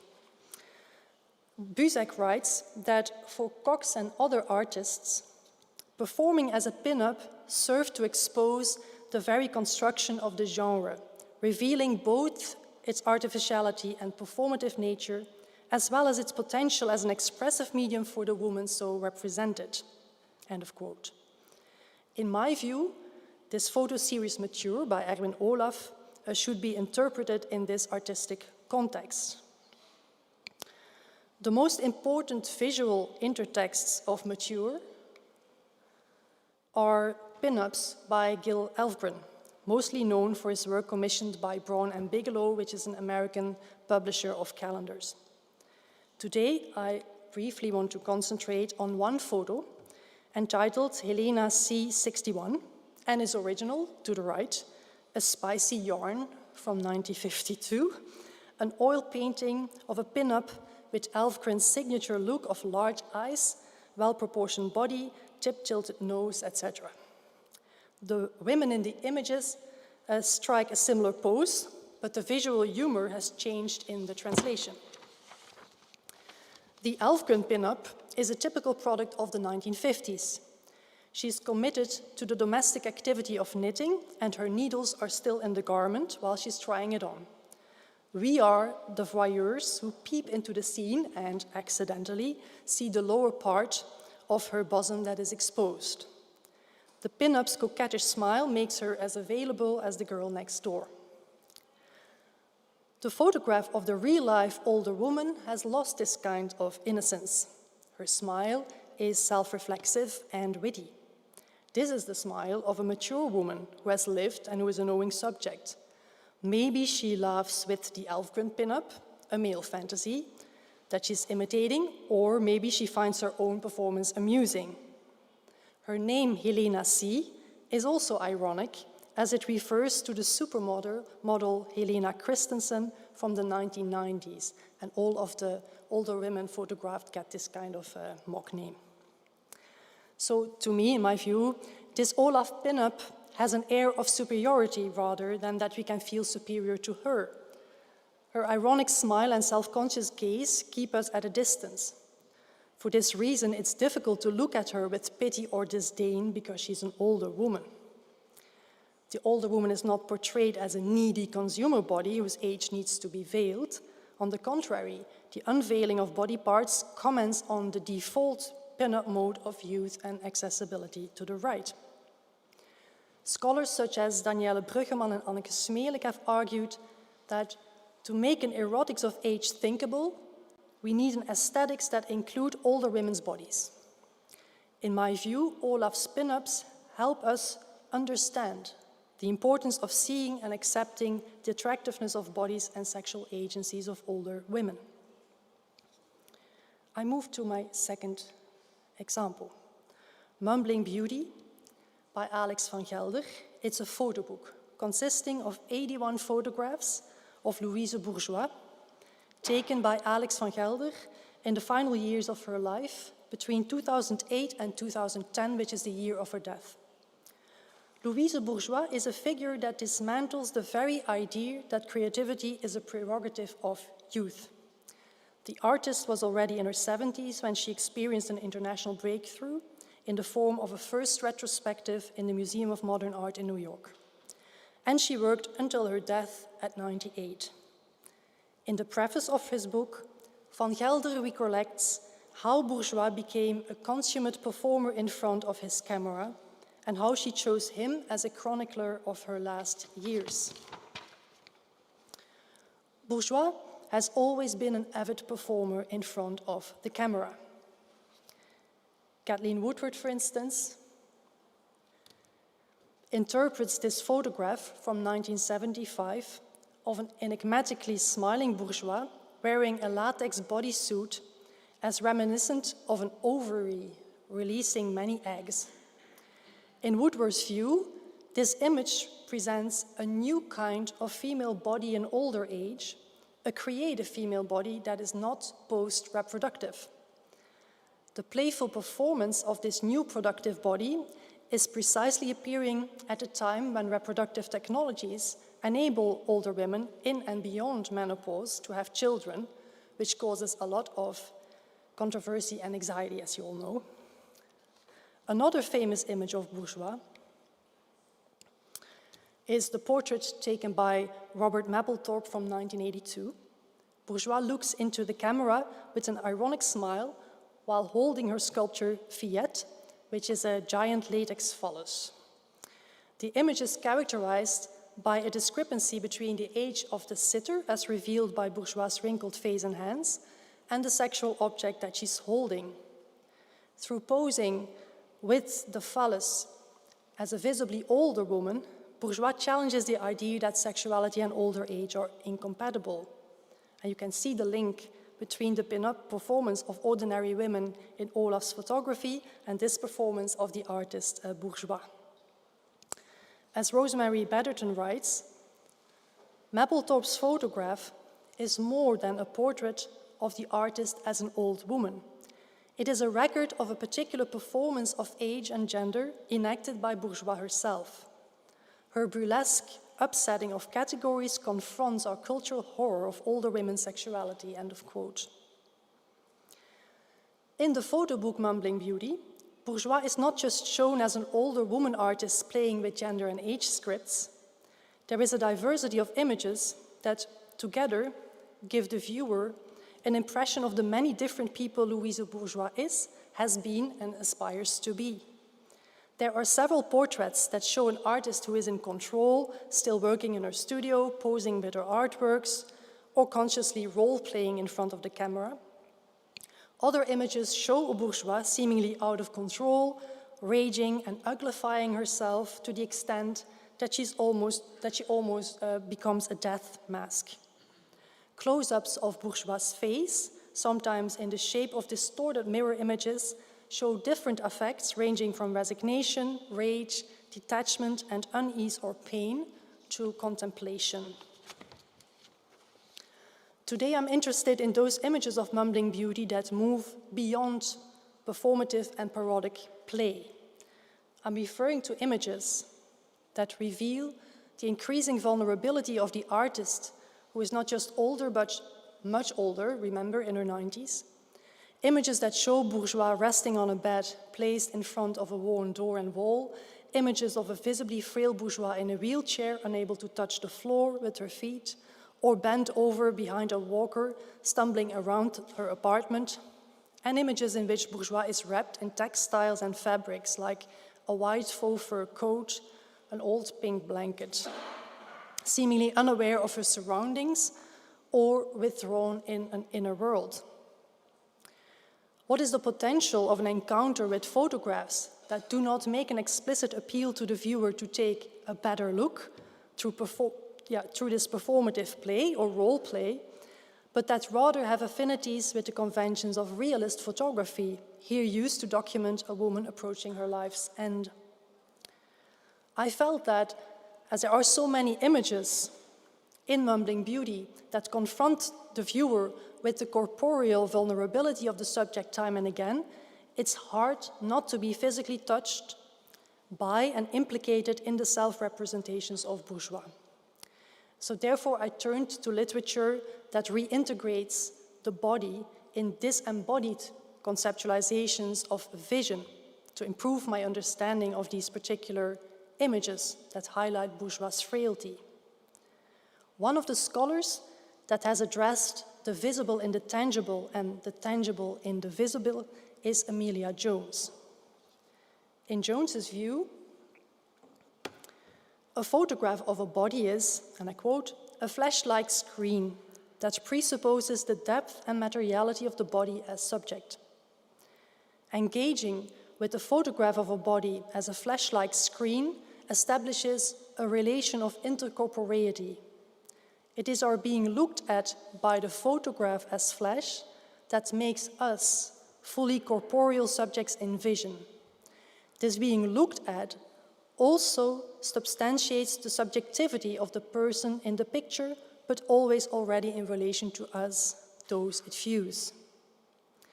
From this it follows that we can add transitivity of embodiment to the reciprocity of the gaze, as was the case when looking at Olaf pinups who look back at us, in trying to develop an ethical encounter with these type of images.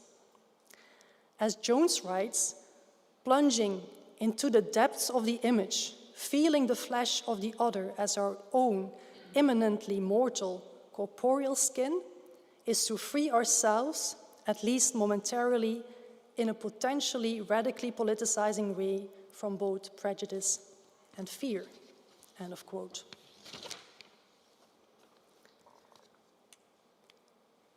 The interconnection between the tangible and the visible also seems crucial to the concept of the holding gaze.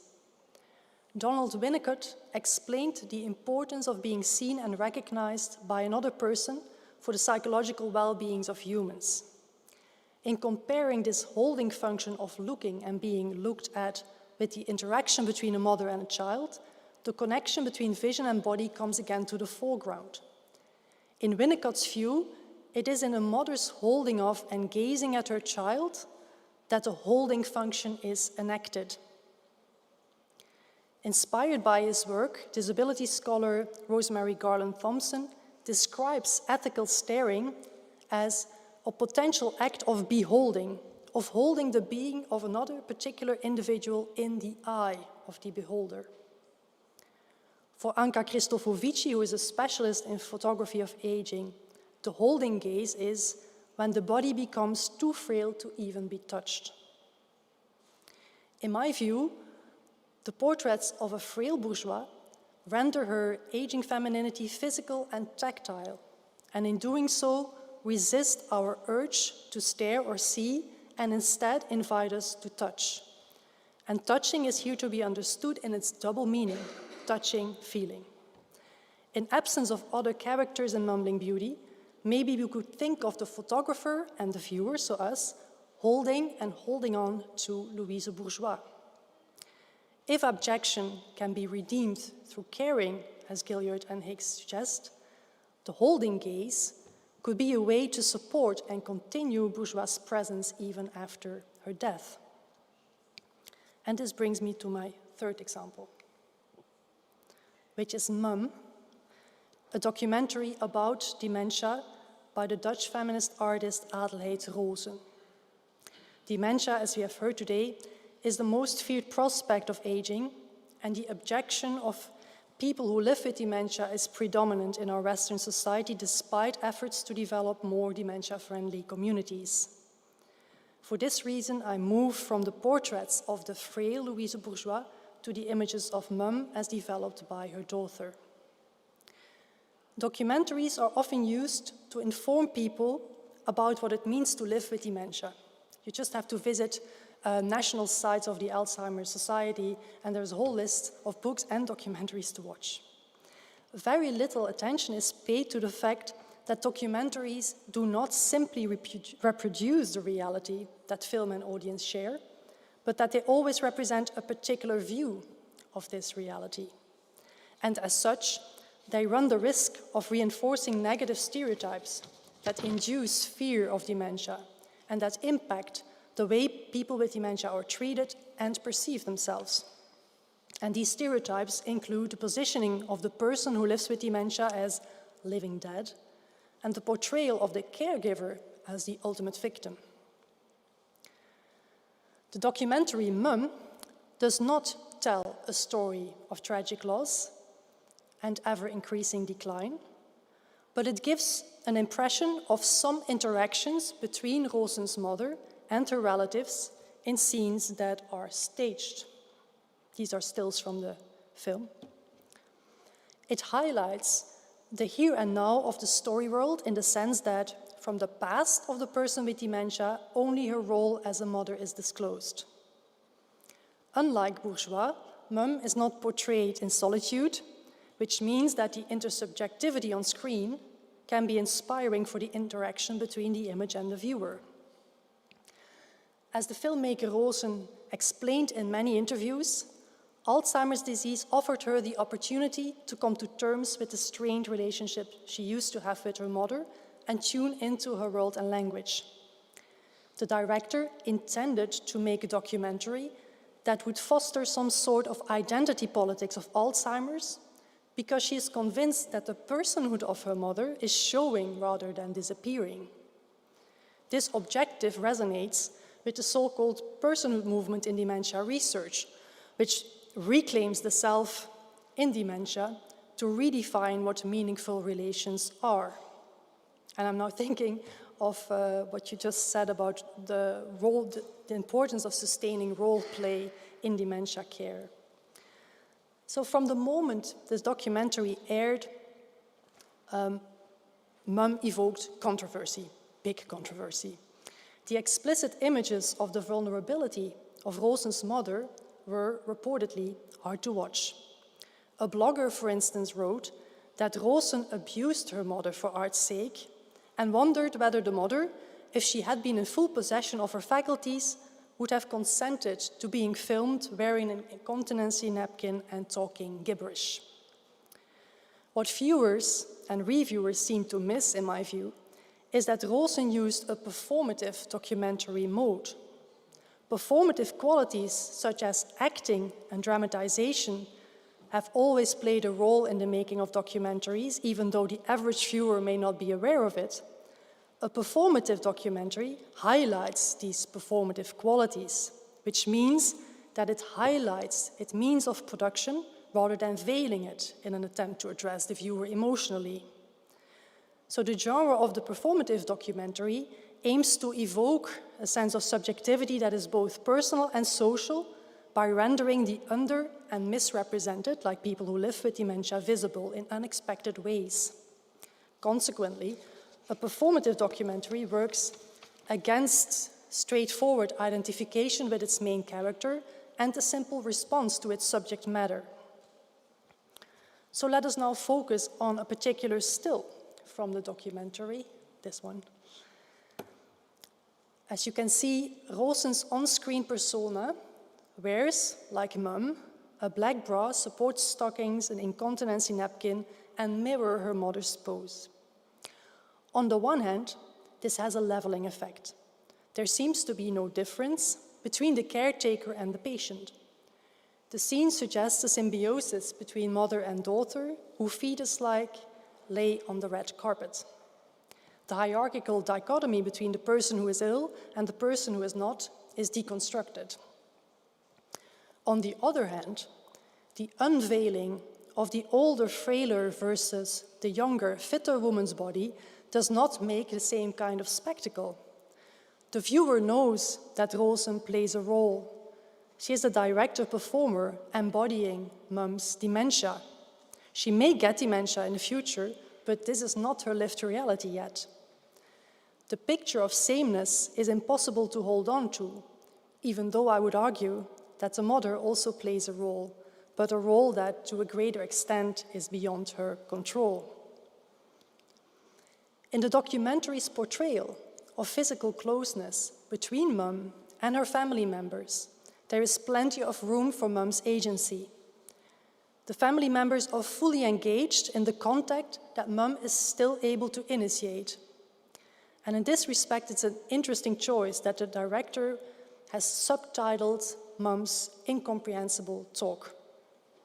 Significantly, the exposure of Mum's body comes with a rehabilitation of her voice, as she is almost the sole narrator on the auditive track. The other characters listen to her attentively to assure the viewer that there is intention and meaning behind Mum's words, and they never reciprocate Mum's speech with baby talk. So what the documentary does not do is give us insight into the question whether Rosen's mother has a good life in the nursing home where she resides. That's not its point. Instead, we get a glimpse of what meaningful engagement with a person who lives with dementia could look like. And this engagement takes here a particularly playful and corporeal form. In that sense, Mum is a quintessential act of recognition by the daughter director. So what can we take from these three examples? All these images resist normative and one-dimensional directives about what it means to age successfully. They open up the dichotomy between the third and fourth age and invite us to imagine what lies beyond the quest for eternal youth and the abjection of vulnerable older adults. This way, they help us reimagine what the possibilities could be in the final stages of our life trajectories. There lie courage and comfort in these particular visibilities of aging femininity that is puzzling, yet beautiful in its unveiling of change and vulnerability. They may help younger viewers to already come to terms with the mirror images of their future older and much older selves. As such, the photographs are meaning-making practices, responding to a call for an art that helps us envision possibilities beyond the norm, or indeed a different future for the norm itself. These images ultimately hold up a mirror to us, inviting us to envision what it could mean to age into deep old age creatively and humanely. Thank you.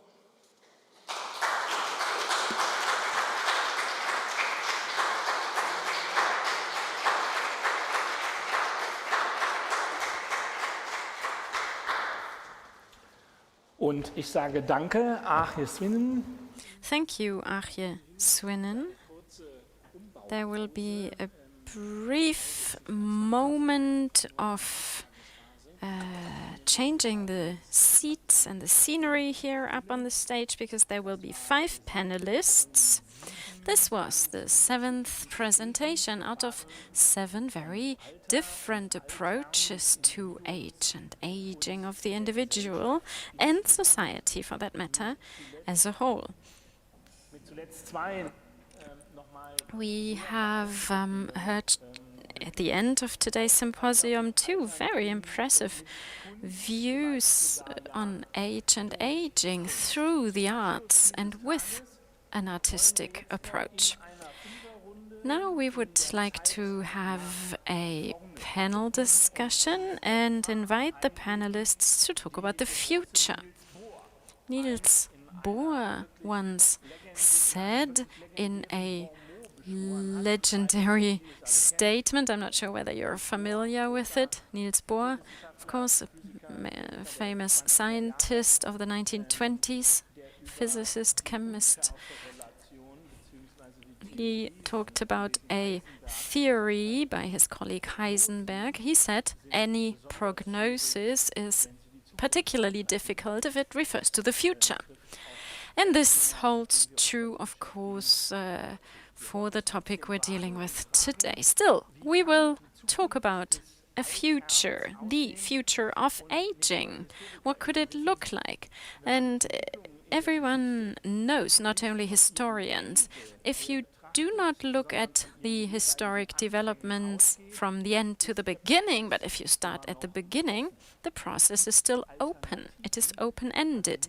There are alternatives. There is not just one future into which we're headed, but there are several possible futures. I think one microphone will still be needed up here. No, we're 5 panelists. That's correct. And now I invite to the panel cultural scientist Aagje Swinnen, whom we've just heard with her last presentation, Silke van Dyk, sociologist, and her colleague Shingo Shimada from Düsseldorf, Andreas Kruse, gerontologist, and neurobiologist Thorsten Hoppe. Why don't you join me up here on the stage? Let's talk about possible futures of aging. Yes. After a whole day of sitting down, just choose a chair. Choose wherever you'd like to sit. Where I come from, usually the females sit at the outer ends, but it's not possible here. Don't worry, choose a seat wherever you like. It's perfect. Lovely, thank you. So much knowledge and expertise up here. Let me start with you, because you had the last presentation. Aagje, when you started to look into aging through the arts and aging in the arts, and this connects directly to what you've just presented to us, did it provide you with a plausible idea or maybe even a vision of a probable or highly probable future that might become a reality, a future of aging in comparison to today, a different type of aging, let's say 30 years from now, 2050.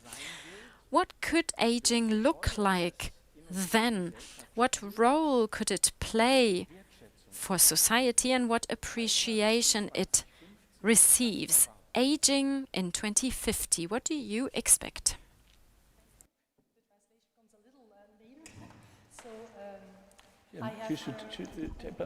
Yes. Thank you. Can everyone understand me? Yes. I've been thinking about this question, of course, in preparation of the panel. And when I started making some notes, I realized that I have to out myself as a pessimist, even though optimism is more what I would advocate in life. I showed that this preoccupation with the quest for everlasting youth is as old as humankind, but takes different forms. And I feel that today we really risk it taking very negative forms. And I don't see so much change in the future, but I would like to emphasize that this is, of course, also due to the particular context that I live and work in, which is the Netherlands. I have been reading a dystopian novel during my holiday, and it's not finished yet, by Anthony Trollope. I don't know if you know it. It's called The Fixed Period from 1882. Has anyone read it? Has anyone read it? No. It's a novel about a so-called former British colony that has installed a law to euthanize older people that are 67 years old. And so I realized that in the Netherlands, of course, euthanasia for people who live with dementia is already possible. And there are political parties and many people who feel that this law should be extended to all older people, let's say from 65 onwards, who feel that their life is completed. Well, you have now listened to my talk. I think it's very clear that I feel that it's the so-called social circumstances that feel many older people useless, meaningfulness. And I think that as a society we fail to provide ways for older people to find meaning in their life, to find meaning in the later stages of their life. So I'm afraid that we might end up in very dark scenarios if we are not very careful. And we of course now live in times with the woke movements. I assume that you call them also the woke movements in Germany. But ageism is not on their agenda yet. And so I think it's a little bit of my dream that there would be much more attention for ageism, and especially everyday ageism in our society, and that we all will think about the intrinsic worth of every life stage. Danke, Aagje. Ich knüpfe da mal an, weil die Inhalte... Thank you, Aagje. I'll connect right to it, because the touching points are obvious to all of us, I think. Professor van Dyk, in your presentation, you talked about more, and you said it clearly, not only between the lines, that looking at the current ideas and notions and perceptions of age and aging by society and by politicians, what hides behind is oftentimes a neoliberal narrative connected to the fact that this phase of aging needs to be, I don't know, processed in such a way that society can deal with it. And it connects to this dystopian vision in a way. So either you're worth something for society or out you go, off you go. Is that do you share this dystopian view? Or, based on your own work and based by the input by all of these people, are you utterly optimistic that in the next 30 years we'll manage to change? That would be nice. No, I think in a way I share your pessimism. And of course, yes, it's this question of economics of life, if you will, or how much are you worth for society. And this discussion about euthanasia, for example, of course, does have a major influence on this discussion about old age. The situation, I know, in the Netherlands is different to Germany, but the German Federal Court also issued a judgment, which I see very critical, because I think this pressure to be worth something and to look at the costs of aging, the costs society has to bear, is something that is being discussed. Recently, I read in a newspaper a statement that, of course, nobody must be pushed to voluntarily take leave and go and end their life, but that it is an individual decision. And if an older lady would decide in favor of dying, to enable her grandchild to go to university, that it was connected in the article. And I think that was a start for the German discussion to embark, to start to talk about this, about assisted suicide.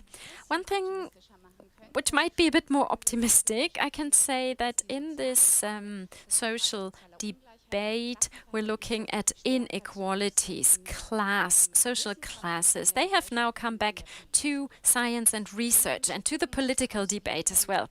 I think we'll have to wait and see what this turns into. And the current people who are running for election and the political parties who are running for election in September, they don't focus so much on that yet.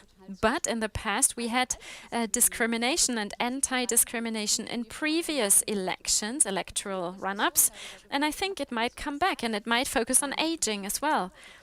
But it shows that this topic is not really discussed in the German-speaking countries. For any type of discrimination, we talk about it. Why do we never talk about discrimination of old age? And people come back to me and say, but that is different somehow, because it has a real foundation, they tell me. And that simply shows how dramatic it is and what a taboo it still is in society. But I do have a little bit of optimism, because this question of status and class is being discussed more and more. But politicians who talk about redistribution of wealth, welfare state, and secured retirement pensions, if we don't focus on that more, then in 2050 we will have an even higher categorization or division between the haves and the have-nots in 2050. There will be a substantive minority who will be able to compensate for the lack of welfare state benefits with their own wealth, but then we will have the majority of society who are the have-nots, who don't have enough financial means. So the lower 50% do not have the financial resources to compensate for what the state is not providing them with. Poverty in old age is especially prevalent and will be among women in particular. And one more thing, then I'll stop. One more thing. We still have a pension system in Germany that imagines a retired person who has worked for a number of years. But women never did that. And in addition, we have more and more men who went through phases where they worked part-time or in precarious jobs. So this imagined retired person who has worked for 40 years in the same company, etc., it doesn't exist.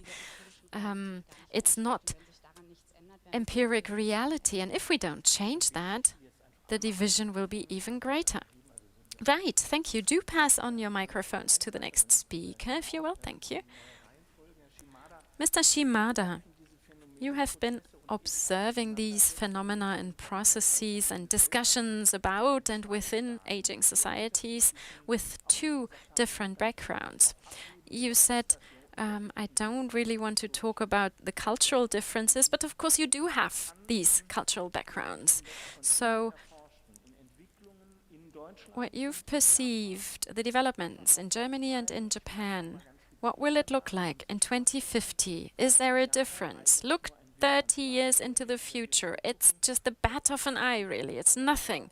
30 years ago, the wall came down. Some of us will still remember how fast time has passed since then. So 30 years from now, how do you perceive these two societies? In particular, against the background of what you said, that in the 70s in Japan, you were the youngest of all industrial countries, and 25 years later, you were the oldest society of all the industrial countries. That might be a psychological problem too for this society, don't you think?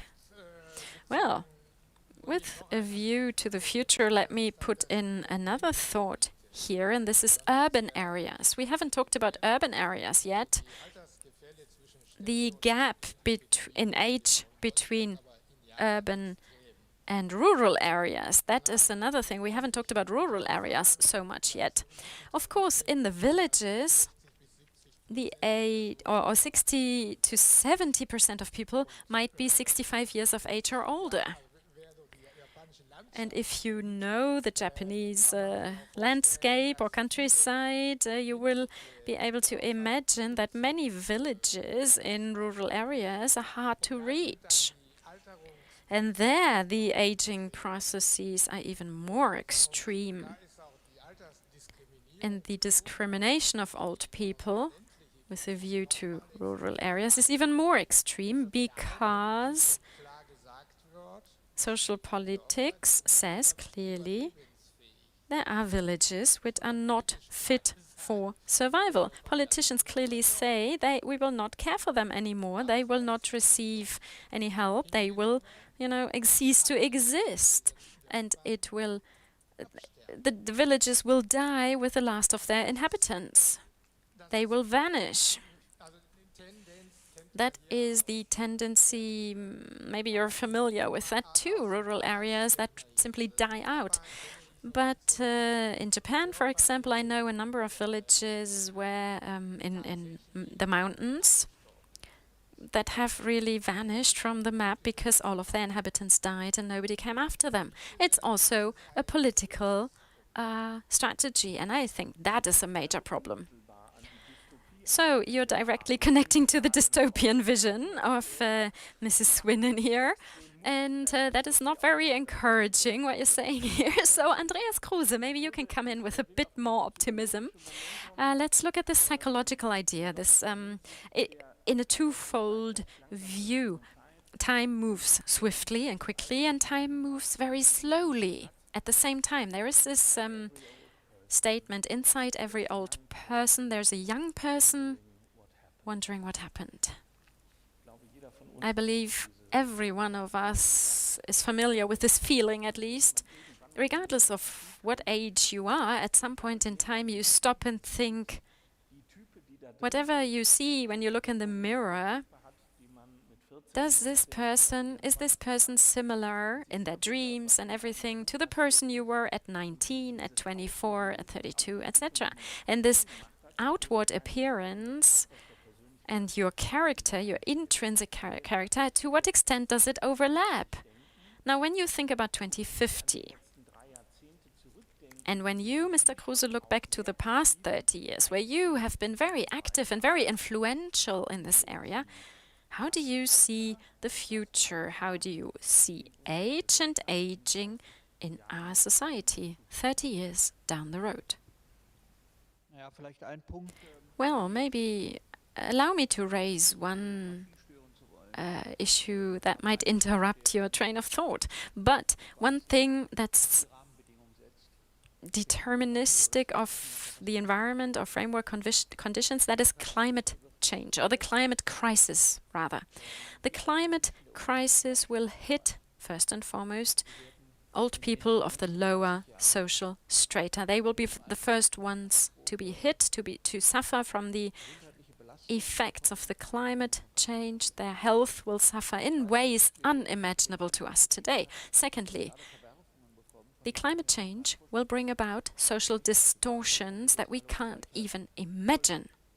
nowadays. And then social inequalities will become so prevalent that they cannot be ignored anymore. People will say, how can I move away from regions? How can I escape from regions of extreme heat that are in stark contrast to what our organism needs? The cardiovascular system, especially of old people, cannot deal with that. So old people might then say, I will flee from these areas. Other people might not be able to flee, so what will happen? And then, of course, yes, we might continue to talk about the state and the state being able to alleviate the repercussions of climate change, etc. There will be effects that might be compensated by investing a lot of money, but others will not be able to insure themselves against this. And that will create social gaps unimaginable to us today.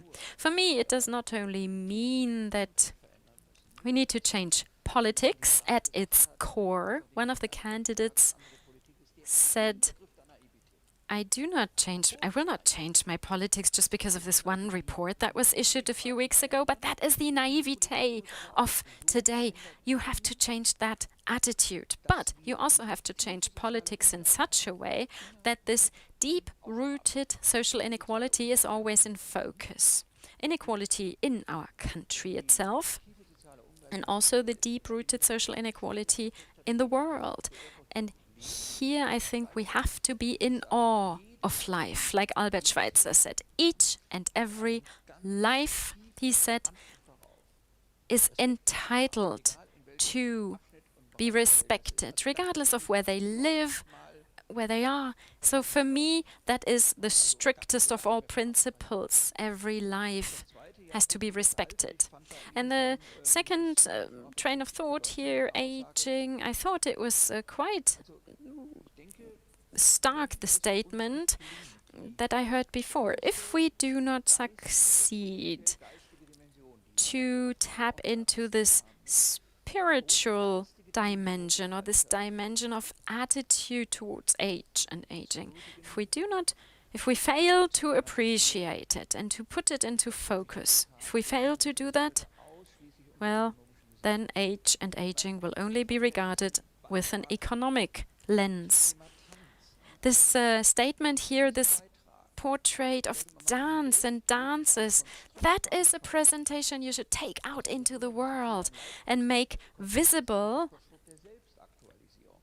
what we perceived there, self-actualization, people with dementia, how they dance. It's a boost for their own self. And at the same time, you witness a very old idea of philosophy, which is the spirit. The spirit which is not just anchored in your brain. Aristotle said the spirit extends, flows across your whole body and is visible and feasible in all of our actions. If you look at a human being and their actions, the spirit is not just the solution to a problem, but the spirit, your attitude, your mindset rather, maybe it's that, your mindset needs continuity. When we look at people with dementia, there are continuity issues, biographical memories, for example. They know, they recognize where they are and they react in a way they did before, and that's the rebooting of yourself.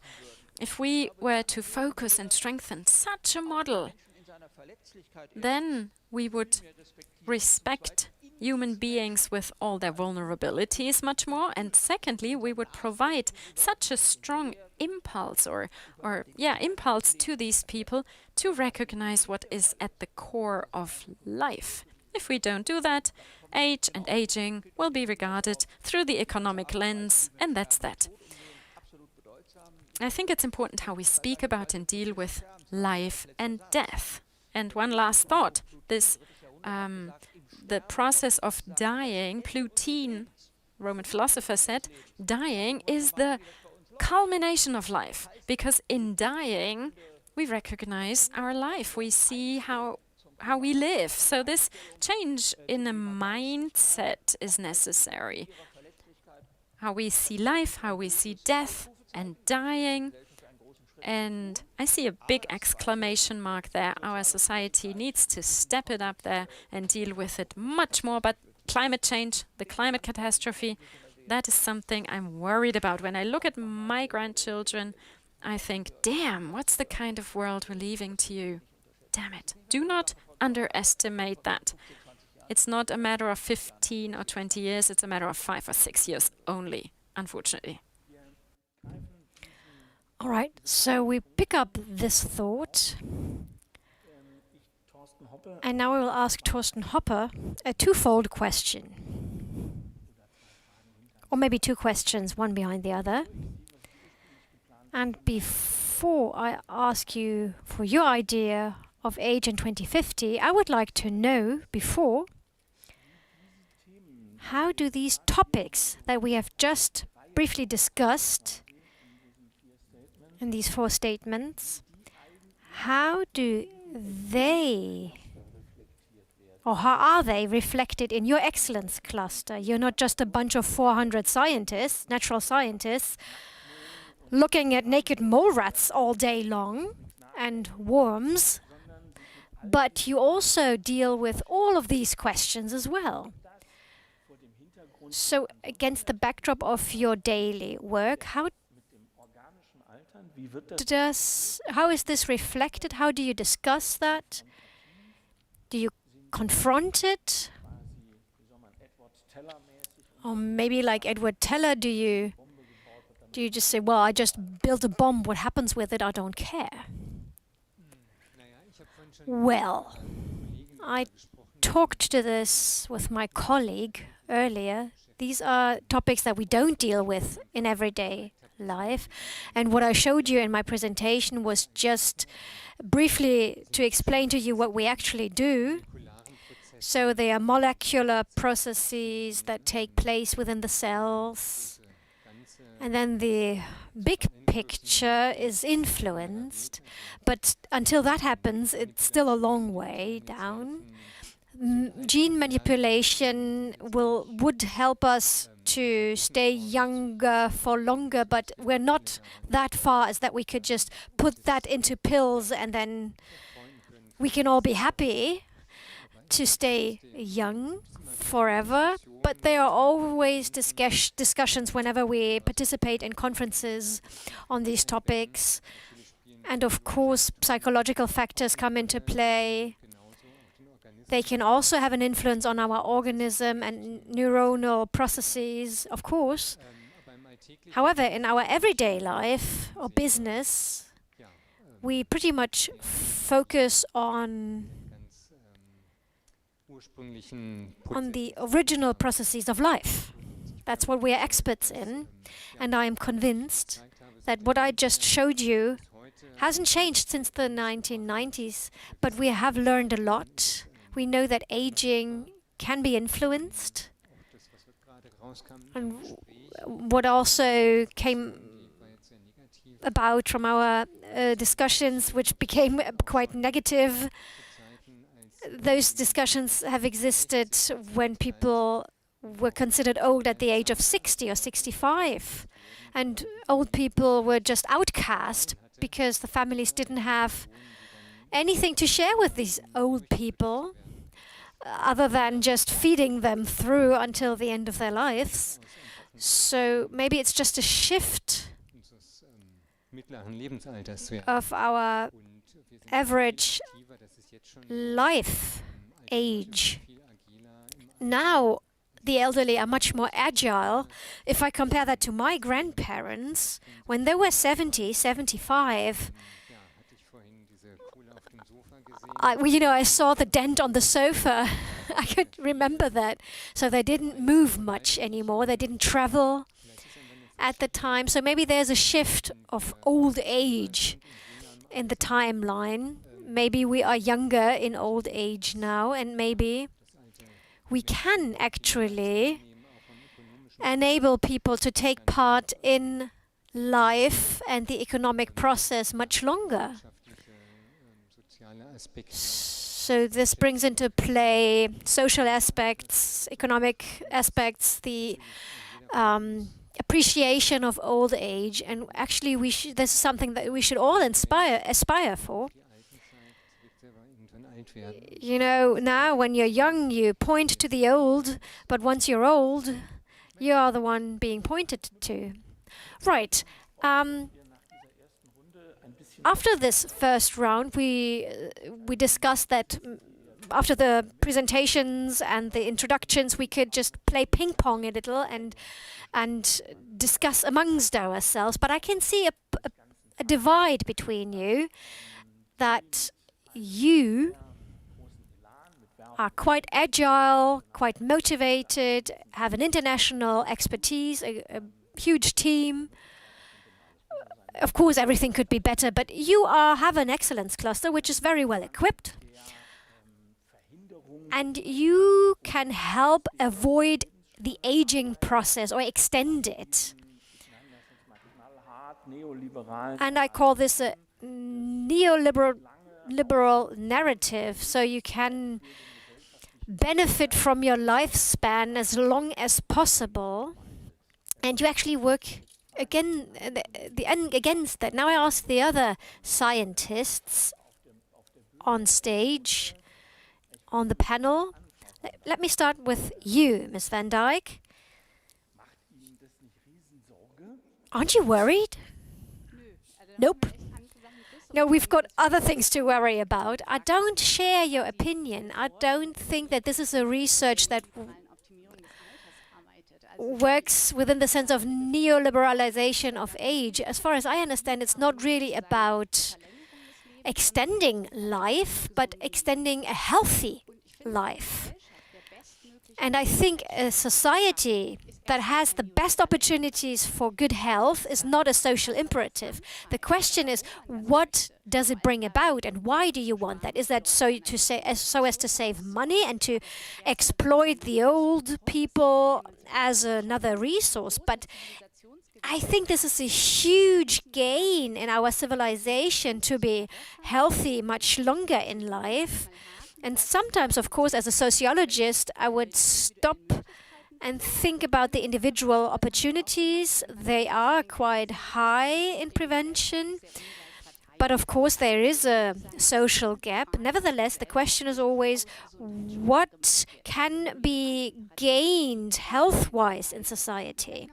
And maybe one more thing, because this is a topic that is very important for our society. What is a healthy society? Is health an imperative? Or let's just differentiate. It's very important to have a society with the best opportunities for health. But if you want to live a short and excessive life, you say, well, I don't want to be old, I just want to have a good life, then go ahead. Health should not be an imperative. This is a huge difference. Not a healthy society as a dictum, but the opportunities for health in life and in old age. Aagje Swinnen, I would like to directly ask you for your opinion. Now, the representation of age and aging and also morbidity in artistic works, in artistic projects, means that art is dealing transience and transitoriness much differently than before. Now it's idealization. It's not about idealization anymore, but it deals now with the processes of age and aging. But on the other hand, we heard of an orientation towards more and more healthy life in old age. But are these tendencies that you can also see reflected in art? Has that already entered the field of art? Ms. van Dyk says it's not neoliberal, but it's a healthy imperative in art. Well, I think that the most art on aging that I have encountered provides more of a counter-narrative. And that's, of course, also why I'm interested in it. I also look specifically for those that I feel confront us with a certain reality that we would like maybe to question and to rethink. then in terms of this healthy imperative, while we are talking, I'm thinking of my students who are actually also suffering a lot, young students who are suffering a lot of this imperative, because this successful aging paradigm, it really is like tripling down to all layers of the population, in the sense that this whole idea that you are in charge and responsible for your own well-being is so massive that many young people also suffer from mental health issues. And I think this really connects to what Professor Kruse said about the spiritual. I feel that if we do not talk about the vulnerabilities that are characteristic for our lives across the lifespan, and I'm not only talking about physically but also emotionally, socially, right? Think of broken relationships, etc., broken friendships that also younger people deal with, the burden of having to look a certain way. A lot of young people suffer from diseases like anorexia, things like that.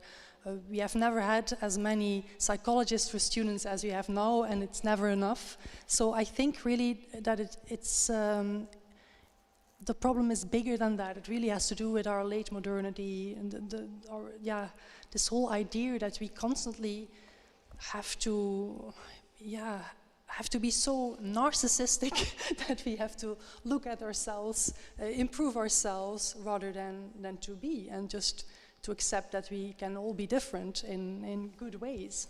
Yeah. Ich gebe die Frage mal weiter. I will pass that question to Mr. Kruse, and I would add something to it. Mr. Kruse, now I would like to point that out. For more than 3 decades, you've been working in politics advice. Now, the scenarios that Mr. Hoppe has described, what happened in the past 25 years in this field of research, and what kind of progress we will make in the next 25 to 30 years. I don't really agree with Ms. van Dyk's optimism yet. And you are thinking about politics and how politics has reacted to such developments in the past.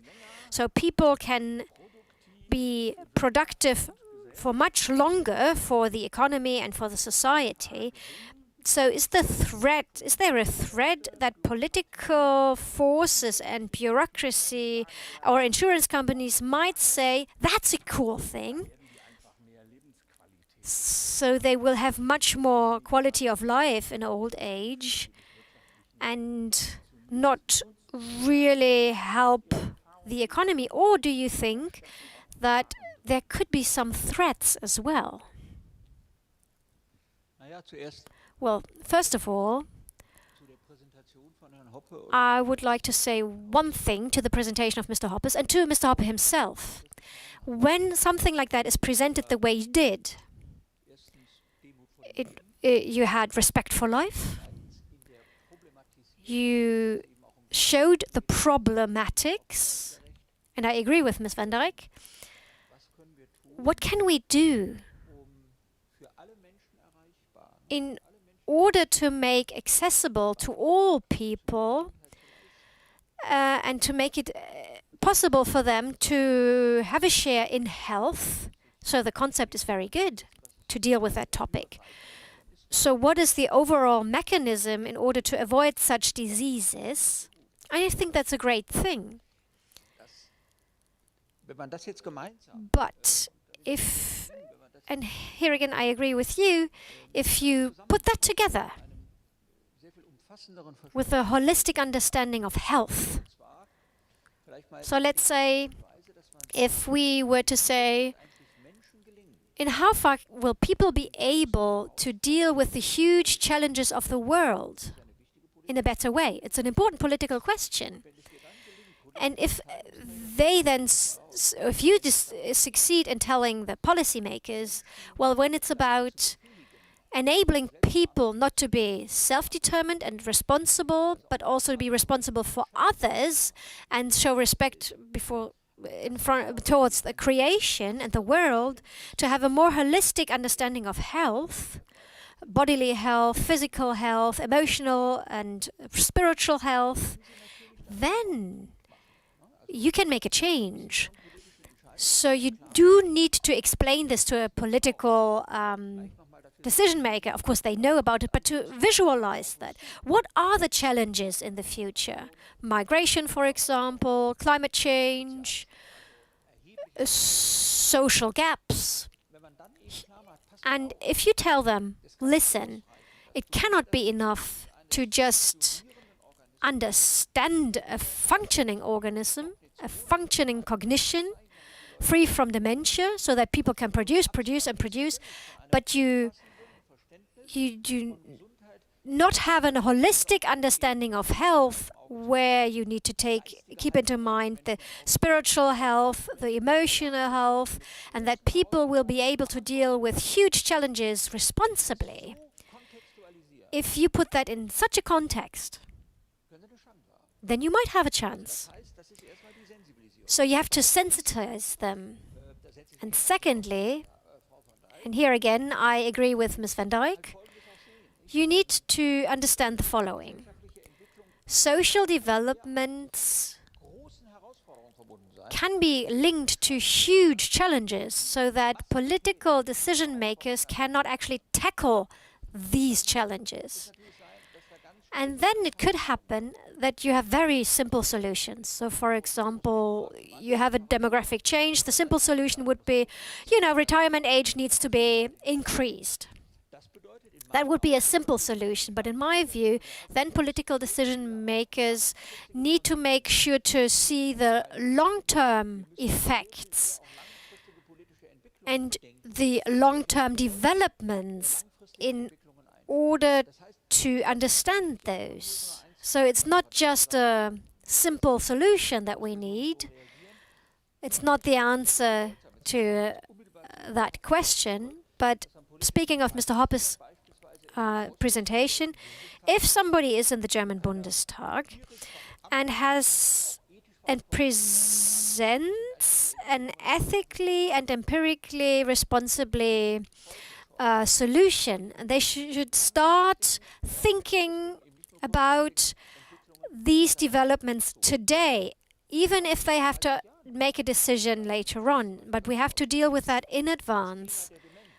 Dementia, for example, or multimorbidity in old age will be very important to our society in the future. So, please, support prevention, support the research in that direction.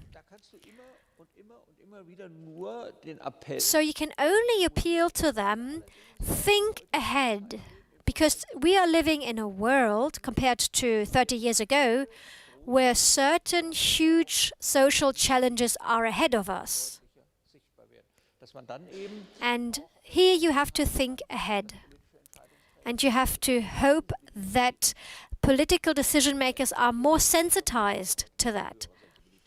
One topic, they are much more sensitive now. How do I deal with people with dementia? Because whenever I talk to politicians, I hear, well, my mother has dementia as well, or my aunt has with dementia. How do I deal with people dying? I have that at home. How do I deal with the care for my family members?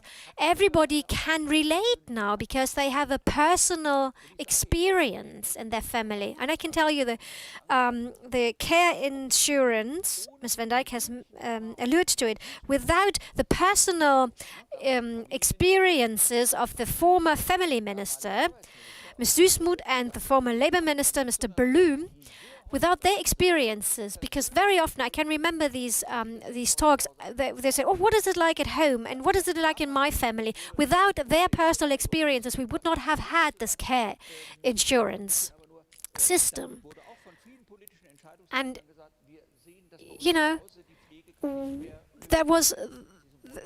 that's what helped.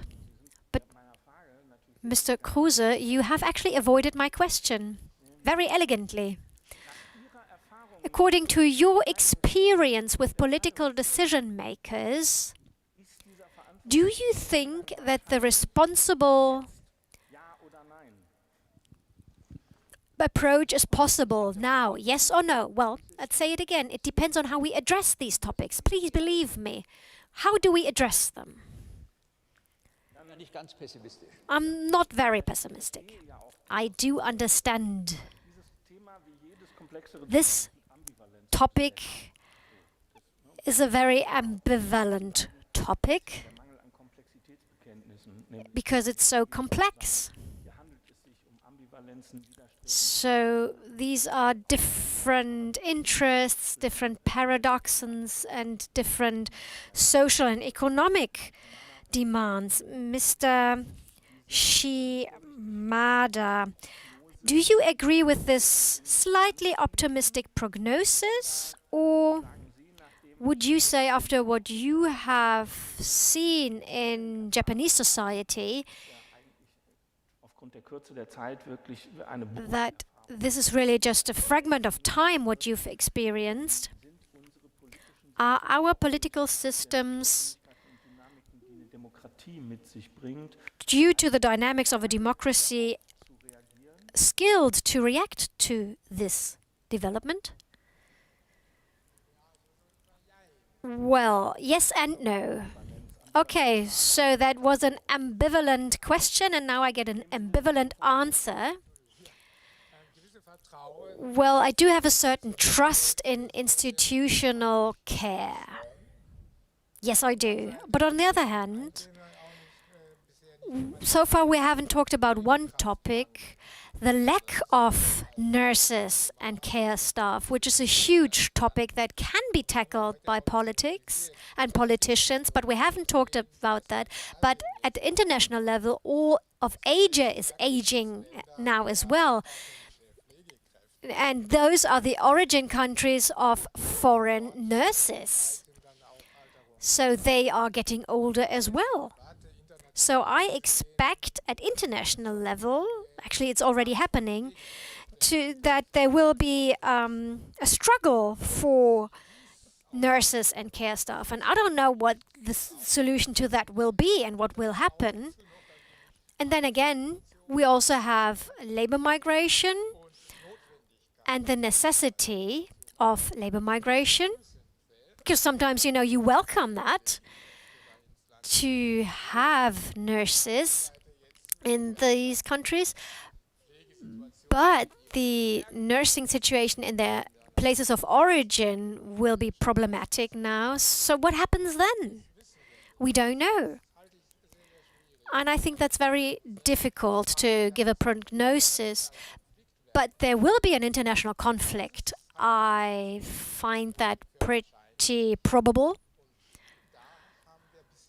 And so far, we have done only few at political level. Let me just ask one more question, because we are now talking about two nations, Germany and Japan. What you haven't said yet, and what I would be interested in, is that at meta level, what is the difference in discourse?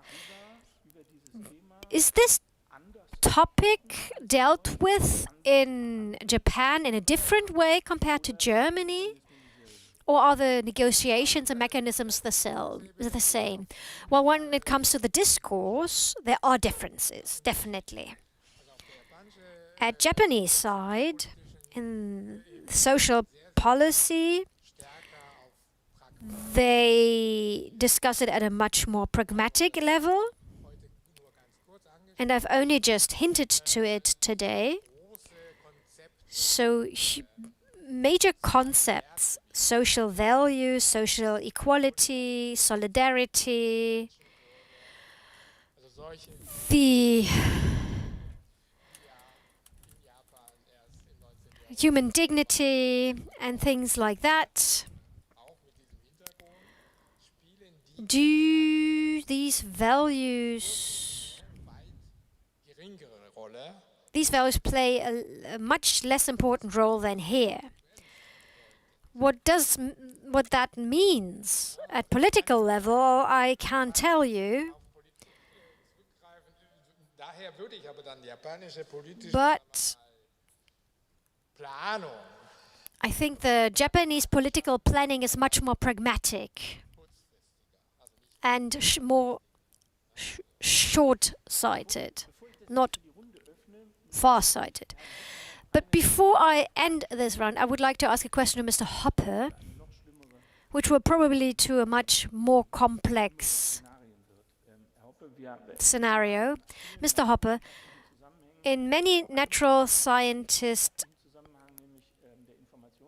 environments, we hear of information technology, and here they are working on the singularity moment, so that technology will one day be at the same level as humans with artificial intelligence. Such forecasts are difficult because they deal with the future. Nevertheless, in your excellence cluster, you are also making some prognosis, if you will. Now, do you think, as a natural scientist, in a technical discipline, medical discipline, biological discipline, when do you think will you be ready to do genetic interventions?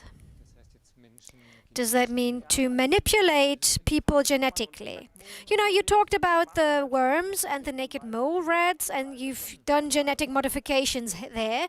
But when do you think can we do that with humans? And you said, well, we're not allowed to do experiments with humans, but now we know lots of things will be possible in the future and will be done in the future. And of course, we are all tempted, if we know that it is possible, whoever will do the first step. You know, my question is, when do you think will the science sector be ready to know where we have to make an amendment? Well, we do have the know-how. We know that we can amend genes. You know, you have the gene scissors. You probably know about them. In microbiology or molecular biology. So we could do that with mice. But it's an ethical question. At least in Germany, this is not allowed. This is not possible. This will not take place to experiment on humans. And of course, when it comes to nuclear physics, everything that is doable will be done.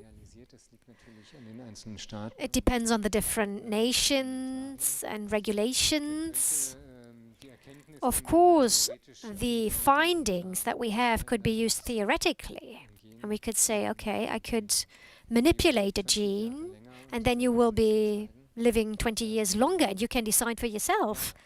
However, these are scenarios that I do not want to think about. I think we as a society need to deal with it and discuss this. I'm asking you this because we have made the experience that there are countries who do not really care about ethics, and they do have the technical means to do so, and then they might have a much longer lifespan in their countries. Let me put it this way. So I'm quite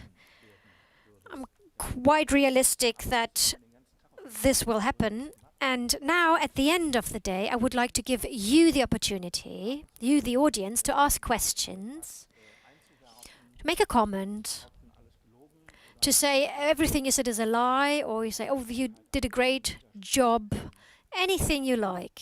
The floor is yours. Or are you tired and want to go home? You need some oxygen?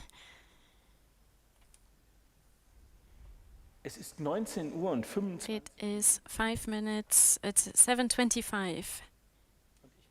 And I would like to thank you, all of you, for this highly fascinating day, for your presentation. Such a day full of input, full of information, a density of information, looking at questions that range across such a number of topics. I told my family where I would be today, And last week we had a birthday, 4 generations around a table.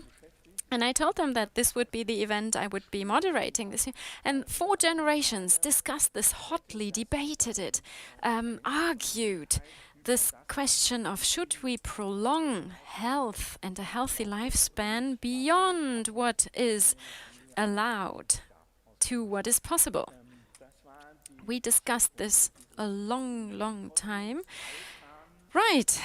Thank you very much. That was the final panel of this symposium, Aging and the Society, within the context of aging of the Typhoon Plus project. First and foremost, I would like to thank the experts, the speakers of today. Thank you for helping us look for questions and not for answers.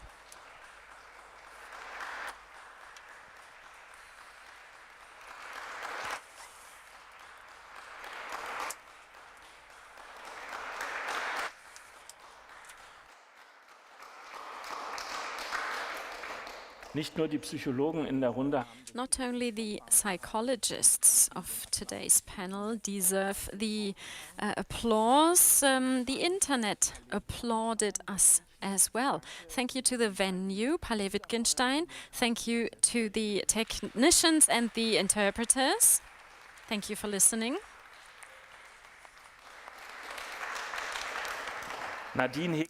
Nadine Hickmans and Andrea Wilming say goodbye from the booth. We have to mention their names at the end of the day. Thank you for the technicians, as I said. Thank you to the audience and the audience in front of their screens, back home, from your mobile phones, your laptops, wherever you logged into this symposium. Lico, Fang, Marc, Franz, thank you very much for this project.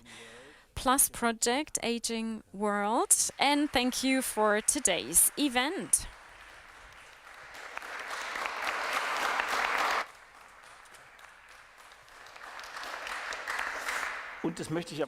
And last but not least, let me mention that Mr. Iwama, the Consul General, he was here half the day, but the Ministry for Culture is represented here by Katrin Boss, who's one of the sponsors, and on Monday morning she will probably tell the Minister of the Federal State what we've discussed here today. Thank you for having attended. Marc, Franz and Lico, Fang, yes, of course. A big hand for you. Not everywhere it goes without saying that someone from the ministry attends and stays until the end. I haven't seen that much in publicly funded events. Lico and Marc will now have the final words and will tell you how this project will continue in the spring of 2022, and then you will be accompanied into this beautiful summer evening. My name is Peter Grabowski. Thank you very much for your attention today and for the vivid discussions of today. Thank you.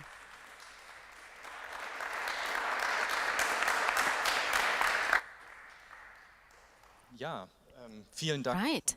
Thank you. We would like to say thank you as well to all the speakers, participants. It was a fascinating day, full of input. What will the future of the project look like? How will we continue? People asked me this during the break already. Over the next weeks, the artists will continue to look deeper into the matter, seek the exchange with you maybe, with the Diakonie and Caritas welfare associations, and then projects will be presented at the Theatre Museum in Düsseldorf on October 1st, 2nd and 3rd, 2021. Up until then, the artists will conduct further workshops. There will also be a film screening series in cooperation with the Film Art Movies Theatre in Düsseldorf. They will show movies on the topic itself over the next weeks. So these are the upcoming events, and you can find them on our website as well, typhoon-plus.org or org. We will update the website regularly, and then hopefully the project will travel to Japan as well to continue what we've started here over the past 2 months. in a more condensed shape and form. And after that, the projects will be presented and will be taken along into the next year so that the narrative will be continued. So the next step will be the workshops, the further development of artistic positions, and then the presentations at the beginning of October. An der Stelle bleibt mir jetzt eigentlich. And all that remains for me to say is thank you from the bottom of my heart. Have a wonderful evening, and I hope we will see each other soon at the workshops, at the presentations, or next year. Thank you.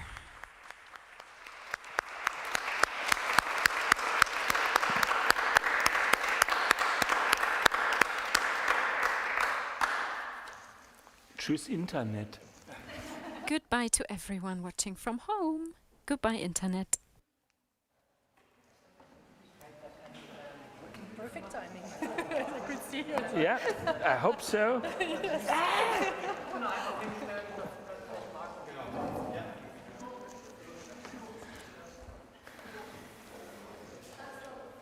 Frau Swinnen, aber ich weiß nicht, du weißt, glaube ich, auch, wissen Sie alle Bescheid, dass wir gleich noch mit allen gemeinsam essen wollen? Ja, genau. Dann würde ich sagen, gehen wir alle gleich gemeinsam rüber.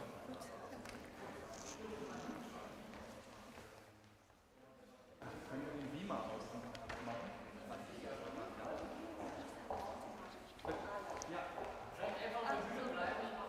Ach so. Ah, okay.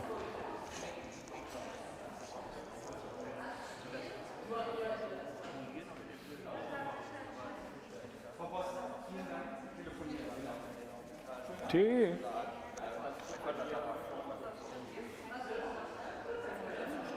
Achso.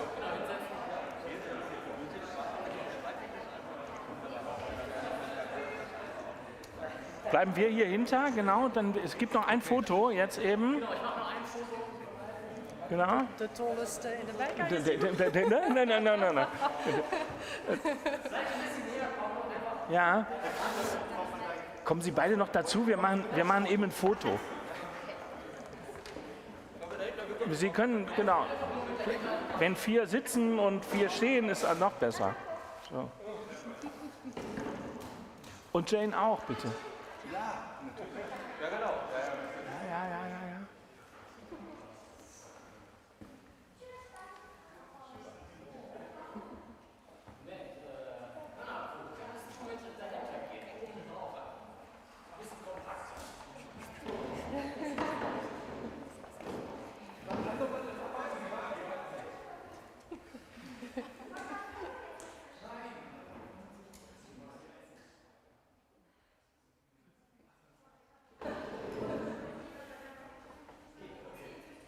Wir müssen direkt weiter übersetzen irgendwo.